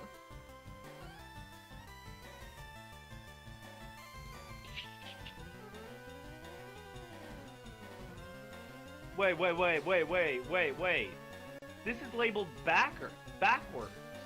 This one has the evolved form labeled as the adult, and the adult labeled as the evolved. Are you sure it wasn't? Yeah, no, look at this. This is from the fucking, like, Spectrobes, like, Diagathon UK website with a Disney copyright, and it's got the fucking, like, order backwards. So like I'm the wiki fucked up or this fucked up. No, yeah, the wiki is more correct than the official information. I think Disney did not give a shit about this damn series. They even took down the. I remember recently Disney even took down the videos of Spectrums too. I could see that. Oh, Jamie, did you see what I sent you on Instagram earlier? No, I didn't. This? Dude, This people is are an joking about amazing flow starring design. now. What? People are joking about flow starring. Oh my god, fuck off. No, Dude, when all your friends are glovers and sliders, but you're a flow star because you're just like, I be like Oh that. yeah, and I've seen that on my nonchalant. timeline as well. People were talking about gloving again for some reason. oh no, yes, Dude, I love it's it. Infinite Puppet, it's So all back, cute. it's sliding in the book. Like, no, but this design is amazing. The Money Purse Turtle, this might be one of my this is amazing. This is such a good design. Oh my god, that fucked. Isn't that amazing? so That is cool. so good. Yo, I need one. I need like a real one as a coin purse. That's sick.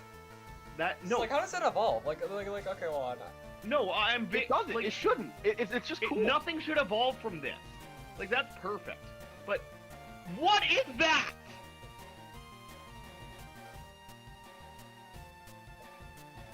What is the translation?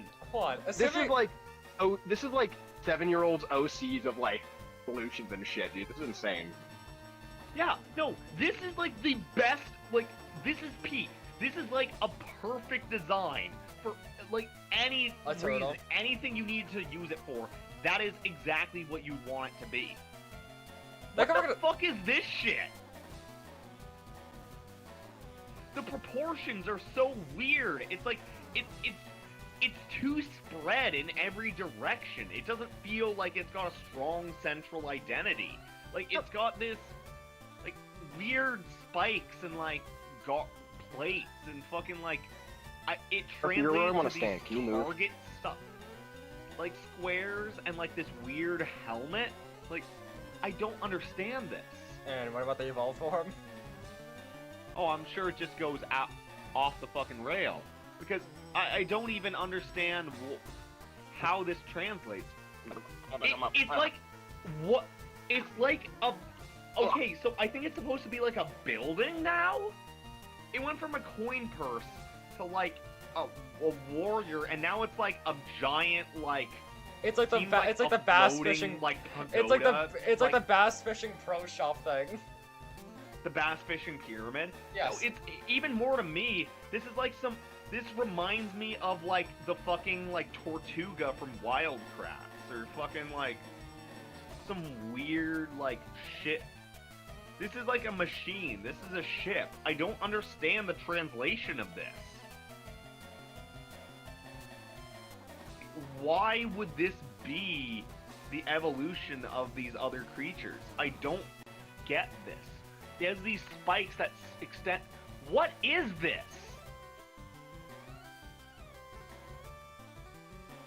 This is so confusing. The aerodynamics of a cow. Worse than that. The cows are actually fairly aerodynamic. More aerodynamic than a Jeep. Oh. Yes, legitimately. It's the thing is, I think my big problem was that none of them really seem to have any like theming, but this one, I think they started This getting one's like it's like a pool float. Yeah, it's like Yeah. an inner tube with an anchor on it for some reason. It probably makes you wonder, like, how the hell does this one evolve? What? Hold on, get close. I can't It's see like a fat snake. Yeah, I'm looking for a higher quality image of it. What is that? It's like a Serapis. You can kind of, the thing is, you can kind of just tell that some spectrums are meant to be like they're meant to be like only stuck in their baby forms, and some are just meant to like aerodrome forms, something like different things. I don't know how to explain it. This Like, is like I this do is think- totally based on like weird Egyptian mythological design. Yeah, Why? I think that's kind of like a big thing. None of the others have had a focus on Egypt, and now it becomes this thing, where the one from like right there, and it's like. I do think, don't I will say, I do think this whole like design thing makes sense in the context of the gameplay. Wait. This is a boat. Yes, a boat. It goes from pool toy to Okay, like, so it's supposed to be like the boat of Ra. Okay. yeah, maybe. So yeah, I guess that does make sense. Pool toy to like boat of Rob. It does make sense. But like, what is the middle Not one supposed to be? really! A snake that's a pool toy turning into the boat of Ra doesn't make a lot of fucking sense. I don't know, just they're both water themed. Then what is this through line? What is Yeah, this? I was What is about the to say. fat snake with I was spikes? about to Wings. say. What is the fat snake with wings? I don't know. They're trying to decipher I don't- spectrums, Lord. Don't get this. And this one just feels like it's the same creature every time. Like this version, Okay, The medium I will say, I form. do like this one's design. This one's like a fan favorite. But it really does just. it mostly just looks the same in every form. That's my only issue. Yeah. It's like this all looks more or less the same. It just looks like he's just like you know. more. Yes, more. It just looks like more, which isn't necessarily bad. It's just weird. This is a great design. This is great. This Like- has iconic readability. This is something that feels like it would be like a series face. Yeah, like That is great. there are just a bunch of spectrums where I'm like, damn, why aren't you the mascot?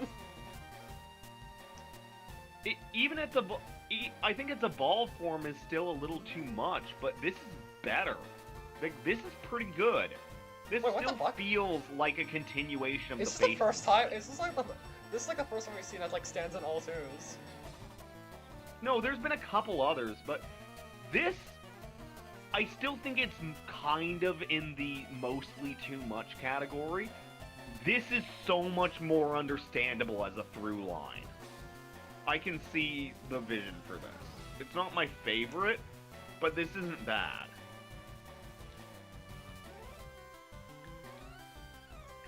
Oh, and here's the weird, like, I've seen this one. swordfish. I've seen this one. I used to have this on my team. This I base used to... design is too busy. I like what it's going for. Like, it looks much better in this pixel art.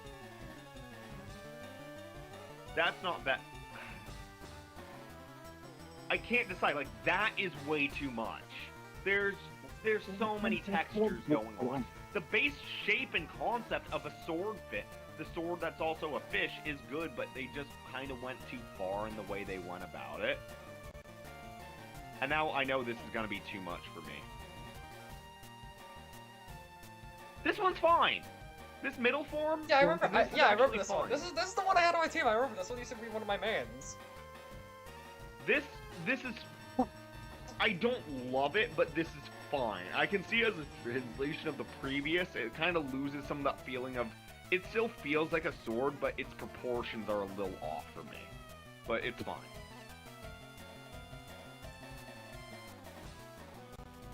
Now, this is just too much. It's got a series of swords in its back. It's got like a tail spear and this massive like blade with flanges on the front and multiple eyes off the top and like, but also horns and a lower set of eyes and a mouth. Like, why? They go too far. Okay, again, honestly, I will go, I think this is too complex for a base form, like in Pokemon. Funny enough, this would be a fully evolved Pokemon. Like if it was just bigger in scale and not like mini, like how most baby forms are. Yes, if that was like the actual size of an adult Pokemon, that would be an adult Pokemon. Like, look at that. That is an adult Pokemon. I can't even work against you. Like yeah. Like, good design. Let's see. I don't even hate this one. Wow, no, like, I think this is... I think in a Pokemon game, this would be a legendary. That still looks good. This could be an evolution-based legendary so far. This could be an evolution-based legendary. I don't dislike this. What? I have a question for you, Jamie. What do you think is more loser? Like, what okay, would you rather have a sliding son or a fingerboarding daughter? Yo, what is this one? Sliding sun. Sliding? Damn, fingerboarding's that low? No, fingerboarding son would be higher. It's fingerboarding daughter. I feel like that's a very trashy activity for a woman to do. Oh, really? What do you say? Oh, really? I don't know. I feel like this sounds completely. What if she was like the #1 female fingerboarder on TikTok, dude? I assume she's a whore who's sleeping with half of the fingerboarding community. What is a fingerboarder? Oh my god. How do you not know what the fuck fingerboarding is? Do you know what a tech deck is? I know what a tech deck is, yeah. It's just... Yeah, it's people who are obsessed with that. And like do it like actual skateboarding, make like actual like multiple plywood decks with real trucks and real bearings and all that shit. They take it too seriously. Yeah.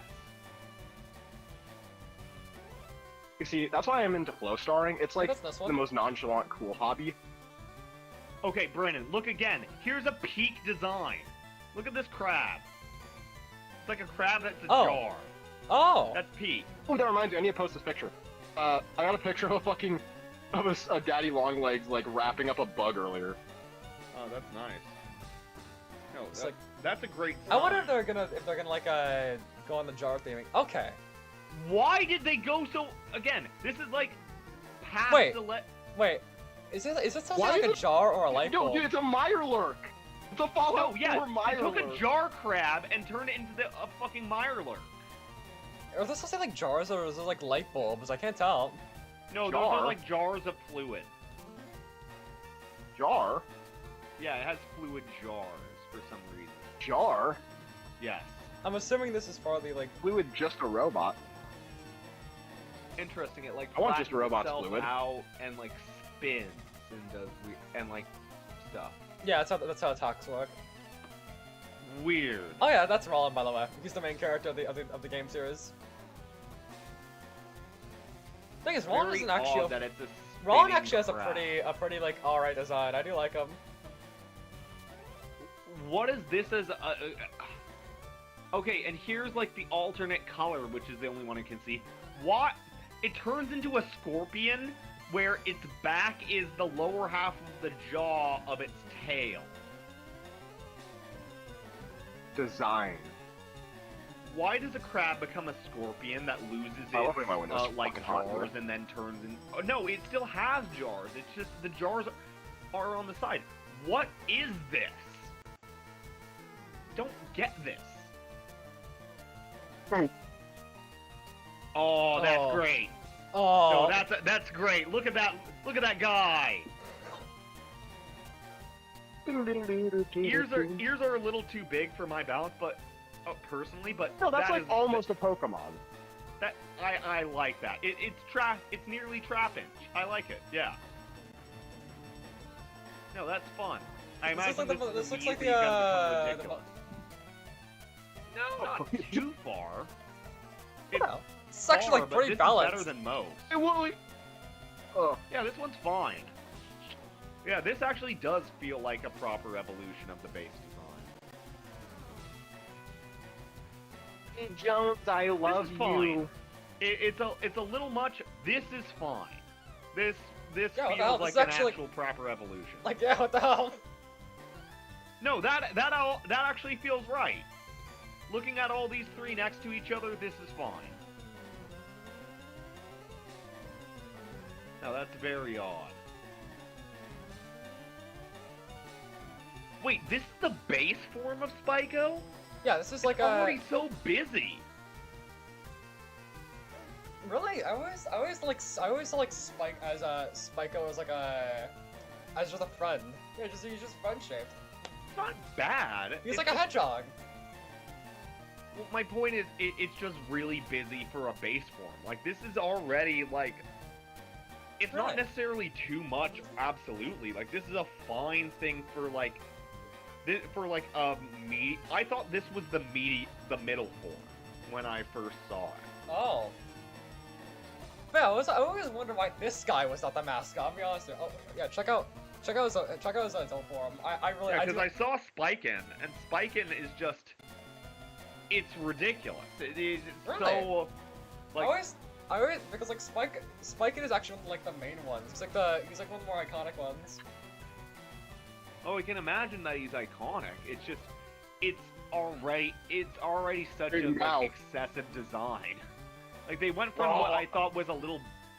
This design feels busy, and then they went to something that basically feels like a fully evolved, again, like near legendary or just like Okay, over I don't. creature. Okay, maybe it's just because I'm so used to Spike Hand's existence, I just kind of accepted it. But I don't really see it here. I don't see it here. But look at this! Then this just like... This, honestly, this, to be fair, this doesn't feel like it goes too far beyond Spycan, it just feels like a Mega Evolution. This I is will just say Mega that Spycan. There are probably like people.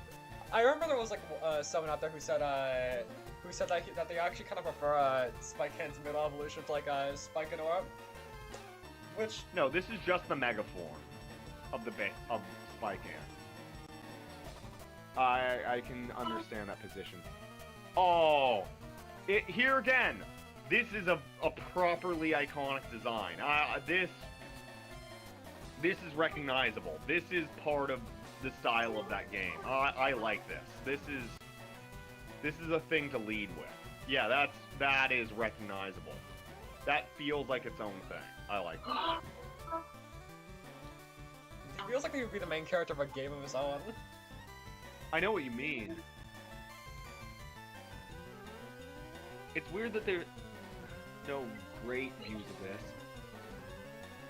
I understand the idea. The previous one's an egg, this one's a bird, like a tribal bird. I wish they didn't go right into the like adult form from baby. I wish there was kind of a middle, because I can tell this is going to be too much. And I think this design would have been fine for the ultimate. That's too much.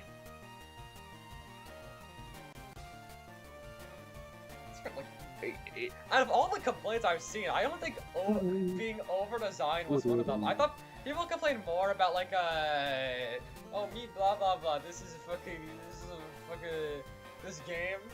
a game series, and it's like trying to like copy Pokemon. I don't care about that. Like, if you do it well, it's good. It doesn't matter.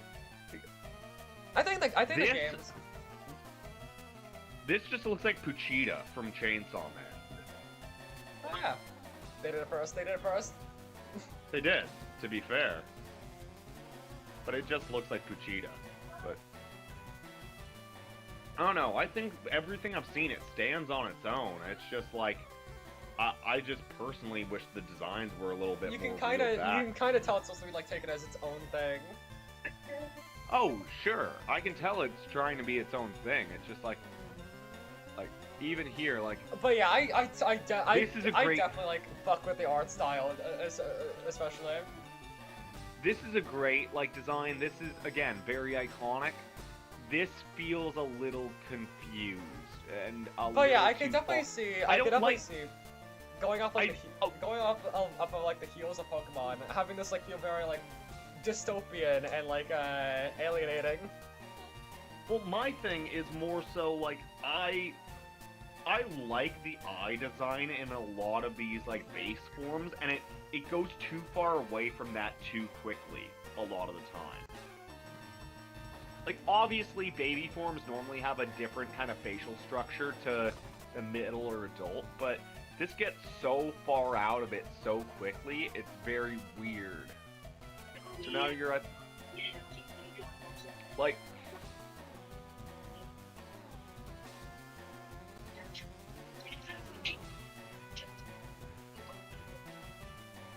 I don't know, this one technically isn't too much.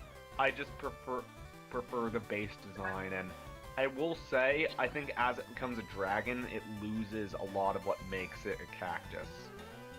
It just feels more like a spiky plant. Which is kind of a shame because you still see the cactus in here. I think the cactus is a good quality. Like, I like a weird cactus creature, and I just think it goes a little too far out of that. Oh, here's another. That's a great design. It's just like a little flying radish. Oh, that's great. I love this. Like, I'm liking a lot of the baby form designs. Like, this is super iconic. Yeah, this looks great.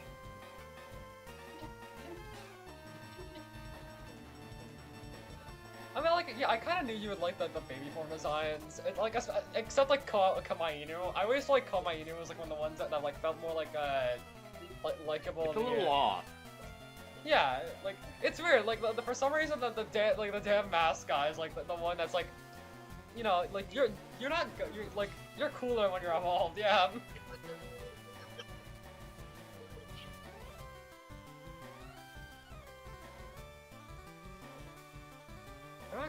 I like this one, yes. This guy's alright.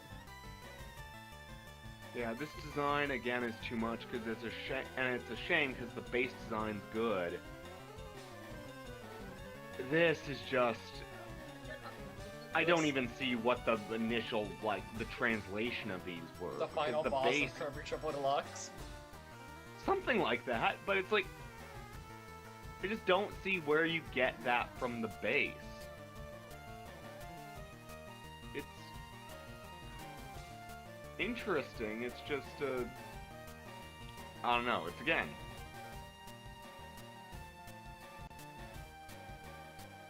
Not my favorite, but pretty good. Just chunky, properly stylized. Yeah, not my favorite proportionally, but that's not bad.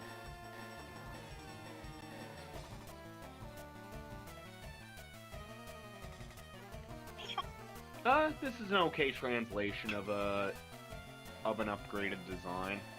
It has most. I can understand this. If this was like a 2-format evolution in Pokemon, that would make sense. This feels kind of like a Mega Evolution. This isn't the worst line. It's a.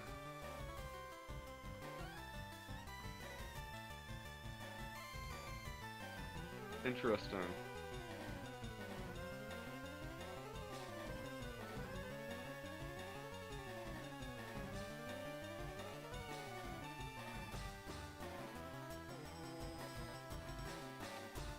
Interesting.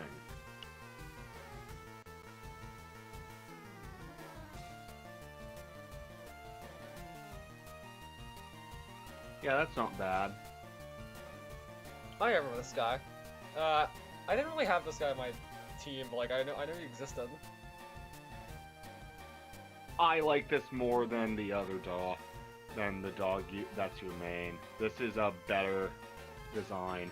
It's the same concept. It's literally the same, like, gate guarding lion. What do you mean the dog that I made? The previous one? Komainu. This is Okay. better. You like this one better than the? I mean, I don't really made him. It's just like I like this evolutionary line better. Yes. the thing about Komainu is that they give you him for every single game. I'm pretty sure. Yeah, this is better.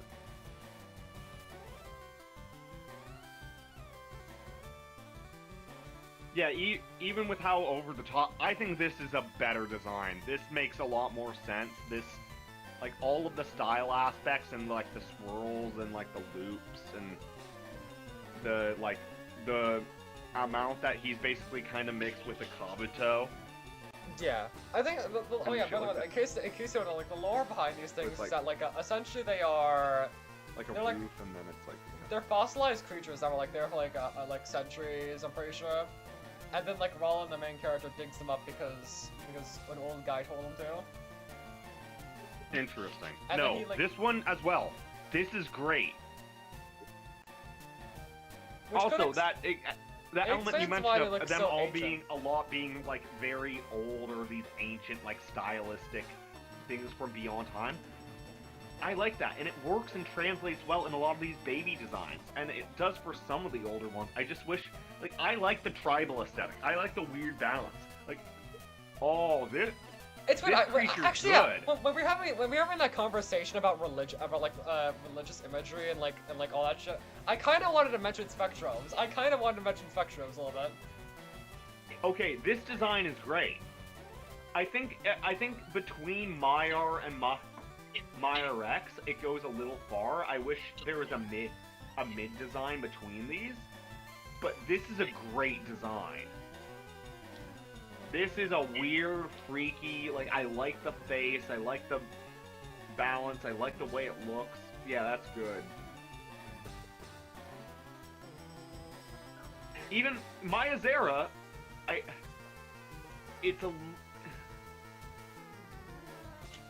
I still like this. This is, by all means, this is... Oh yeah. I wish I there was was wi- one form in between. Like, this feels fine, but from the previous one we looked at, I just wish it was a 4 form. Because if this was like the mega evolution of the previous, that was the adult. Yeah, This would be maybe great. maybe in Spectral was 4. Oh yeah, maybe. Maybe in Spectral was 4. When was the last Spectral's game? Hold on. 2009 apparently.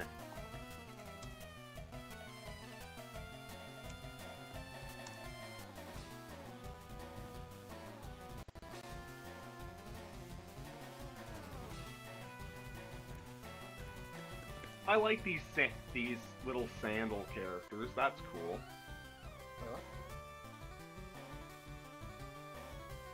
Oh, Interesting. I kind of like them more when they're both different. versus when they look Oh, the oh same. yeah, August 18th, 2009. The series ended before I was even born, gang. Yeah. I don't hate this one. I think I wish that they still looked like a pair of mismatching shoes because I like the way it looks in this base design where it's two alternate like two different shoes together. I wish it kept it through, and this mid design doesn't look that great to me, but this final design, I see the vision and translation of how it's basically more and more fancy shoes. That's fine with me. I don't hate this one. They don't really have like a theme besides like ancient shit, you know what I mean? Yeah, no, I see what you mean. Which makes sense. Yeah, it would be weird to be like based off of like stuff from like the future when you're like centuries old. Yeah, But this hand drum one is pretty good. I like this. to be fair, like I don't know, Spectre doesn't only have like a year. I'm pretty sure it just exists in the future.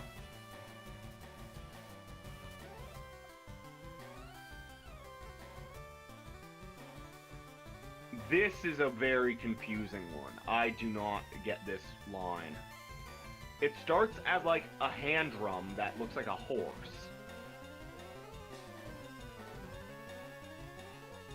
What's This up is with their very brightness? What's up with their brightness? I think like, can you like turn the Oh, brightness down? my primary monitor has HDR settings on, and for some reason, Discord takes the data. It's not just Discord. This is what happens whenever. Basically, what happens is he has HDR and it converts it over to SDR. And anytime you convert anything HDR over to SDR, it does that. Oh. This happens with anything HDR. This isn't just Discord. I know this because I recorded a Is it like podcast a in wheel, HDR or and is it did the this- same thing. Is this like a wheel? Because I exported that shit in SDR, it did the exact same shit. So yeah, I'm letting you know that, kid Alex. If you ever do any sort of AV stuff, HDR does not export to SDR well. Yeah. Weird. So the hand not look the drum same. turns into like a wheel on a pole, and then Don't- its final form is like a cannon. Yeah, it's a tank that shoots Wait, hold on. orbs. I think it might be going with the hand drum thing aesthetic too, with the whole. Okay, this is not. It's always like the adult forms that never really keep the theming going. You know what I mean? No, it's weird. Well, like I don't understand why a drum turns into like a wheel and then turns into a tank. You see like the little like protruding thing, that yellow thing protruding? That might be like those, you know, like those things like in drums that like go like when you kick them. I forgot what they're called. Drums? Wait, what are you trying to say it is? I'm assuming like the yellow thing is like the there's like this thing in drums where like a foot thing. A foot pedal? Yeah, foot pedal where like if you hit it, it like hits a drum. That doesn't look like a foot pedal at all. I don't know, like a gong, and then I don't know, like what do you want me to say here? The previous maybe I just don't know what the logical through line of a tank being the evolution of a drum is. Historical. I don't know, man. Fucking question. Oh, here's Clink. Oh, that's what? What the fuck did you just call me? Clink. Like from Clink Clank Clonk. I love calling robots Clink. No, I don't hate this one. It's weird. I think it's too many gears. Where like a gear or 3 gears is already more than enough. Where being at the point of like 4 and an eye already looks a little busy. But I like the idea. It's like a weird snake of gears. Wait, and then it turns into like, it's no longer a snake, it's got like weird mantis legs. And there isn't a strong visual appearance. Yeah, like the best one I can see is the one from like that Spectrobes, but okay, so Kamakuri is basically it's wait, in English it's okay, wait, so in Kamakuri, yeah, it's a sickle in like a sickle gear in this. And from the adverb gichichi. Well, gichi, describing an... Oh, yeah, gichi. So it's like a creaking thing.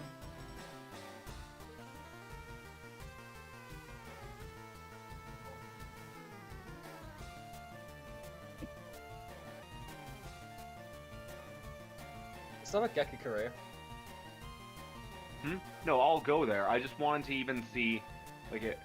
Okay, yeah, katakuri. Yeah, I've heard the term before. So it's machinery, and basically, from that they basically went to from machinery to basically The machine.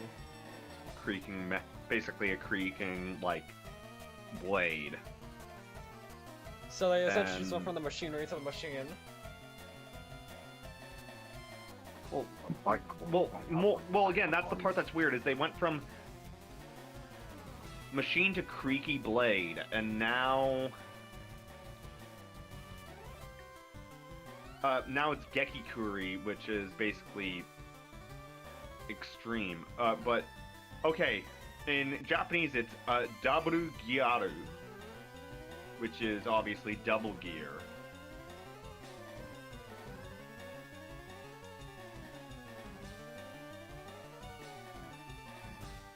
I don't get this one.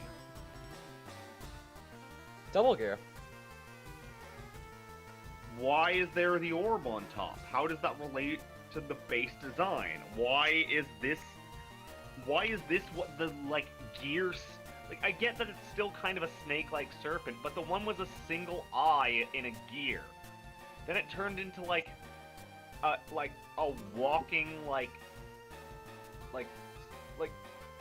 it turned into this walking thing with like a face on either side, and I guess the implication is then it reformed a gear in the center. I don't understand the through line of this evolution, and it doesn't look like any one of it. No version of it looks related to itself.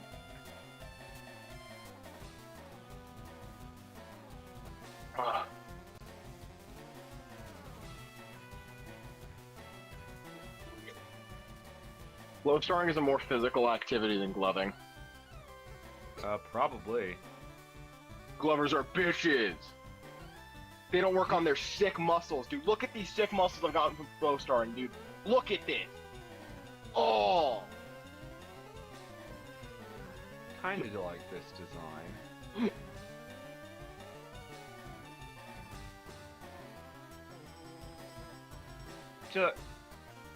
Too much. It looks like something a furry artist would make. I'm still mad Anthrarchy at $30. I mean, just put it on its hind legs and you'd see somebody talking about how they want to fuck it.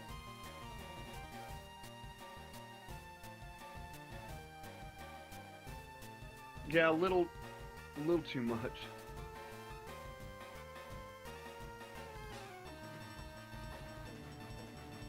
Very interesting. Oh, Jamie, did I tell you like last week? I was listening to like Rhythm in the car with my mom, and she asked me, she's like, "What instrument makes this?" And I'm like, "Oh, this is a synthesizer, like the ones I constantly talk about." And she's like, "Oh wow, that justifies your purchase a little bit." I don't hate on. This is It's a just so good funny, rep. like, it's funny that my mom likes Rhythm. I don't know. I like a lot of these. I like a lot of the spectrums. They're like, Also, oh, these fucking designs this- are horrible. This base design and this final design clearly go together, but this middle design is so confused. That, bro, that looks like. It looks like that. It's like that final evolution, like blue and gold. Ice. It looks like one of Pokemon. the. Oh, I know what you're. what you're trying to say. To me, it just looks like one of the Swords of Justice from Black and White. I mean, let me go to my blue section and find it. I'm You're guessing I thinking don't. of Suicune, I don't like probably. this one. It this is is a legendary beast. Samurott. I I will found say it like this- instantly. Oh, Samurott. Yeah, Samurott. kind of. Oh, gee. Samurot's a much better design, though. I will say though. Samurott's actually a good design. I will say this is one of the few spectrums I'm not really too big on. This? My Discord crashed. No, Tried to shut- just like the middle evolution. Yeah, the middle evolution doesn't do anything for me. The baby and the final one are good. I especially like the ones that like 2DR them. Like This isn't my favorite baby design. And specifically it goes down to I don't like the balance of the eyes or just certain details, but it's not bad. Just not my favorite. Like I like it more how it looks here. Like just like there it looks more like a squirrel. I think it looks better. What? Why did it turn? Okay, so now it went from being a squirrel into being Anubis. I mean, yeah, it's in the name. Anubi, Anubos, Anuberos. Why is this squirrel Anubis?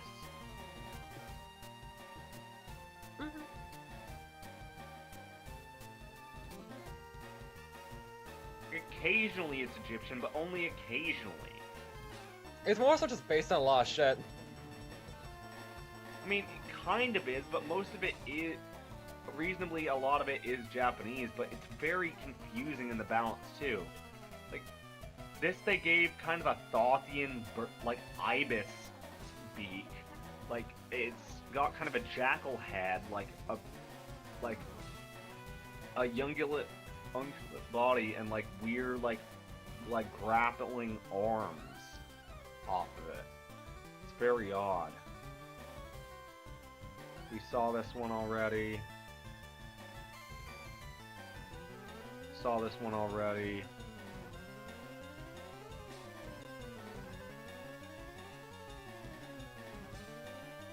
Let's see. Looks like a fish with a saw for a tail. Okay, so yeah, it's like a buzzsaw with like a tail that's a saw.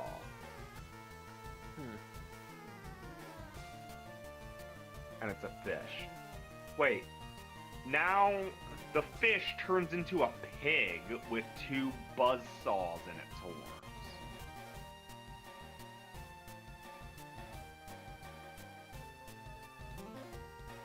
And the adult form is probably the evolved form is probably gonna like go full on pig, right? I'm assuming. I imagine. Like, let me check on base. I want to go. Don't be sure again. Yeah, that's clearly like. Yeah, that's clearly a fish. That's. Okay, now it's it's a pig, and then it's a lizard with a chainsaw on its back.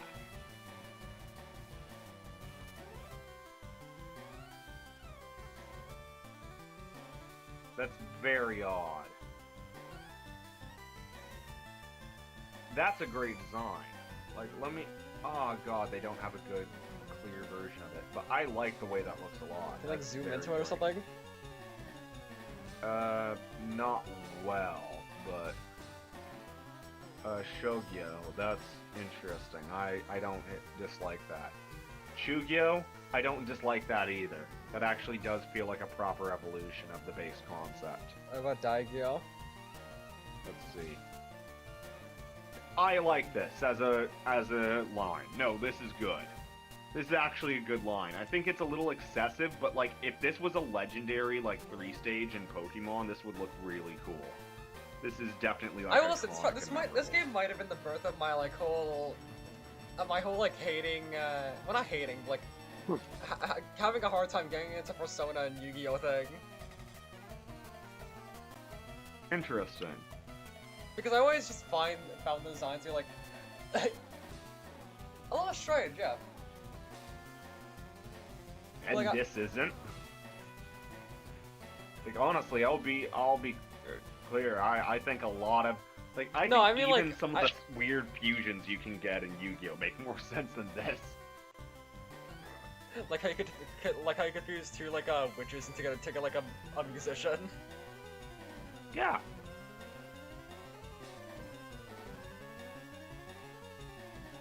Like, at a certain point, you accept, oh, this is a human-type card with this type of...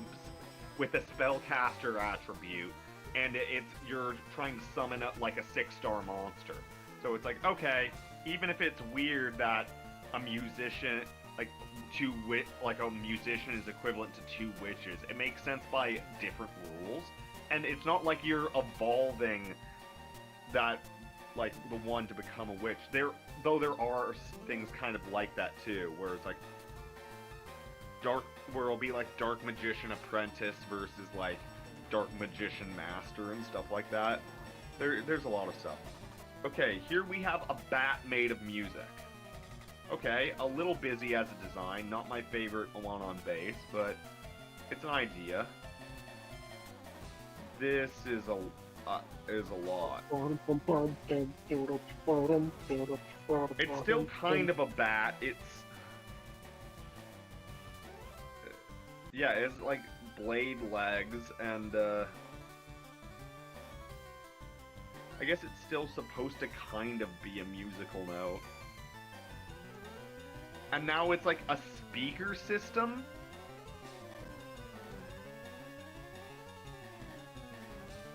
I don't know if it's really a bat anymore. It's kind of just a boom box. Or like a speaker set. That's very odd.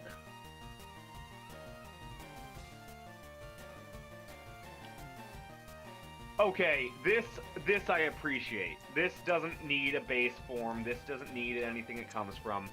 It's a ridiculous like train. I think, but the thing is, Jamie. Okay, besides like the odd one out, Spectrals Beyond the Portals, I think these designs are also like just meant to support the main character's design, which in general. To a degree. Yeah, like you can tell that these guys are meant to fight with you, not like for you. You know what I mean? It's kind of like a thing. I get what you're trying to say. Spectral's Origins. No, I think this is a better, like, violent train than most. I mean violent like, train. There's been multiple, like, Spectrobes that have all been, like, spirit trains. Oh, yeah. This is one of the better ones of the train types.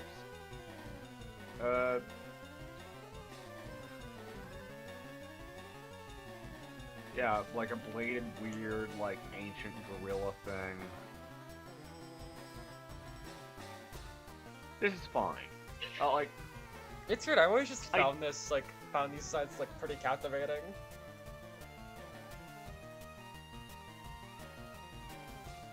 This one, like, let's see. I think my few problems with them is that, like, some evolution lines don't make sense, as you said before. This is like a bird and a butterfly and a flower and like a dragon. It's not the worst one. Not my problems with Spectra is like not the names. Yeah, the names are definitely like yeah. Look at Pinscott. Oh wait, this is a. Oh yeah, this is the. These are the dark versions. Yeah, these are the dark versions of the pre-existing ones.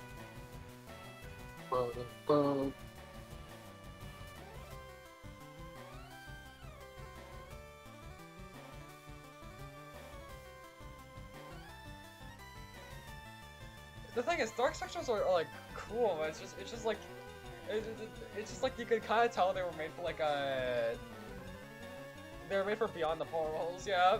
Okay, here's one that confuses me. So like, Samukabu is like Kabuto. Wait, is this the one that turns into like a samurai, or is that the other thing? Well, not just that. It's like a weird. To me, at least so far, this mostly looks like a bug, or maybe a rabbit. Then it basically becomes like. Oh yeah, this guy. Yeah. Like a bird adjacent No. I played the game. This guy's not bird adjacent. The little, if you're seeing a beak, that's probably because of like the lines.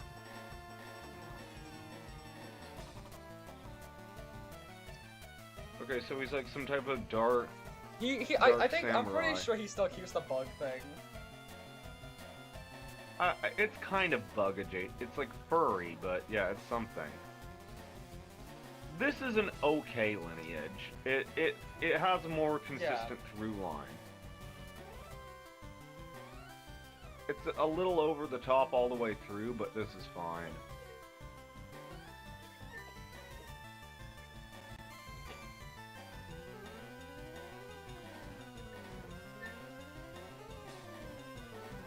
This is an interesting one. I kind of like this. Just three objects. And here we have another, like, tank, where, like, the 3 chunks, I guess, are now, like, parts of a tank.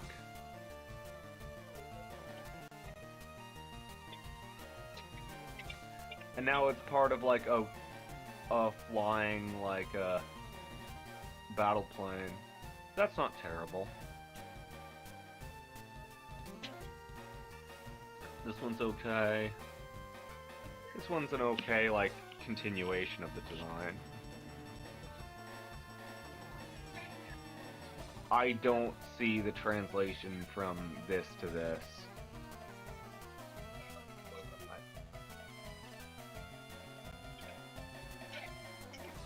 Comes like a ram-headed, like, legendary beast off of this, like,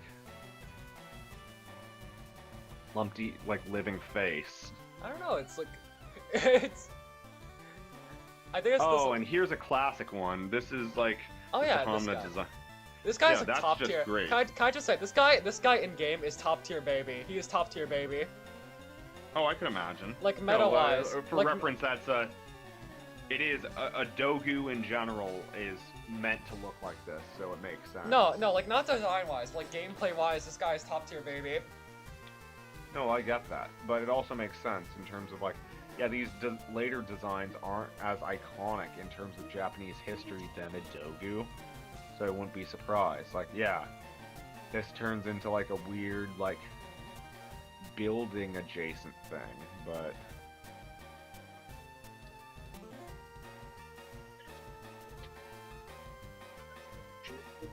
No, it's interesting. I guess this is another one that's supposed to be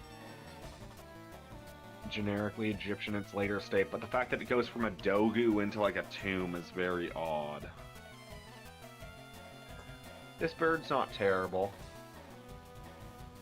That's not terrible. It's a little edgy, but it's a fine design. It's like a tengu. And this is like the ultimate tank. Yeah, that's just a tengu. This one's fine. It's a little over the top, but it's fine. That's not a great design. That's awful. It looks like a Yokai Watch character. That's really bad, honestly. That's really bad, too. That's terrible. That's an awful design all the way through. Generic, but fine enough. Generic, but fine enough. Generic, but fine enough. I kind of like that one. It's like a fat lizard with fans. Its stomach. And now it's got like turbo jets and it's like more of a lizard. A little excessive, but it's fine enough. Now it's just the ultimate like fan lizard. I mean, that's more or less what I'd expect at this point by the design language. That's fine. I like that base form. It looks like a mouse. I was gonna say, again, it looks like a little... Computer mouse. It looks like some type of fish immediately to me. Yeah, it's a tadpole. Adjacent thing. Then it becomes like a turtle, which, fair enough for a tadpole. Yeah, it's like Honestly, a I think like turtle. the best way to experience these is just to not compare them to animals, unless it's like strictly based off of like an animal. But because like I don't know, with Pokemon, it's like kind of obvious. Like, like of course, like Charmander is gonna be a lizard. Yes. But like with Spectrums, it feels like kind of like, you know, you should just take them as the creature, as just a creature, and that's it. Very hard to pinpoint. I know what you're trying to say. It's very hard to pinpoint. So you have thunder and wind. Those aren't too bad.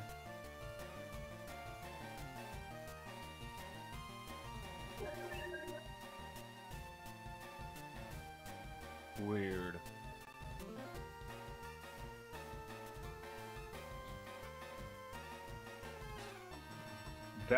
This is too much to be a base form. This already looks way too much like a final form. And it's like a it's like some weird gong, like sleeping turtle thing. And then the gong turns sideways and turns like a fat drill, like. Why does this look more like? Attack line. Why do I feel like this is the? It should go the other way around. Why do I feel like this is the baby form and like the other one is the adult form? I kind of know what you mean. And then this is just, it's got like now a fleshy face. The bell's turned around. It's got like tusks besides it. Weird tail. I don't get this. Also, from a logical standpoint, what caused its face to flip 90 degrees? Just throw a bunch of minerals Stick out on of it. the other side. This is a great design. Immediately recognizable.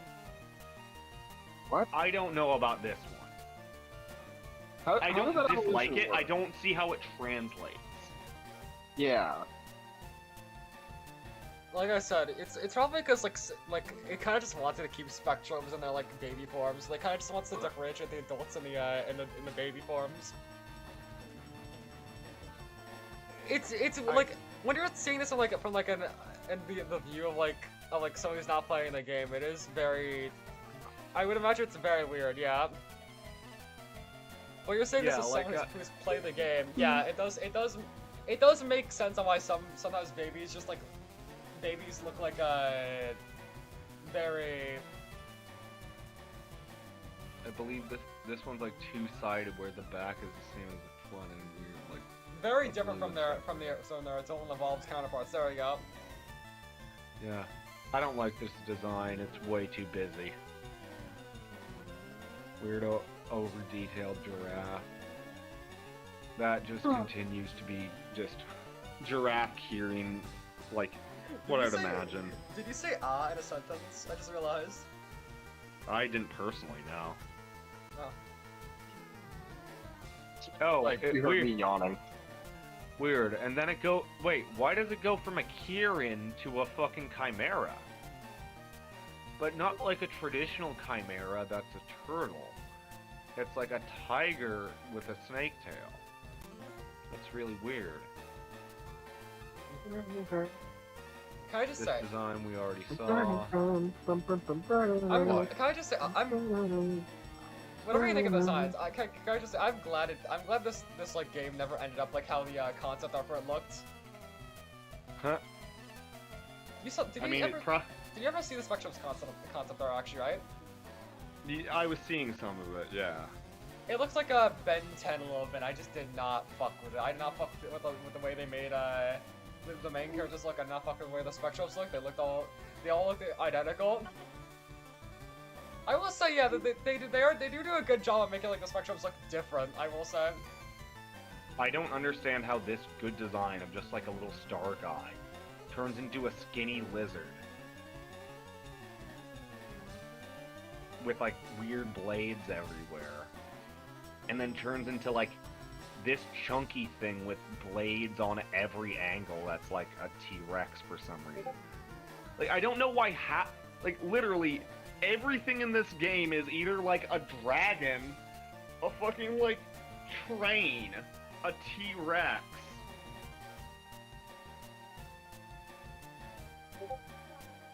Or, like, this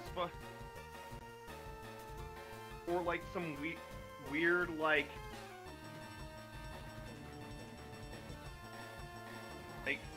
just weird mythical beast with like just horns protruding from every side and angle. And the names are always like just fucked up. I think the reason they made their names fucked up is because like you could Koma, you know, in game is called like Calm if you don't name it. Yeah. Because I'm assuming they just want you to nickname your spectrums. That's what's going on here.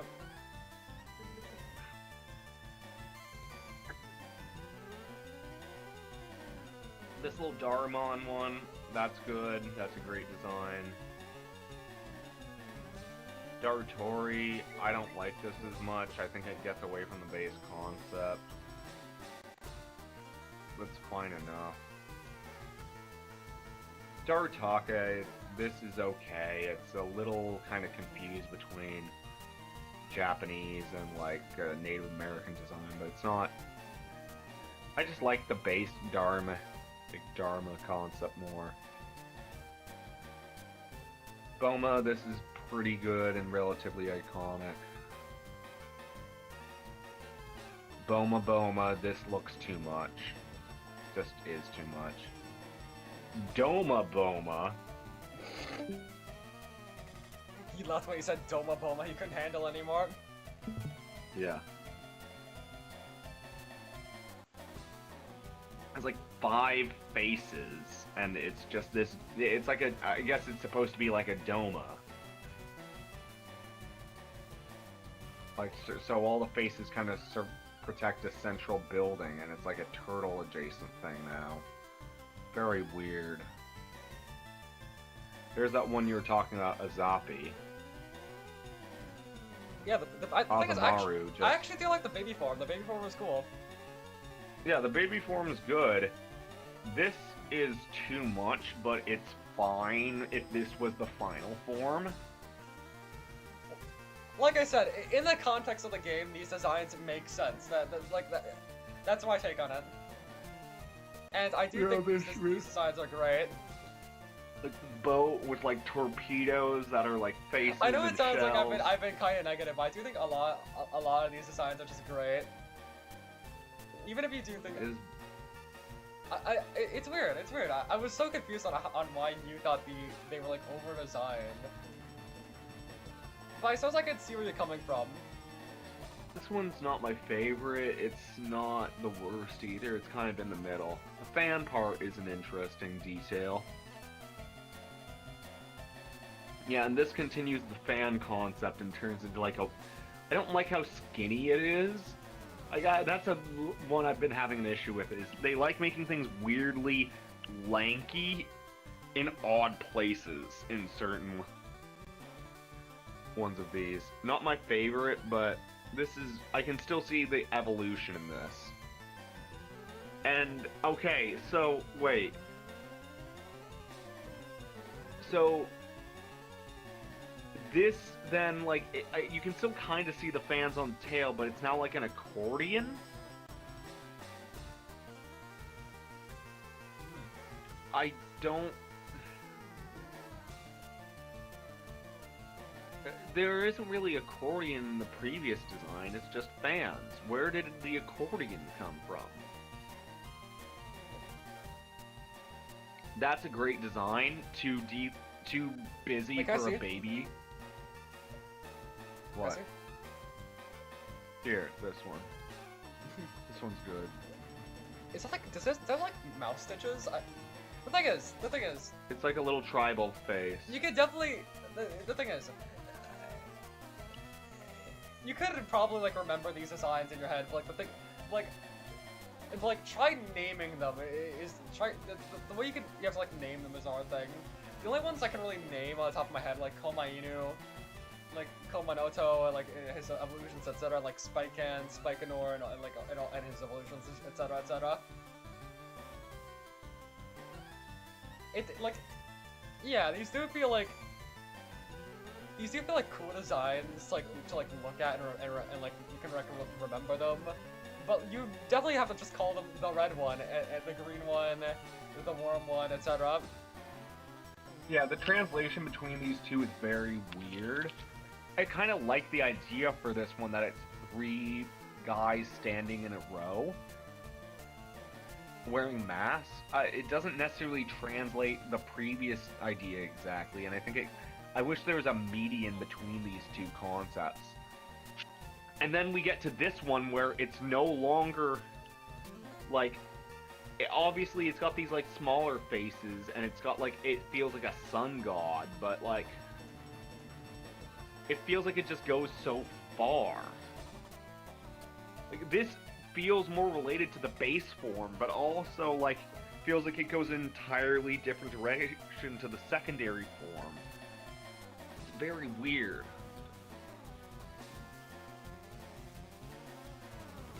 Okay, that's a very good design, like a little kind of anglerfish with a lantern.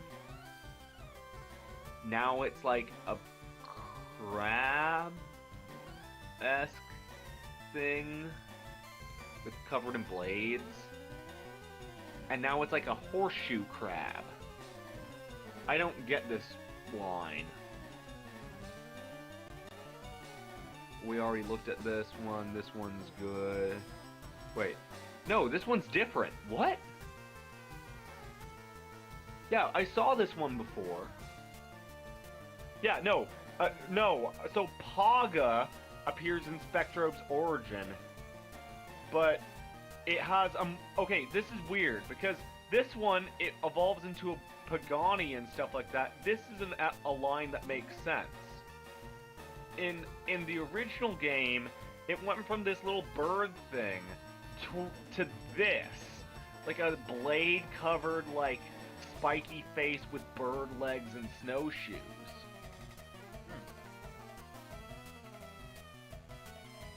And it turns into like a weird, like an attack dog that's a mountain made of ice wearing snowshoes. Very weird. I don't like this one. This is a Leo one. Then it turns into the medium form. Full form. Actually, dude, I will say, I do like all, like, the evolution for that one, except, like, the baby one. I think the Yeah, baby one okay, is the so- biggest one. I've gone through basically all of these now, and I'm very mixed on these. There's some I like a lot, and then others that I think are very confusing. See, damn, like, I think you're, like, the first person I've ever met, or like, ever seen that's, like, hated, well, not hated, but, like, been mixed on the designs. Really? Because everyone just agrees that these designs are, like go hard as hell, and they're, like, cool companions. Huh. But, like, the two I think they've only put, like, Spectrobe's 1 and Spectrobe's Beyond the Portals. The ones at Spectrobe's Origins, from what I've seen, are actually, like, pretty solid. It's just like It's more consistent, and the evolutions make more sense. You wanna know why? It's because they added more types in Spectrobe's Origins. It's probably which gives them more like opportunities for designs, like the rock guy, for example. Yeah, no, I understand what you're trying to say. In the first two Spectrobe's games, it was literally just Corona, Aurora, and I forgot the other one. Flash? Flash, yeah, yeah. It's kind of odd. Which led to some designs being like either like red, green, or blue. Yeah, no, that's very odd, but I think if they ever make another Spectrobe's game, they should probably like give more types so they can have like more shit. Oh yeah, look at the box up for that. yeah. No, it's got the weird fucking, like, Yeah, the weird kawaii Toby, god. you know, and,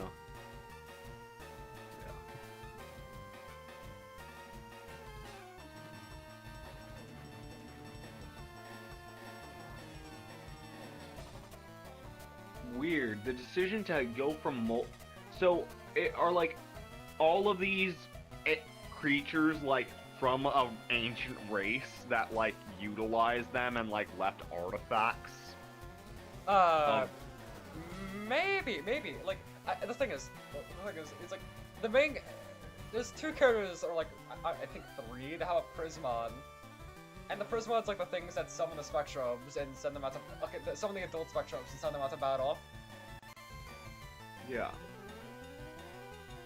So it's Rollin and this like old guy character, I forgot the name of. And I think Maha also has she also has like, oh my god, why could you? I hate this guy. All I know is to sleep in my bed and then rip ass.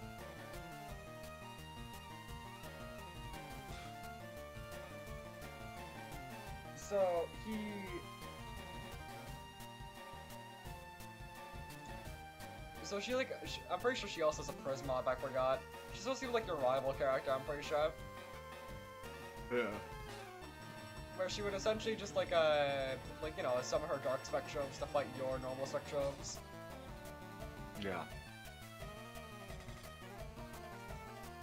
The thing is, they're not, it wasn't just like one specific planet, they were like all over like every planet, I'm pretty sure. Like I remember Dark Spectrobes had like the only like Spectrobes that have like that like only reside in a specific planet were like the Dark ones. Where they were on like this dark planet.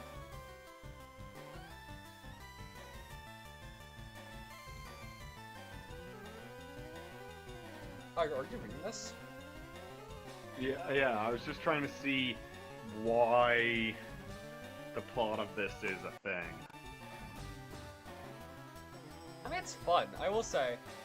The games are pretty fun. Like, okay, ignoring Spectrobes 1, the games are pretty fun.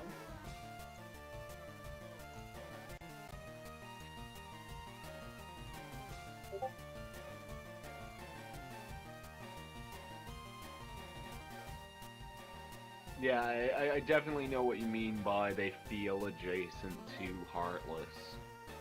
Yeah, that's the crawl. They're like the main bad.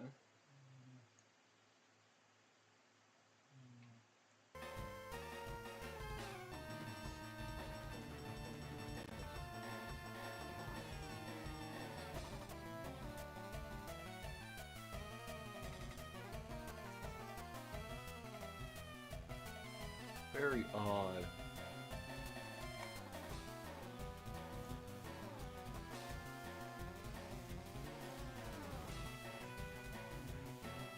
They also might suffer from like the whole like over design thing that you hate. No, these are generally better. They're like almost shockingly under-designed by comparison. Like most of these designs are, in comparison to the actual Spectrobes that you deal with, these are mostly relatively like. Oh yeah, and also there's the high restrained. crawl. There's the high crawl. I forgot about them. Thing is, like, in general, these designs aren't too much, and that's the part I'm finding weirder, is I thought they were gonna be, like, way over the top based on, like, the other designs, but, like, no, this is mostly, like,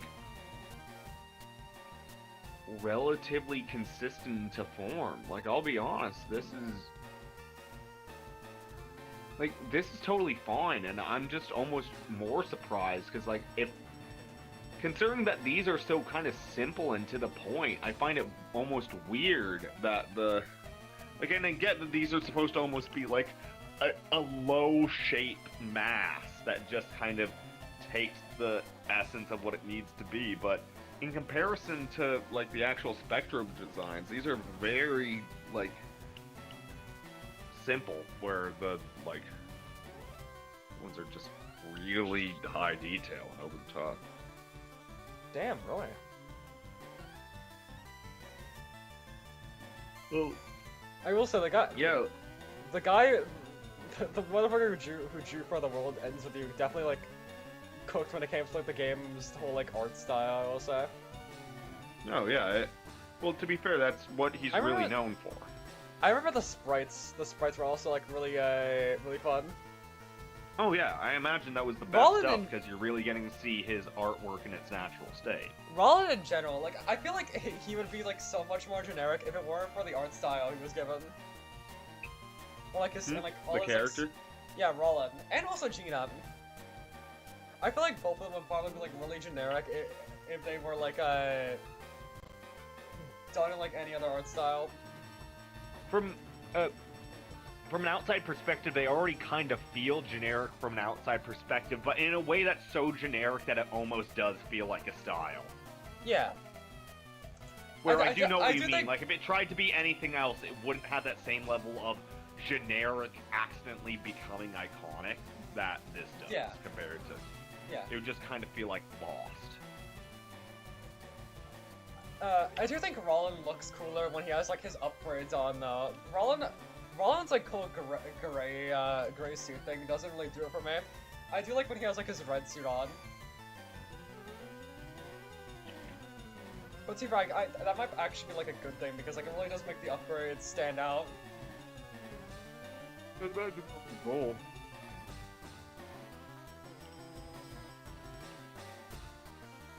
Oh no, like, now I don't know how the upgrades work, but if I was to hope how they worked, it would be something kind of adjacent to, like the upgrade suit parts that you get in Mega Man X, where yeah, it's literally like just, you it's can kind have of like that, yeah. individual pieces, and they all kind of build into it like the ultimate set of armor, but they also Yes. like Yeah, kind yeah, of actually, can be by that's- themselves. That's one way to explain it. Yeah, it's essentially just like Rollin becomes like Rollin just gains like cool like armor and whatnot. Yeah. That makes sense. And also there's Gina who like she's cool. I like her. It's just like I wish you could play as her more often. No, fair enough. But you can see Gina in No, I definitely can. I was just trying to see if I could find the alternate outfits, but they're not on this page.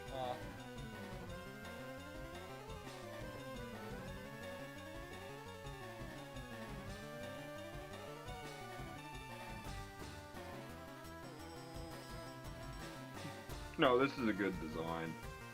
Oh my god, thank you. Thank you. Like if there's one thing we can agree on.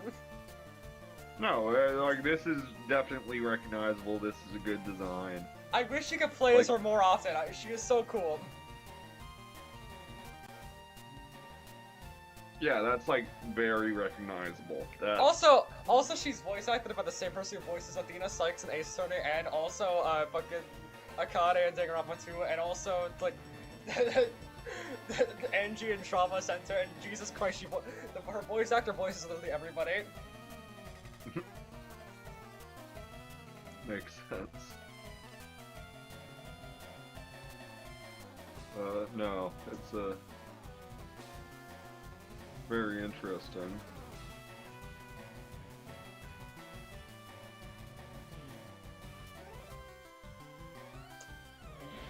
Wait, it says that she's playable in 2 games.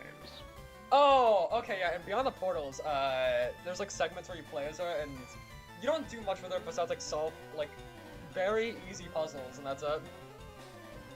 That's odd. In Origins, she is the ultimate playable character, and thank God. I like her all, and he's cool. It's just like I don't know, I don't know, like.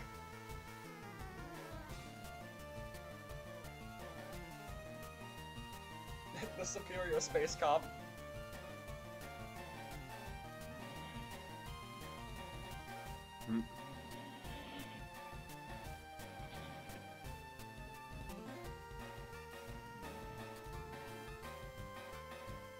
Very interesting.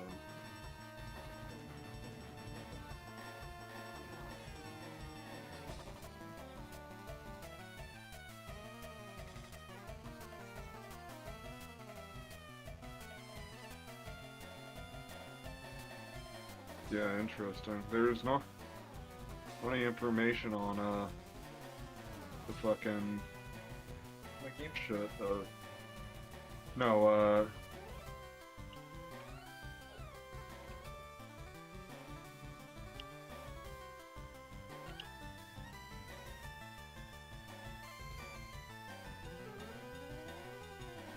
I think I just like how he looks when he's red. That's the. That's my takeaway. I mean, it's not like a drastic change, but it's definitely just like he gains like a nicer color palette in my eyes. No, makes sense. They actually don't have any images of it on fucking the wiki, of this course. This damn series is so obscure. I'm not gonna lie. Yeah, I'm Disney forgot about it. A lot of people forgot about it. Wait, what is that? What? That was just a Reddit for, Oh. like lost stuff.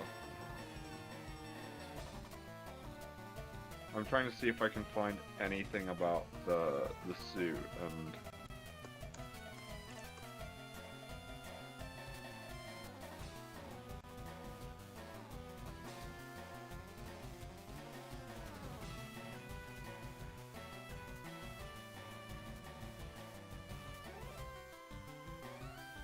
Yeah, there are no visual depictions of this that I can find.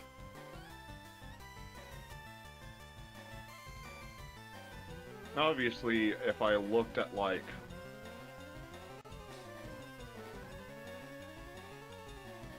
actual like video, might be able to find it, but it's gonna be like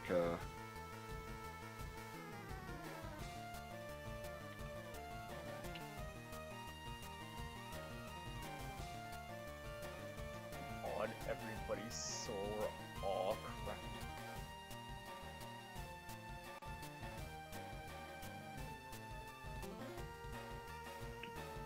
no. No, there's a version in different clothing, but Well, I'll be honest here. I think it's just Rollin, but like with a red suit instead. If that makes sense. yeah, I'm seeing him in black. It's literally just Rollin, but like less gray and more like red. If that makes any sense. I just like his color palette there. You can probably imagine that. No, I can. I'm just surprised I can't find it. It just doesn't exist. This is the problem with this game series. They made 3 games of it, but like it feels like you gotta like search far and wide just to find like any content. I mean, yeah, I'm not seeing anything about. At least with like other Poke clones, it felt like fuck, Poke clones. With other like monster collecting games, it feels like you could easily like find them. Like this is literally owned by Disney. Like, okay, wait, hold on. Go down there. I guess. Oh, Oh, it's oh, there it is. Yeah. Yeah, Actually, absolutely fucked resolution image, squashed and stretched into a thumbnail, is the only visibly findable image of the outfit. Yeah, I like red. That's why that's my No, takeaway. it's good. It's different. It has different details. I'm just more disturbed from the sense of they literally did nothing. And then on top of that, you have like weird people 3D printing models. And on top of that, the part that's weird to me, this is a terrible 3D printer. Like, how long ago was this? I'll be more lenient if it was 10 years ago. 7 years ago. Okay, this is a fine enough. 7 years Basically, ago. no, what you're seeing me complain about is you see how there's those thick, super visible lines? Yeah. Like if you see this side, like, I don't know if I can even show this on camera, by this point, but, like, let me, no, I can't, okay, you can kind of see it on angle. You see how there's, like, little, like, horizontal lines, like, on the bumper there?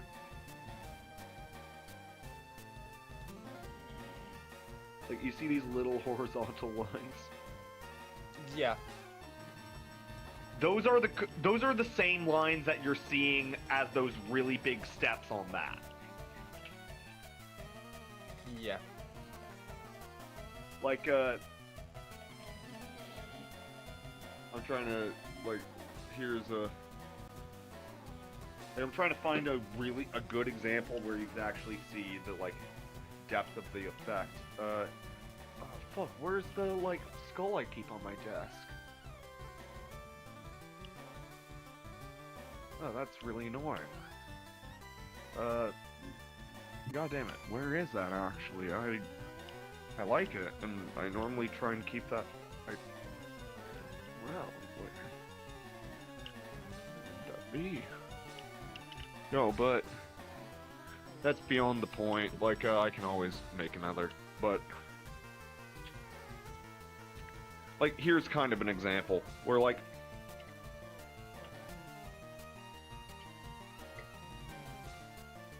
you see,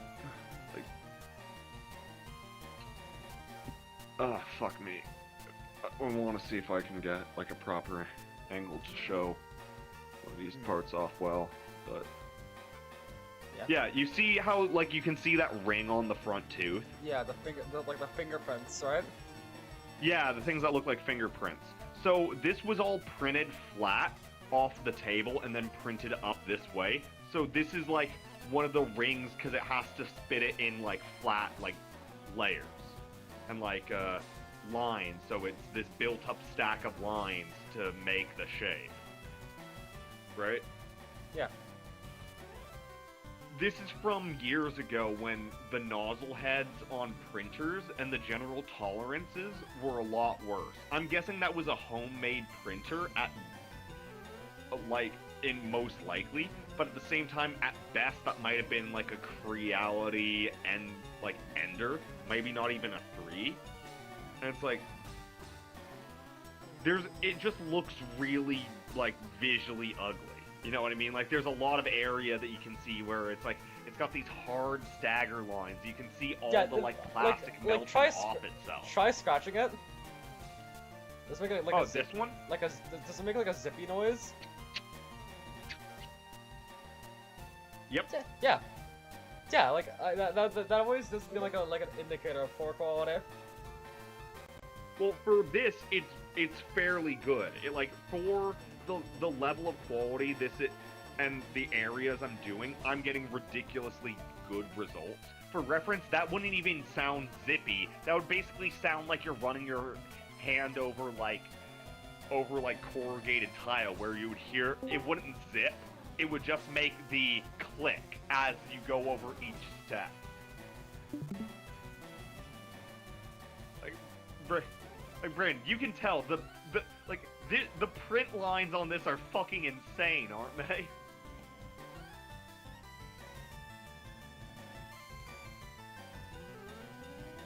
Some print lines. Like, look at those fucking, like, layer lines. It feels very painted on. Again, it's beyond painted. It's like, it's like if you made a pitch like pot out of a coiled Play-Doh. Yeah. Yeah. There's no smoothing. Well, beyond smoothing, that's a 7-year-old print, so it's done with, like, the layers are just not as dense. It's beyond that there's no smoothing. It's, look how fat those layers are. Like, literally, it's so bad. Let me pull that up in another tab so we can look at it in the proper detail. Look how fat that nozzle is! Oh my god, you can physically see the, yeah, you can see, like, tears. The plastic, it's not even, like, melted flat, it's, like, still round. That's horrible. This is insane! This was acceptable for a fucking 3D printer 7 years ago? Jesus Christ! No wonder these things have gone up. Oh, I can see those fucking seam retractions! Oh, this is miserable. Oh my god. I think my biggest problem is like the top of it.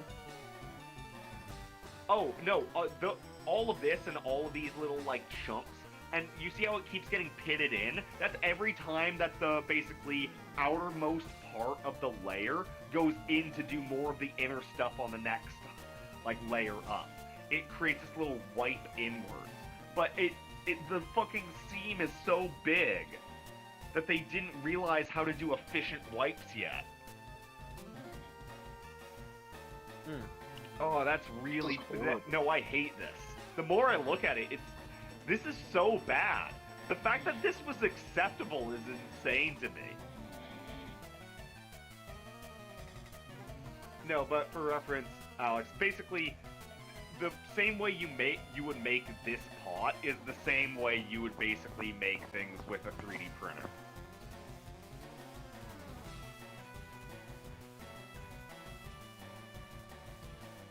You're just putting like a spiral of clay up like a ring.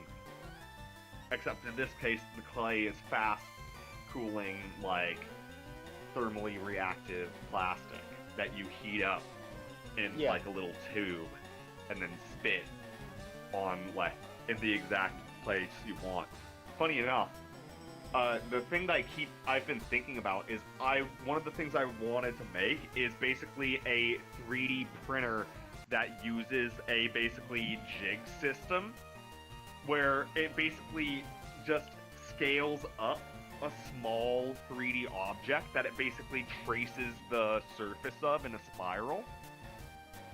And then basically it uses those coordinates like through physical like cantilevers and basically like levers and like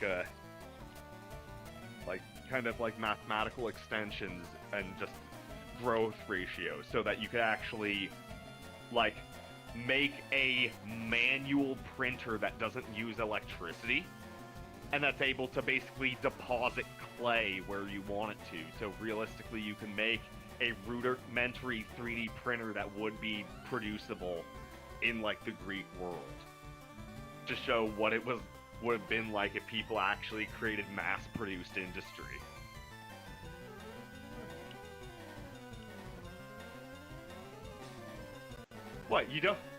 You've never thought about making a clay 3D printer out of wood and rope and like bronze? I never thought. Before in your life? No, I never thought. I just never thought, man. I mean, like, if you're not thinking about ways to implement ancient technologies in, like, new and creative systems, what are you even doing? Like, one of the other things that I've really wanted to do... Oh, well, that's a good answer. No, is to basically show methods that would have been possible for ancient people to create plastic. Because it's funny, it's really easy to make plastic. Yeah. But we really only figured it out at the basically end of the 1800s, and it really only became industrially viable in the 1900s. And then we rapidly evolved it because we realized, oh, you just take oil, you heat it up with things that turn it into plastic, and now it's plastic.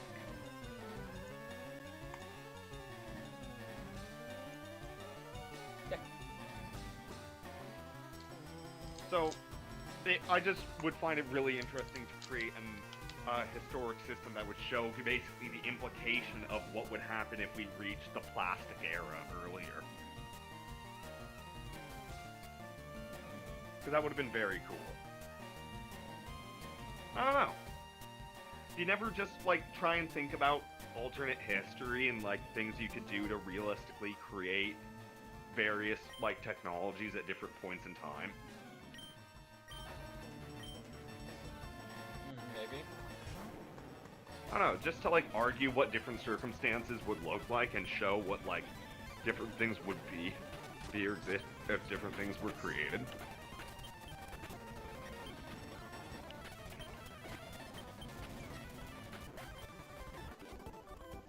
Like, yeah, like, we would be in, like, the not plastic age by now, dude. I mean, realistically, it would just be, like, weird polymers and stuff like that, and we probably have utilize different resources to different degrees. No, but like, funny enough, the thing that I started thinking about more is like a.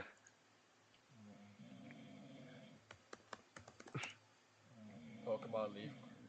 No, I was gonna say, Bryn, like, have you ever wanted to make like music from like another world? Yeah. Actually, wait, no, this is Brandon's question. This is Brandon's battle, not mine. Brandon, you there? Muted? Yeah, you were muted. Oh no, I'm here. Yeah. No, I am curious like what other world music would be. I think a really good place to weirdly start with it is just like, it sounds so dumb, but actually if you just start to like look into like the history of music and like this and older and other systems, and then just start to appreciate it's like, oh yeah, no, this is stuff that influenced the sound and style of everything that came afterwards, and this is what created these big movements in music.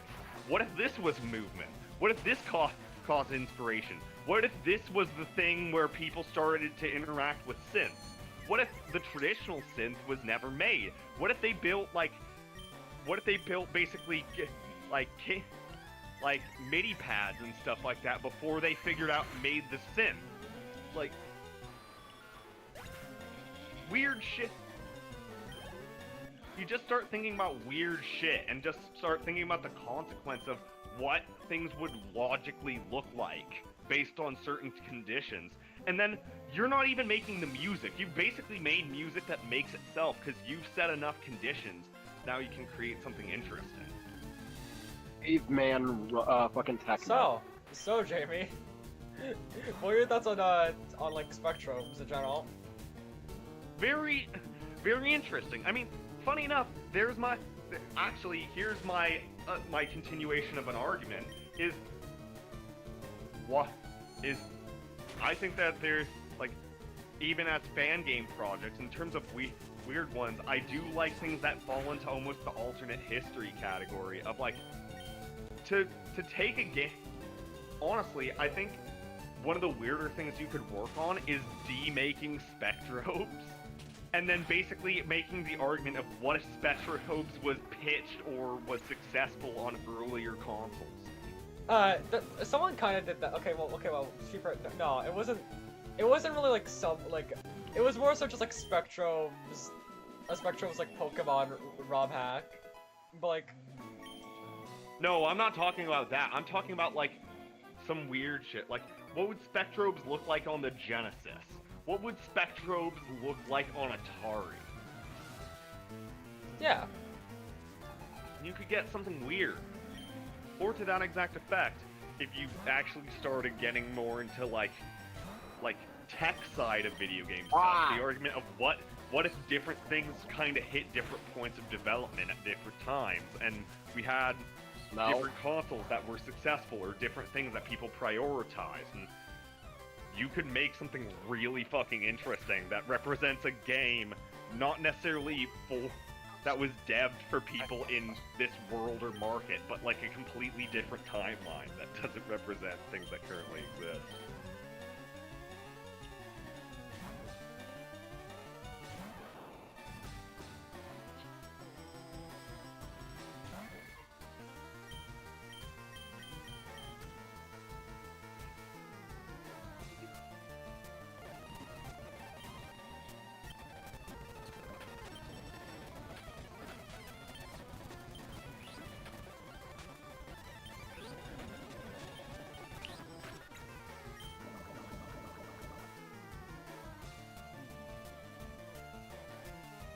I'm glad we just like we agreed on one thing, and it's the fact that like that Gina's design is cool.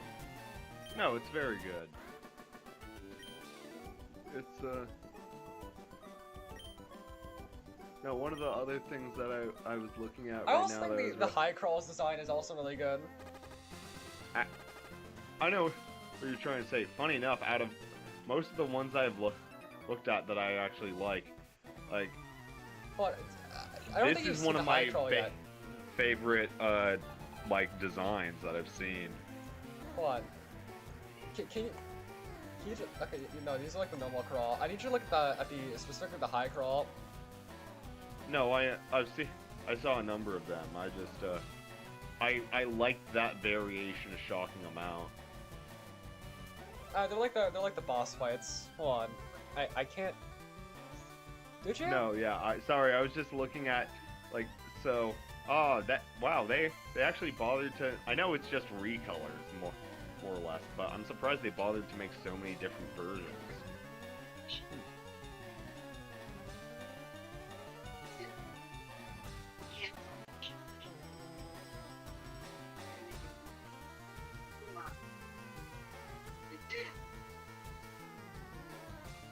That's right. I didn't think you'd actually like the crawl as much, yeah. As much as you do. Boy, these look more like Final Fantasy VII like textures, but like weird designs there. No, They're kind of interesting. the high crawl have like more human-like designs. I think try searching it up. I can't because for some reason it's not showing it. This one I actually really like. This is a well-balanced design. Very interesting. I like how like slothful in the good way they look. You know what I mean? Yeah. As you said, they look like things that just need to take the form that they need to.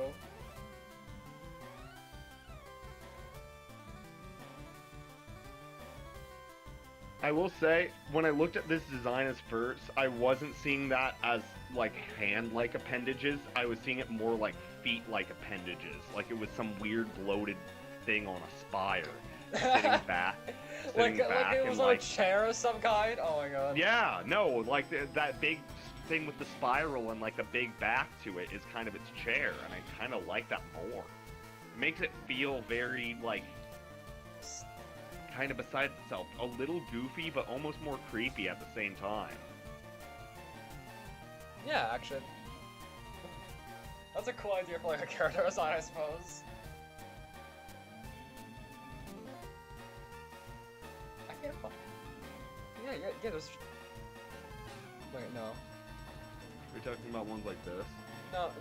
No. This is like I'm pretty sure it's like the final boss of the game. No, not this. Like, they have like way more human-like designs. Try searching them up, I guess. Nothing like Nothing like that.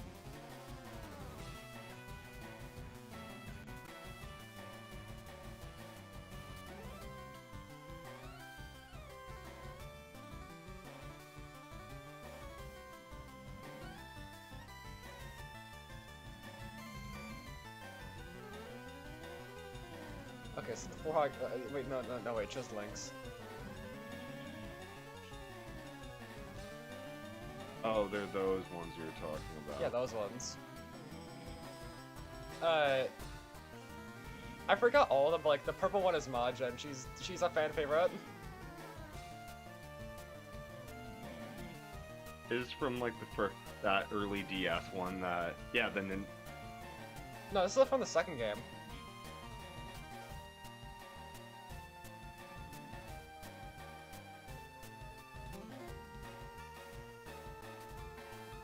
Interesting. So yeah, even for this, not a lot of information on it. You start getting like fan art and shit like that. No, I'm pretty sure this is just like this. Oh, this isn't fan art. This is just her like full portrait.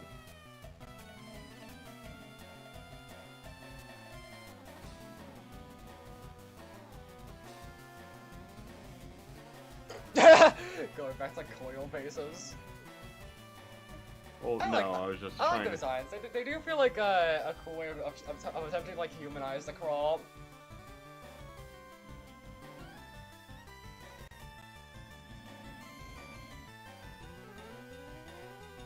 Oh yeah, also Kronos. I always thought he looked like very Boo-like. I'll explain it. I know what you're trying to say. Like, personally, I don't know, with these designs, I kind of like the more abstract feeling that Yeah, the A lot whole of them point is that have. like the crawl are like mindless beings. The high crawl are like intelligent. And also, I'm pretty sure when you fight them, they take like a form of some kind. They take like a more crawl-like form. Yeah, there's a crawl form, and it's like, yeah, I prefer that. It's more interesting and surreal. Like, I get that for like a character that you're interacting with, having something that has Yeah. more of a defined Yeah, but like personality. the thing you're works better fighting, for the thing you're people. fighting is like abstract and like weird. Yeah.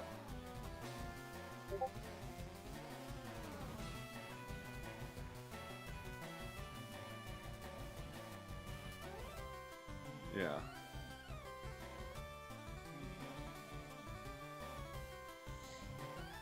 Yeah, this is crawl form and origins. Yeah, I could tell that a bunch of those what I was seeing were like their high crawl versions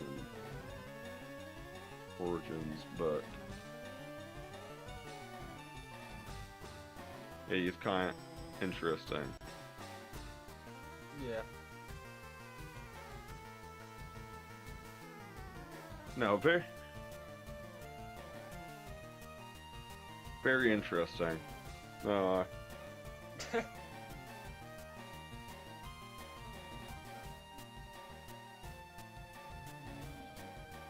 no, very interesting. Oh, that one's the final boss of the second game. Which I'm be honest here, worst part of the second game, or like weakest part of the second game. I will admit. He is weird because you don't fight him like you fight everything else or all the other members of the high crawl. You just fight him like how you do like you fight him without spectrums, and it's very uncomfortable. I don't like it. Very jank.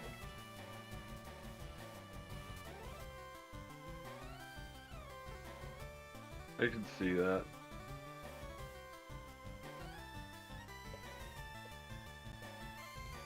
Very confusing in terms of like, Like what?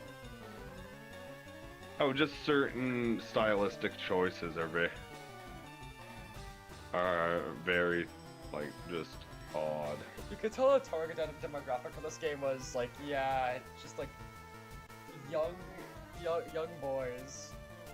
Fucking. Yeah, it definitely feels that way. Which, yeah, kind of limited the game's like range. Because like, sure, guys were like, guys like Pokemon, but also like girls did too, and it's kind of like, which, yeah, you're essentially like losing like a big, like a part of like the audience for the monster collecting genre by doing that. Yeah. 2DR is always really great. I like it. Very yummy art style.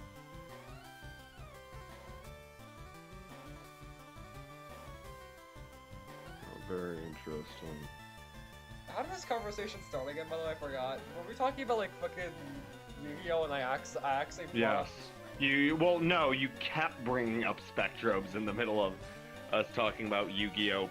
Oh no, I was talking about Pokemon yokai watch spin-offs as well. and well, yeah, just I was even just talking things about like Poke Clones in general. Okay. I just want to talk about Poke Clones. I watched. Well, yeah. And I also want to talk about one that's just specifically interested in me. Mainly it's because due to its obscurity, nobody actually gives a shit about like Spectro, which is sad. I could definitely see that. It definitely feels forgotten. The part where the only like remained like image of Roland in it with his armor on is like a stretched out YouTube thumbnail killed me. Why? Why? There is a 200-person Discord that looks like it's just full of great people. What do you mean, great people?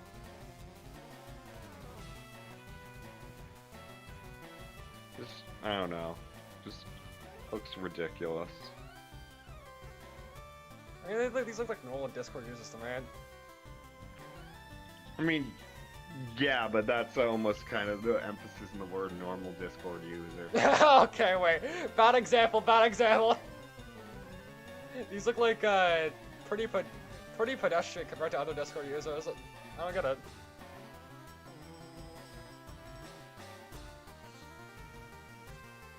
I don't know, just, I'm not saying, like, everybody on here is, like, ridiculous. It just seems like the exact type of nonsense of a hyper-niche Discord. Yeah, very niche. The only reason I even got into this damn series is because I somehow just had a Spectros game for my DS, and I was like, oh, cool. Why do I have this? No, that's interesting. I'm glad you at least like some of it, even if you were like very mixed in it. No, it's definitely interesting. Now you can go back to like talking about fucking. What were we talking about before? Mainly, like, kind of. Just everything. Well, yeah. Yeah, but it was specifically.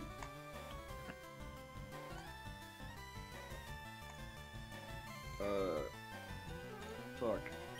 There was You're explaining Yu-Gi-Oh lore for me, I'm pretty sure. I was, but there's another series as well that I'm trying to think of. Came to mind. I was talking about.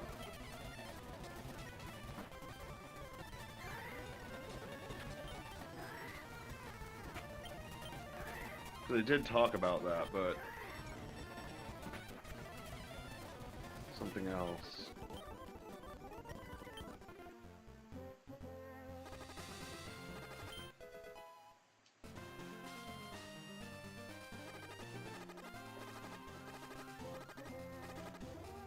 Something. I'm sorry for making you go through that like entire side quest. No, it's fine. I don't mind. I just want something to talk about. No, it was Do you have it that, was like, something related to do you have that? clone. Can you send me that video like of other the guy winning with fucking Exodia? Yeah, I can try and find it. No, it's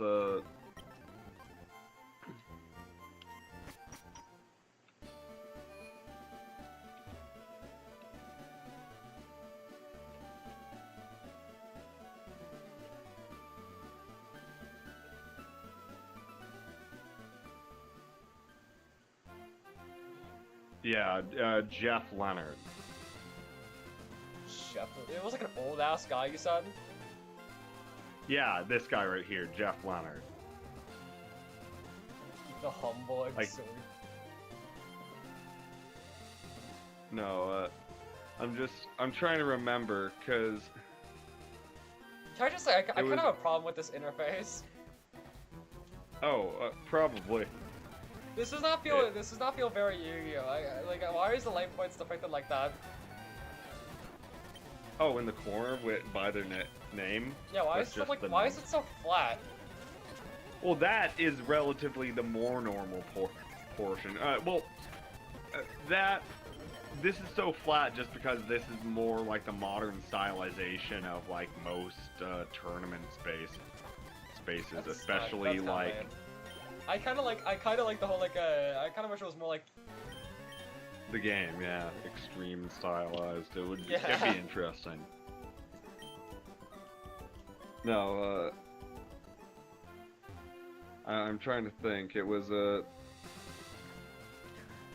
specific game that we were talking.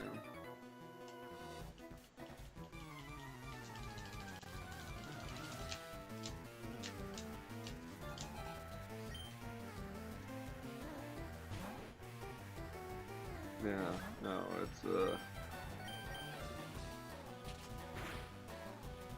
it was something.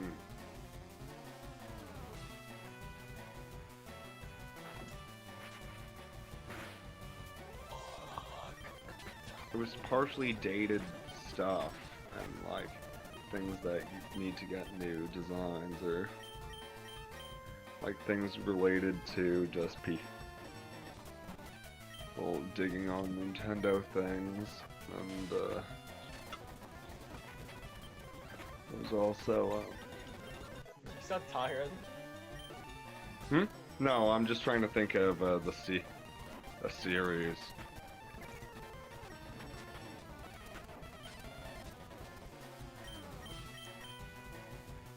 Was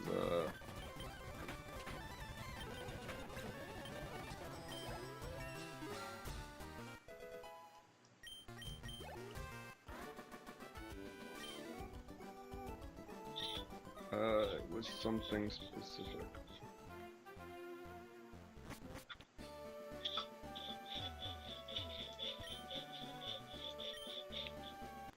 I mean, we had talked a little bit about Shin Megami Tensei. Oh yeah, I don't know. I was talking about like how I think the monster designs are. Yeah, we're talking about the monster designs in relation to. Okay, yeah, like, I think I figured out how we somehow went to spectrums. I think we were talking about the monster designs. How I didn't think they were like too into it. Then we were Yeah. talking about yokai watching how they were like too goofy. Yeah. And then No, and then it we also- went to spectrums because you know spectrums is also based on like folklore sometimes. Yes, and There we go. no, it's interesting in terms of it also reminds me of like, no, that's why I was explaining Beyblade as well. Moses? It's like Moses. Yes. You split the Red Sea with a Beyblade. Is there like an image of this? Oh yeah, I can pull it up. Oh my god.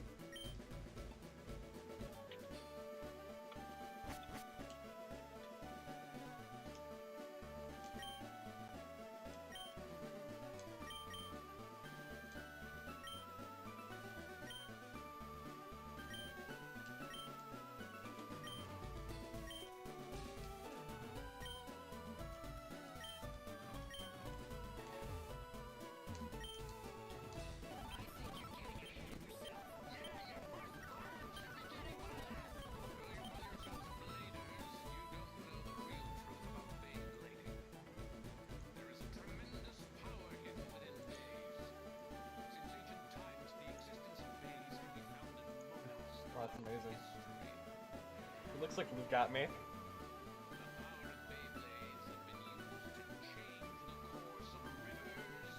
God damn it, someone like edited the original clip. No. Here we go.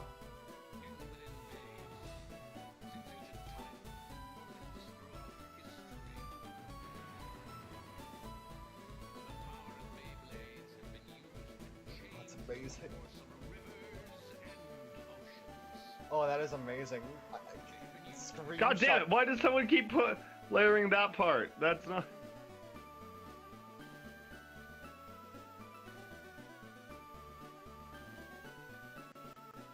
I don't know why all these clips have been edited after the fact, but yes, Metal Fusion, Yes. God damn it, why can't I find the original just long of this clip? Oh, Beyblade Moses. Maybe it's on Live Leak. Probably. No, people... No. Well, the funnier part to me is people only learned about this from, fucking, like, We go down. the people joking about this later. Go down. How strong was Beyblade? Go down.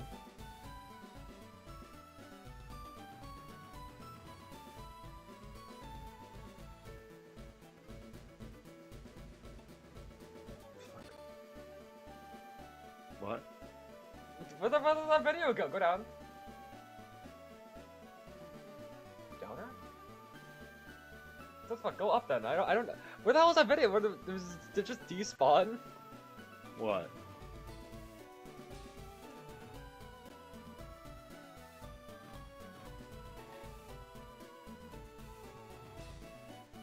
What are you looking for? Might have despawned. I don't even know where it is anymore.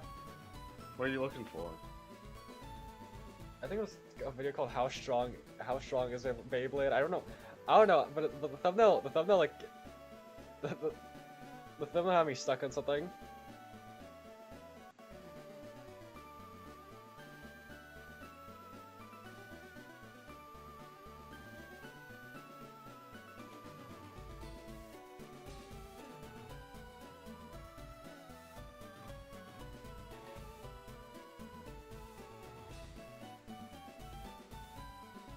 Yeah, what the fuck? Also, why is that like? I'm assuming that's not the actual scene, right? What? The fucking the edited one where it's like a PNG of a Beyblade going down the Red Sea. Well, that one where it's spinning and it's a PNG isn't real, but like the actual just picture of Moses right there, this part of just him standing there, Yeah. splitting the Red Sea, yes, that was in the original. Is this like one of those like things where it's not even where like the PNG part wasn't even like a thing that happened, but everyone just believes it now? This part, the spiraling PNG of Moses, the Moses with the spiraling Beyblade PNG. No, people don't think that part's real. Like you can see the original like video, but.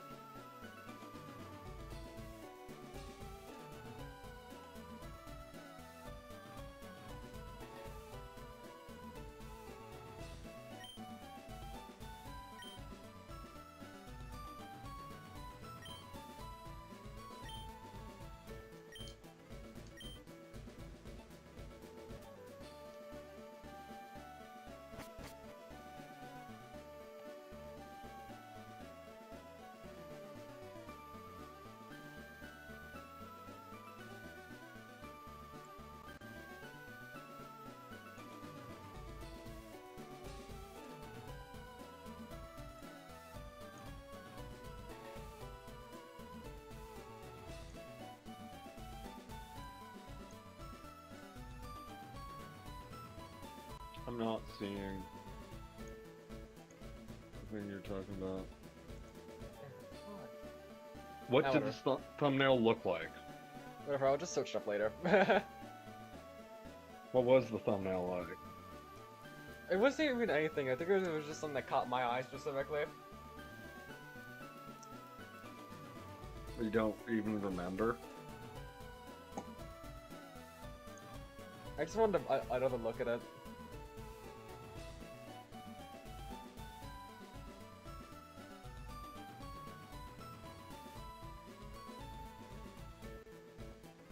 Oh yeah.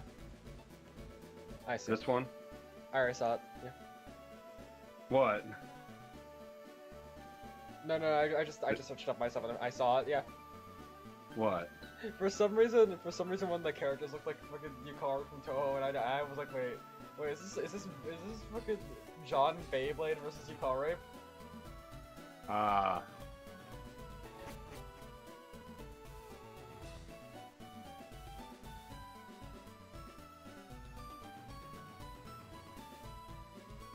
No, but it's just ridiculous. No.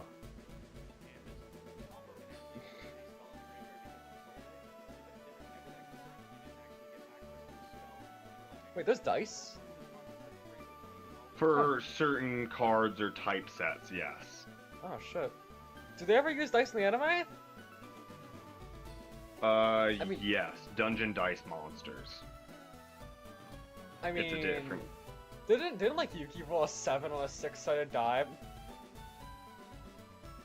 Are you talking about Dungeon Dice Monsters? Because, I don't yeah. know, maybe. There's also moments that kind of happen like that because of trapped cards or other secondary activations and stuff like that. So yes, not like breaking the laws of reality. He rolled a 7, but in the rules of the game, he was able to achieve that. These things happen to him at certain points in the story. Yeah.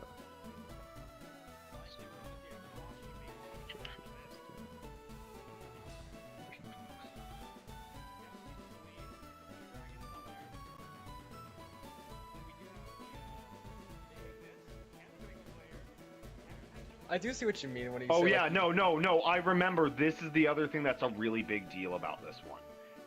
What he's done here and why this is so crazy is you'll notice the other guy doesn't play a single turn. That's what's happened here, is he manages to do a first card in the game perfect pull, and he's able to basically steamroll it into continually just drawing more and more cards and playing more cards and sacrificing and putting new things out until he's able to fully load Exodia into the playing field before the end of the first round. So he wins in half a round. that's amazing. No, yeah. Now you notice this. It's like, you'll realize... So Exodia isn't banned, right? No, it's just not viable. Ah. It's not banned. It's just like, really, he won this specific, a round, but to that effect, he lost like the next round and was taken out. He got ridiculously lucky because this is a deck that, just from an RNG standpoint, every once and then works. But for the most part, against better decks, it will just kind of fail. So he just kind of went in and got crazy lucky and pulled the Exodia. Like, yeah, exactly that. He basically pulled a sacrifice, put in magic card into play.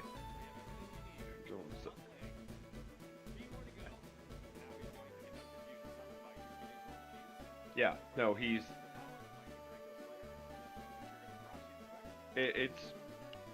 it's just continues. You'll basically, like, yeah. For how much this did work, by the numbers, this won't work in a tournament basically ever again. This is a once-in-a-lifetime chance? More or less, everything had to line up pretty perfectly to get this to happen. His whole deck is a summoning deck, so it's kind of built to do this in multiple different ways, but even then, it's not really a thing that you can accomplish effectively. It kind of worked out the only way it could to achieve this in one. This is ridiculous. I wonder, are all like... Obviously, like the iconic cards are still like legal, right? Some of them are, some of them aren't. Like, I'm wondering which ones are, but like, I guess I could just figure that out myself. That's tournament play. You're allowed to still use them in traditional, like, person-to-person play. It's just like, it's different. I remember that one like, example, for the reference, guy getting... the majority of monster cards, if they don't have a crazy effect, are still around. Monster cards with a crazy effect are sometimes limited, but it's often like magic or... I'm remembering the video of the guy getting humbled by Pot of Green. He was talking like big shit. Oh yeah. You got fucked easy. It's crazy. Yeah, you have that video, right? I can't find it.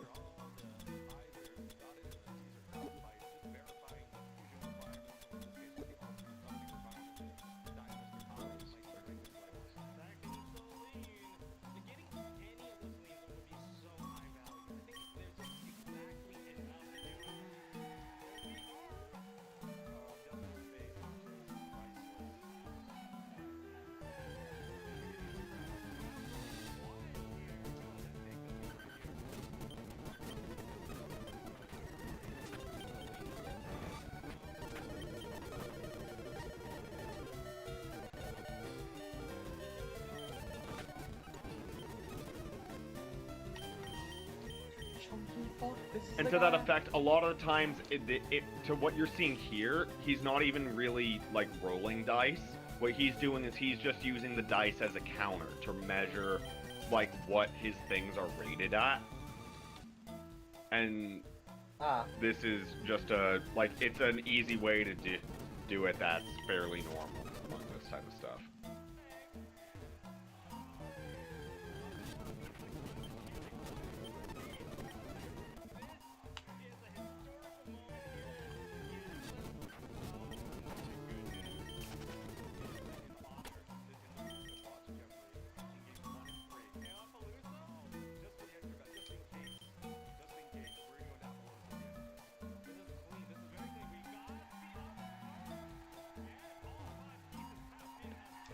Yeah, so basically what was interesting there, if you noticed, is basically he had his deck set up in a specific way so that if he met these basically summoning and sacrifice requirements, he could then look through his entire deck to grab all the pieces of Exodia. So now he has everything, and he basically can win them.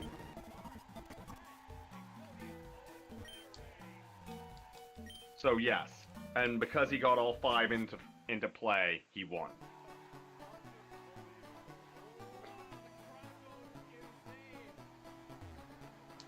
That's fun. That's just fun.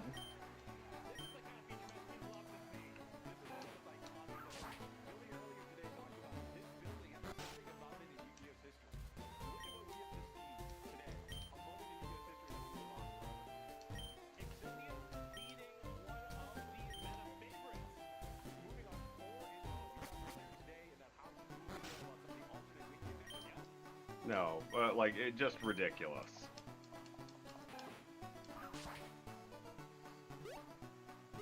No, it's, very interesting stuff.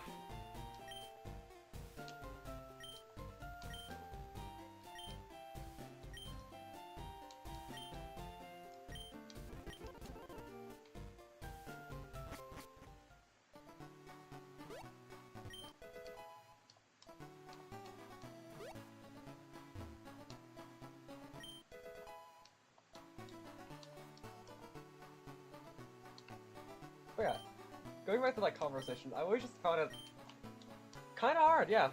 Besides like Dark Magician Girl, and like obviously all the iconic ones, I never really found myself being too into the monster designs for either Yu-Gi-Oh or Persona. You probably like the design in GX.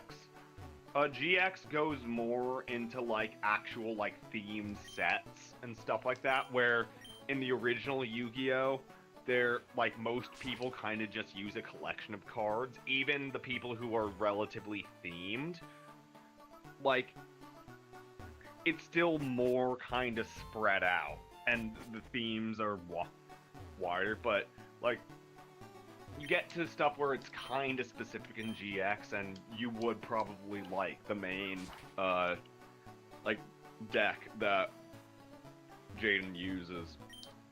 Because basically his entire deck is, like, I think I mentioned it earlier, it's a superhero deck, but even more than that, his entire thing works around, with Persona, I think it's just because I haven't gotten too far in the game yet. Oh yeah, no, but I think basically, I think it's just because the personas I have now are kind of just like lame.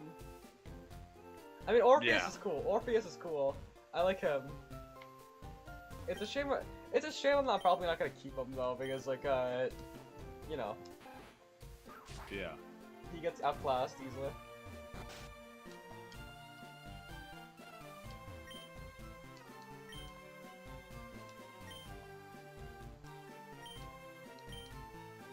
No, it is interesting. But no, you'd probably like the design of his set. He has basically tons of stylized like hero cards with tons of the set all works around basically fusion summons, so all like these lower level like heroes, his set kind of does evolve because all the like lower level heroes, specific ones, kind of combine to become the fusion between those heroes, and it goes up and up chains.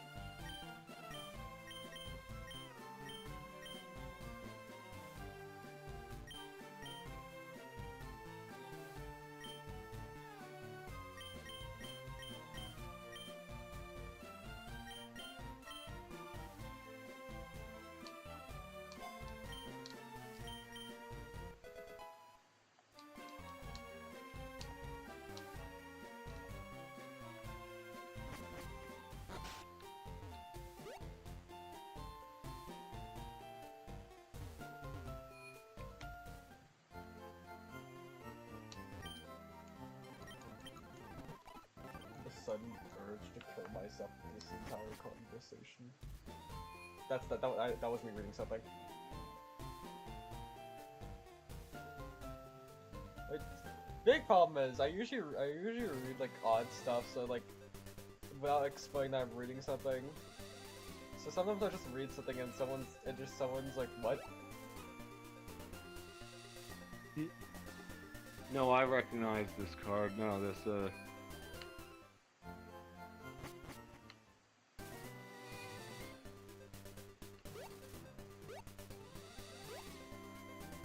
It is weird. I first knew GX from basically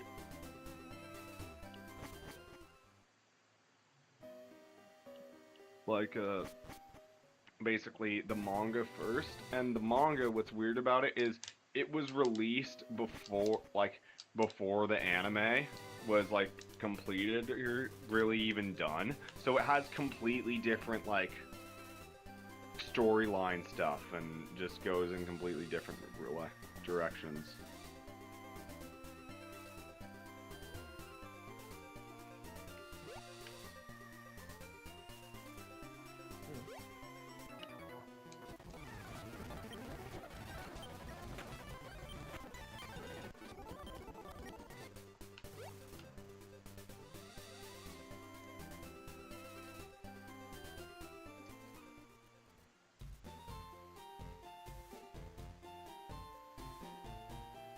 I'm sure the monsters as a persona. Okay, yeah, I know technically it's Shin Megami Tensei monster designs, but like I'm just gonna call them Persona monster designs because that's the game I'm playing them from.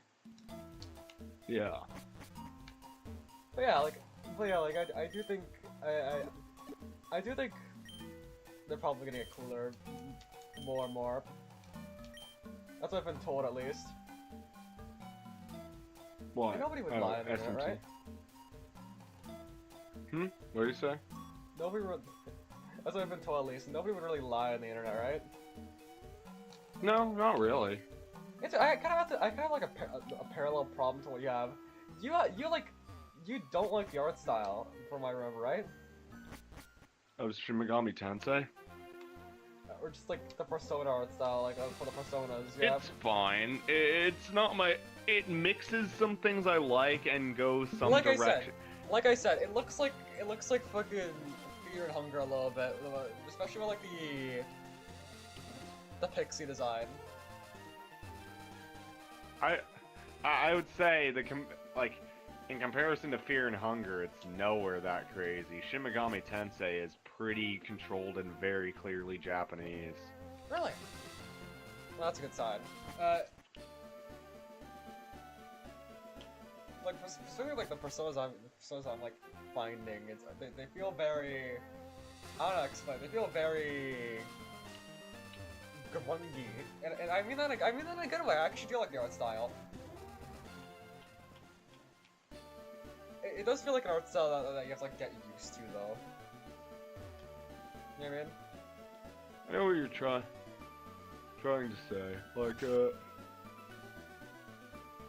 what? I don't know, there's definitely, like, things where I know what you're trying to say. Like, there is things more like the Mara, or the more, like, extreme designs that have some level of iconography. Like the Mara, hold on, I gotta switch up. Oh. I know about the weird, like, Magatama-looking creatures that, like, have faces on them.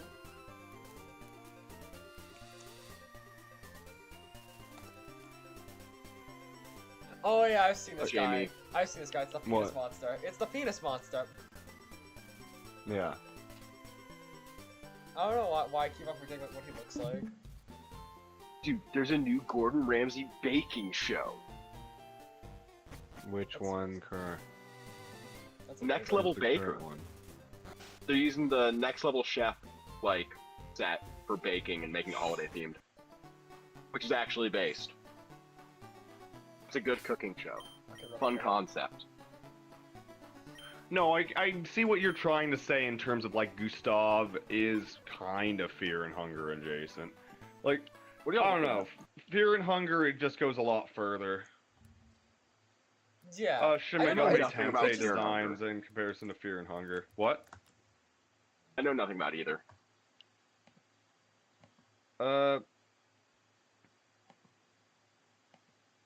Uh, just strong I visual know Shin identity. Megami Tensei has like Okay, real Pokemon. quick. I gotta go. I gotta use the bathroom. But like, I'll be right back. It's basically it's the other Pokemon-like game for the most part. Yeah, Hold on, I've heard of it. I know Jamie, nothing about it. I gotta go use the bathroom. I'll be back so we can continue this conversation. Just give me a second.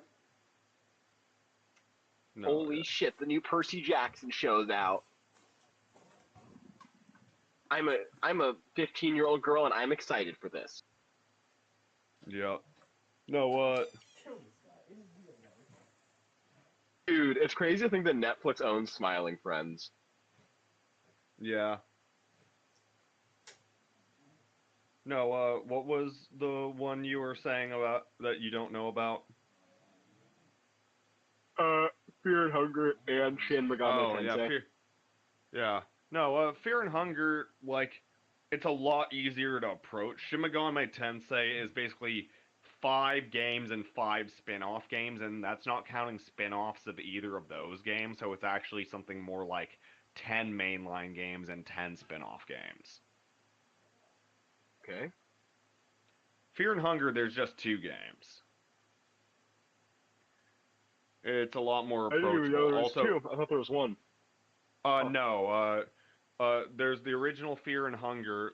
It's not too long. It's like in terms of RPG Maker games, it's pretty good. It's got some interesting mechanics where it's very much focused around limbs and like expects you to die a fair few times figuring out what you're doing. But like, and by that I mean fully having to restart runs and stuff like that. Fear and Hunger 2 is called Fear and Hunger 2 Termina. It's interesting. It takes place over like 3 days, and basically this festival to the moon and it's like a number of years after the events of the first game, and you choose between one of 8 like starting characters for your run. It's interesting. You'd probably like and you probably enjoy it. It's well done.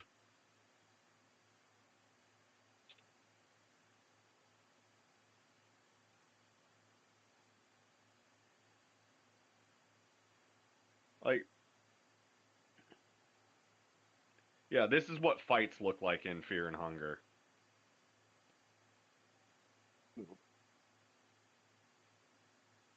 That's gameplay.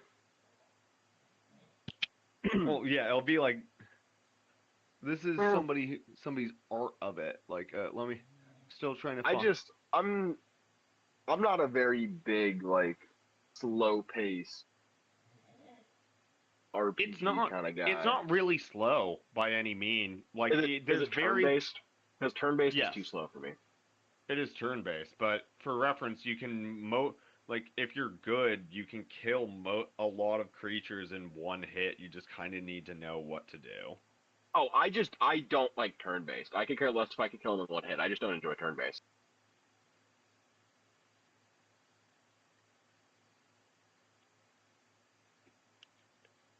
It works for Find this it game. very annoying.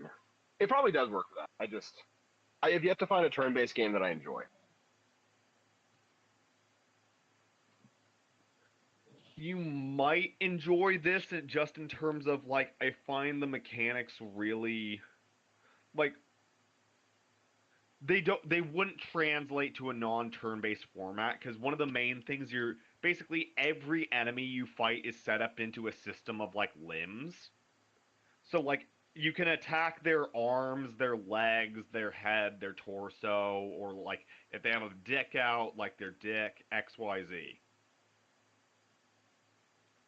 And depending on the order that you do these in, you're gonna basically get rid of their like different abilities of theirs to attack and like Okay. affect their ability to harm you. So realistically, like for example, with this bird guy, if like you have two people in your party with really high damage weapons like axes or something like that, and you have them lop off each like both of the Birdman's arms, like realistically his heads and the fact that he has two, there would probably be two separate head units to attack, and those might peck you.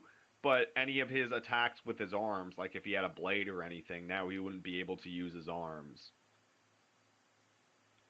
Or to that same effect, if the enemy attacks you, then you can like lose a leg or like lose an arm, and then you're bleeding, and you have to like use items to, but the items are really hard to find. Like you can die to a generic enemy and like basically permanently fail a run in this game easy. That seems like a game I might enjoy, but I also might have a Baldur's Gate 3 level crash. I mean, you don't know what that means. Oh no, Lou is the only no. person who knows what that means. No, I get what you're trying to say. Well, to give you an idea of how much this game can cause you to crash out, every time you want to save, and again, for reference, you can load previous saves. So you're not like permanently fucked and like locked on run. So if you get a good run, you can continue it from a permanent ending and actually reset to your save.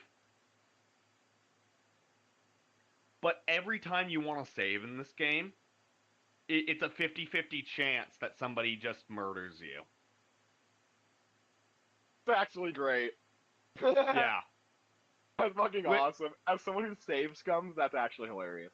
No, yeah, it costs a physical... Like, in the first game, it costs a physical item. One, and then you might die either way. In the second game... That's awesome. Like, you have a little bit more leniency. In some ways, where if you, like, murder everyone in the building that the bed is in, then you can safely sleep there, but you only get, like, 9 saves in total, because by the end of the third day, like, the Moon Festival is over and, like, you lose. So, it's a very tight game. This should be a fun stream game. They kind of would be. They're very difficult. Like, I hate This would to be a say, game that I would just, like, stream myself playing and just, like, talk to chat. honestly, that probably isn't a bad way to go about them. Like, the thing is, like, I've actually had a copy of Fear of Hunger for so long and didn't bother. The part that annoyingly, and I hate to be this person because it actually kills me. The part that actually got me into the game and made me appreciate that, like, wow, this actually has something to it, was actually watching some of the Oni playthroughs, because they play, like, very barely into Fear and Hunger 1, and it just was enough to make me go, oh, this is interesting. Like, but 2 just, like, it's really interesting. Like,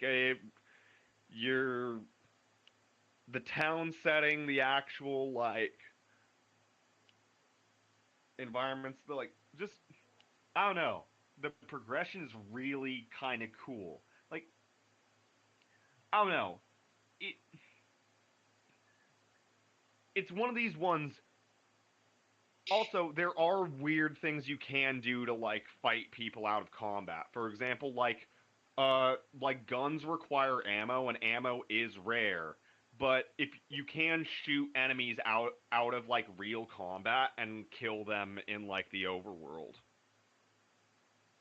And stuff like that. So it's not solely like an RPG, like in the traditional sense, but yeah, so, like, there is a lot of things. It's weird. It's a weird game with a number of ways to play it, and I don't know, that's the main thing I actually do appreciate. Good amount of variability, good amount of options, weird stuff, fun style.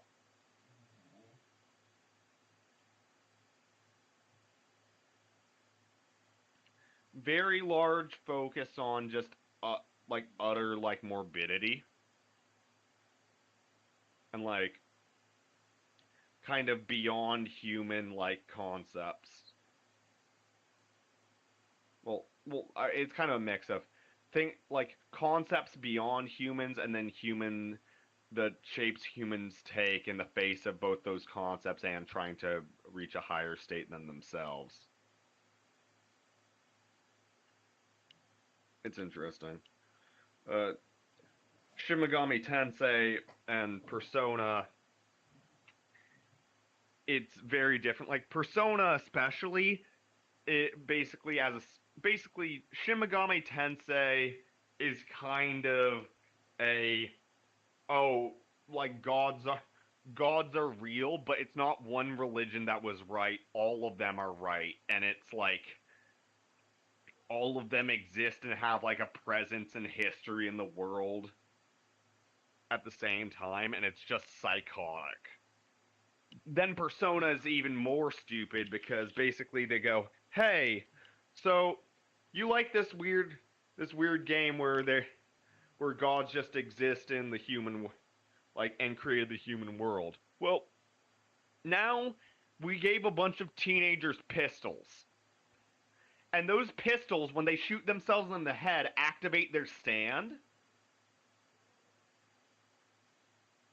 And they go into people's mind palaces and like go into these like dungeons that represent who they are, and then like beat their internal demon representations of themselves.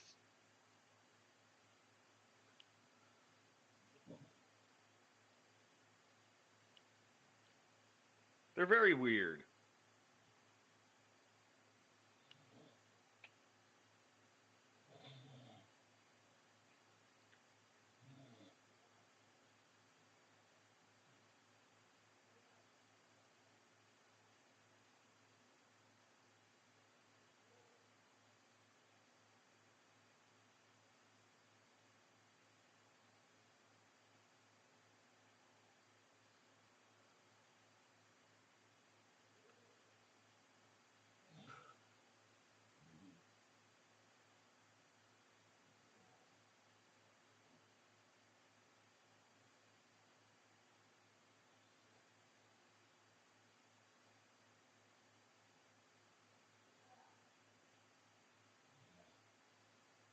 It's weird, and like you kind of attack with both your persona and your character.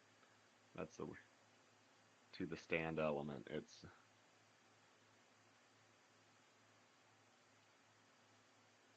because like yeah, this is what's weird.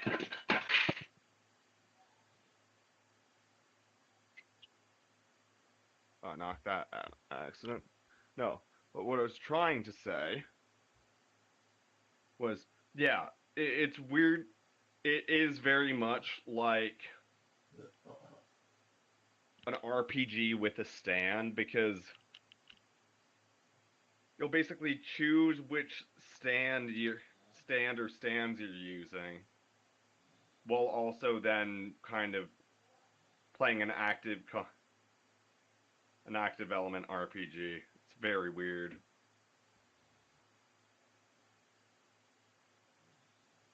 Normal stuff.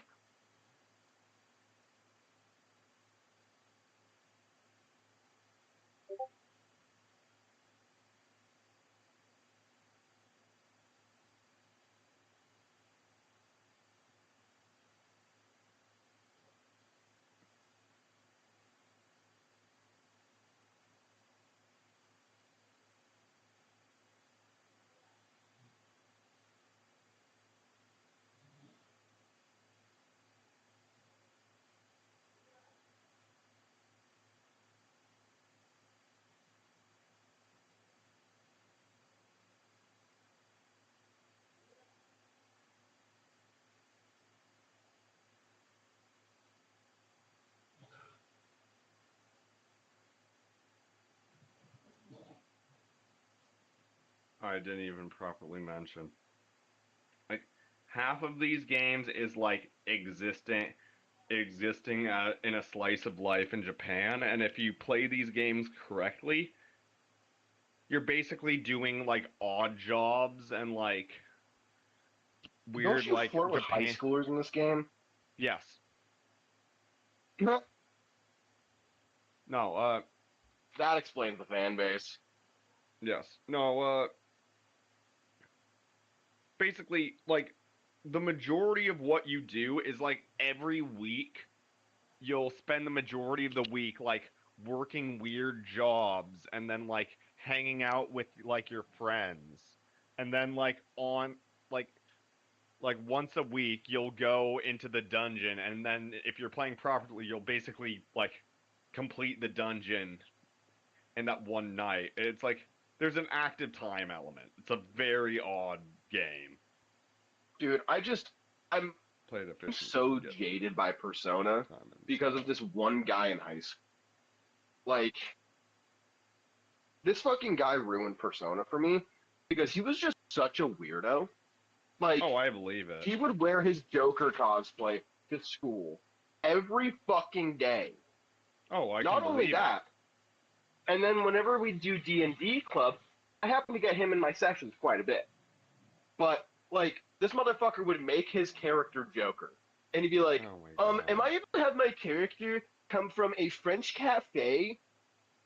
It's like, bro, this is medieval times in D&D. Yeah, can there be like a Japanese French cafe? Oh my God. No, that He is was a nightmare, fucking but insufferable. I wish the worst for him. to be fair, if it makes it any better, that's like being autistic about Persona 5, which is the most like well-known, modern, and obnoxious one. It's not even a bad No, I game. play the It's other just, ones. I would play all of the other ones. It's Persona 5 that I'm doing. I can get that. Well, realistically, the one you'd probably reasonably play is Persona 3. That's generically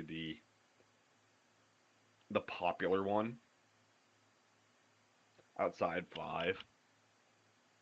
But like I don't know, it's very like I know what you mean in terms of like I don't know how I'd ever approach 5 when I can't get over the main character. I know exactly what you mean. He's so insufferable. I don't even know if he's insufferable. I just know the people who like him People are. around him.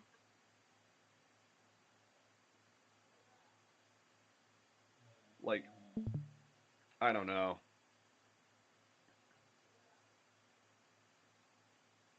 Very odd.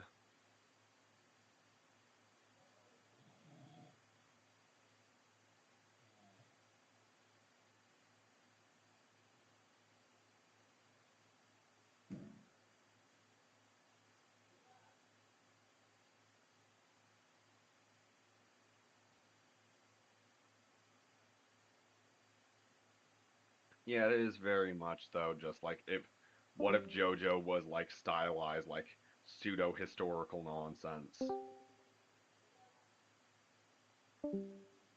Hmm.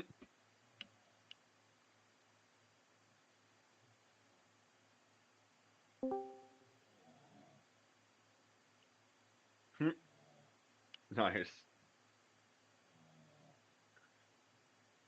No, but what I was saying is it's basically just what if JoJo was stylized pseudo historical nonsense?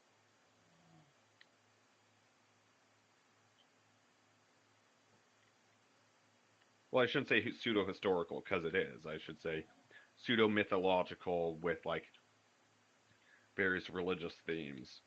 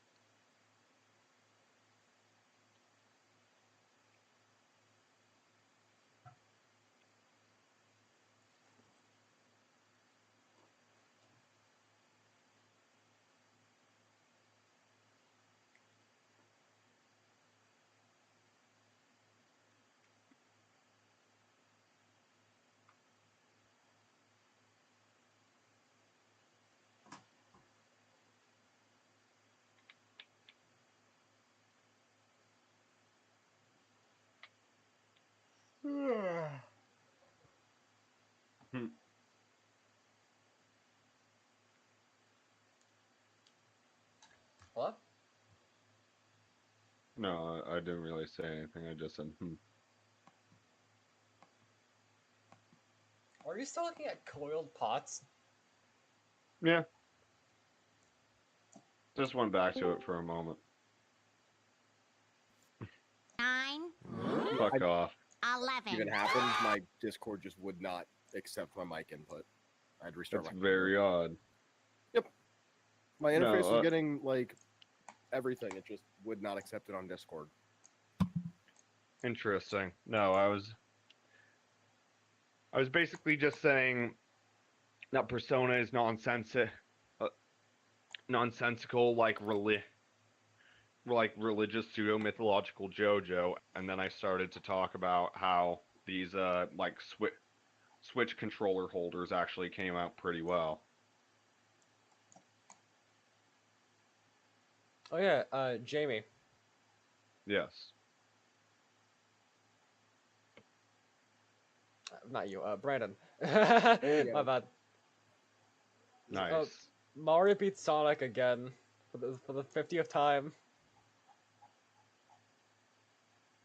Mario beats Sonic. Again. I mean, Mario's a gay faggot. Sonic's actually cool and gets pussy.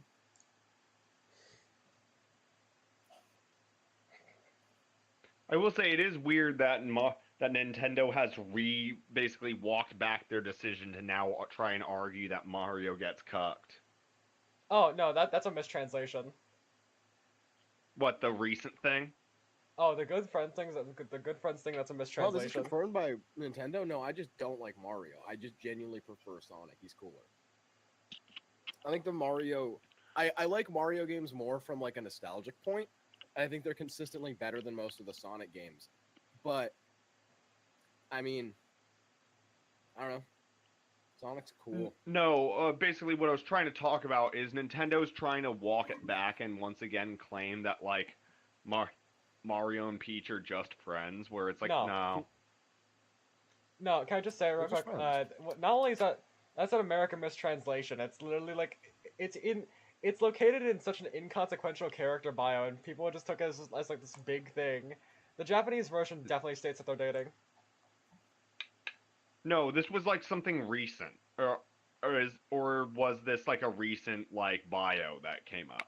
This is like in August or something. I don't know. Yes, no, it was. So, okay, we're talking This about the bio same was thing. always a thing for like a year. Yeah. No, I that's when I've been hearing about it. So It was such an it's just a inconsequential mistranslation character from the bio English.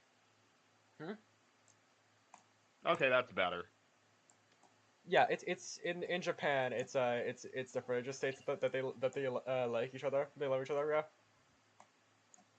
Okay, that makes sense. Just because, no, it is ridiculous that to try and argue that like Yeah, Mario like you and know. Peach don't have a relationship when like I hate to say there's such an obvious through line, not just for that, but into like fucking Daisy and fucking Luigi, that it's like it'd be ridiculous to try and say that that was never the intention.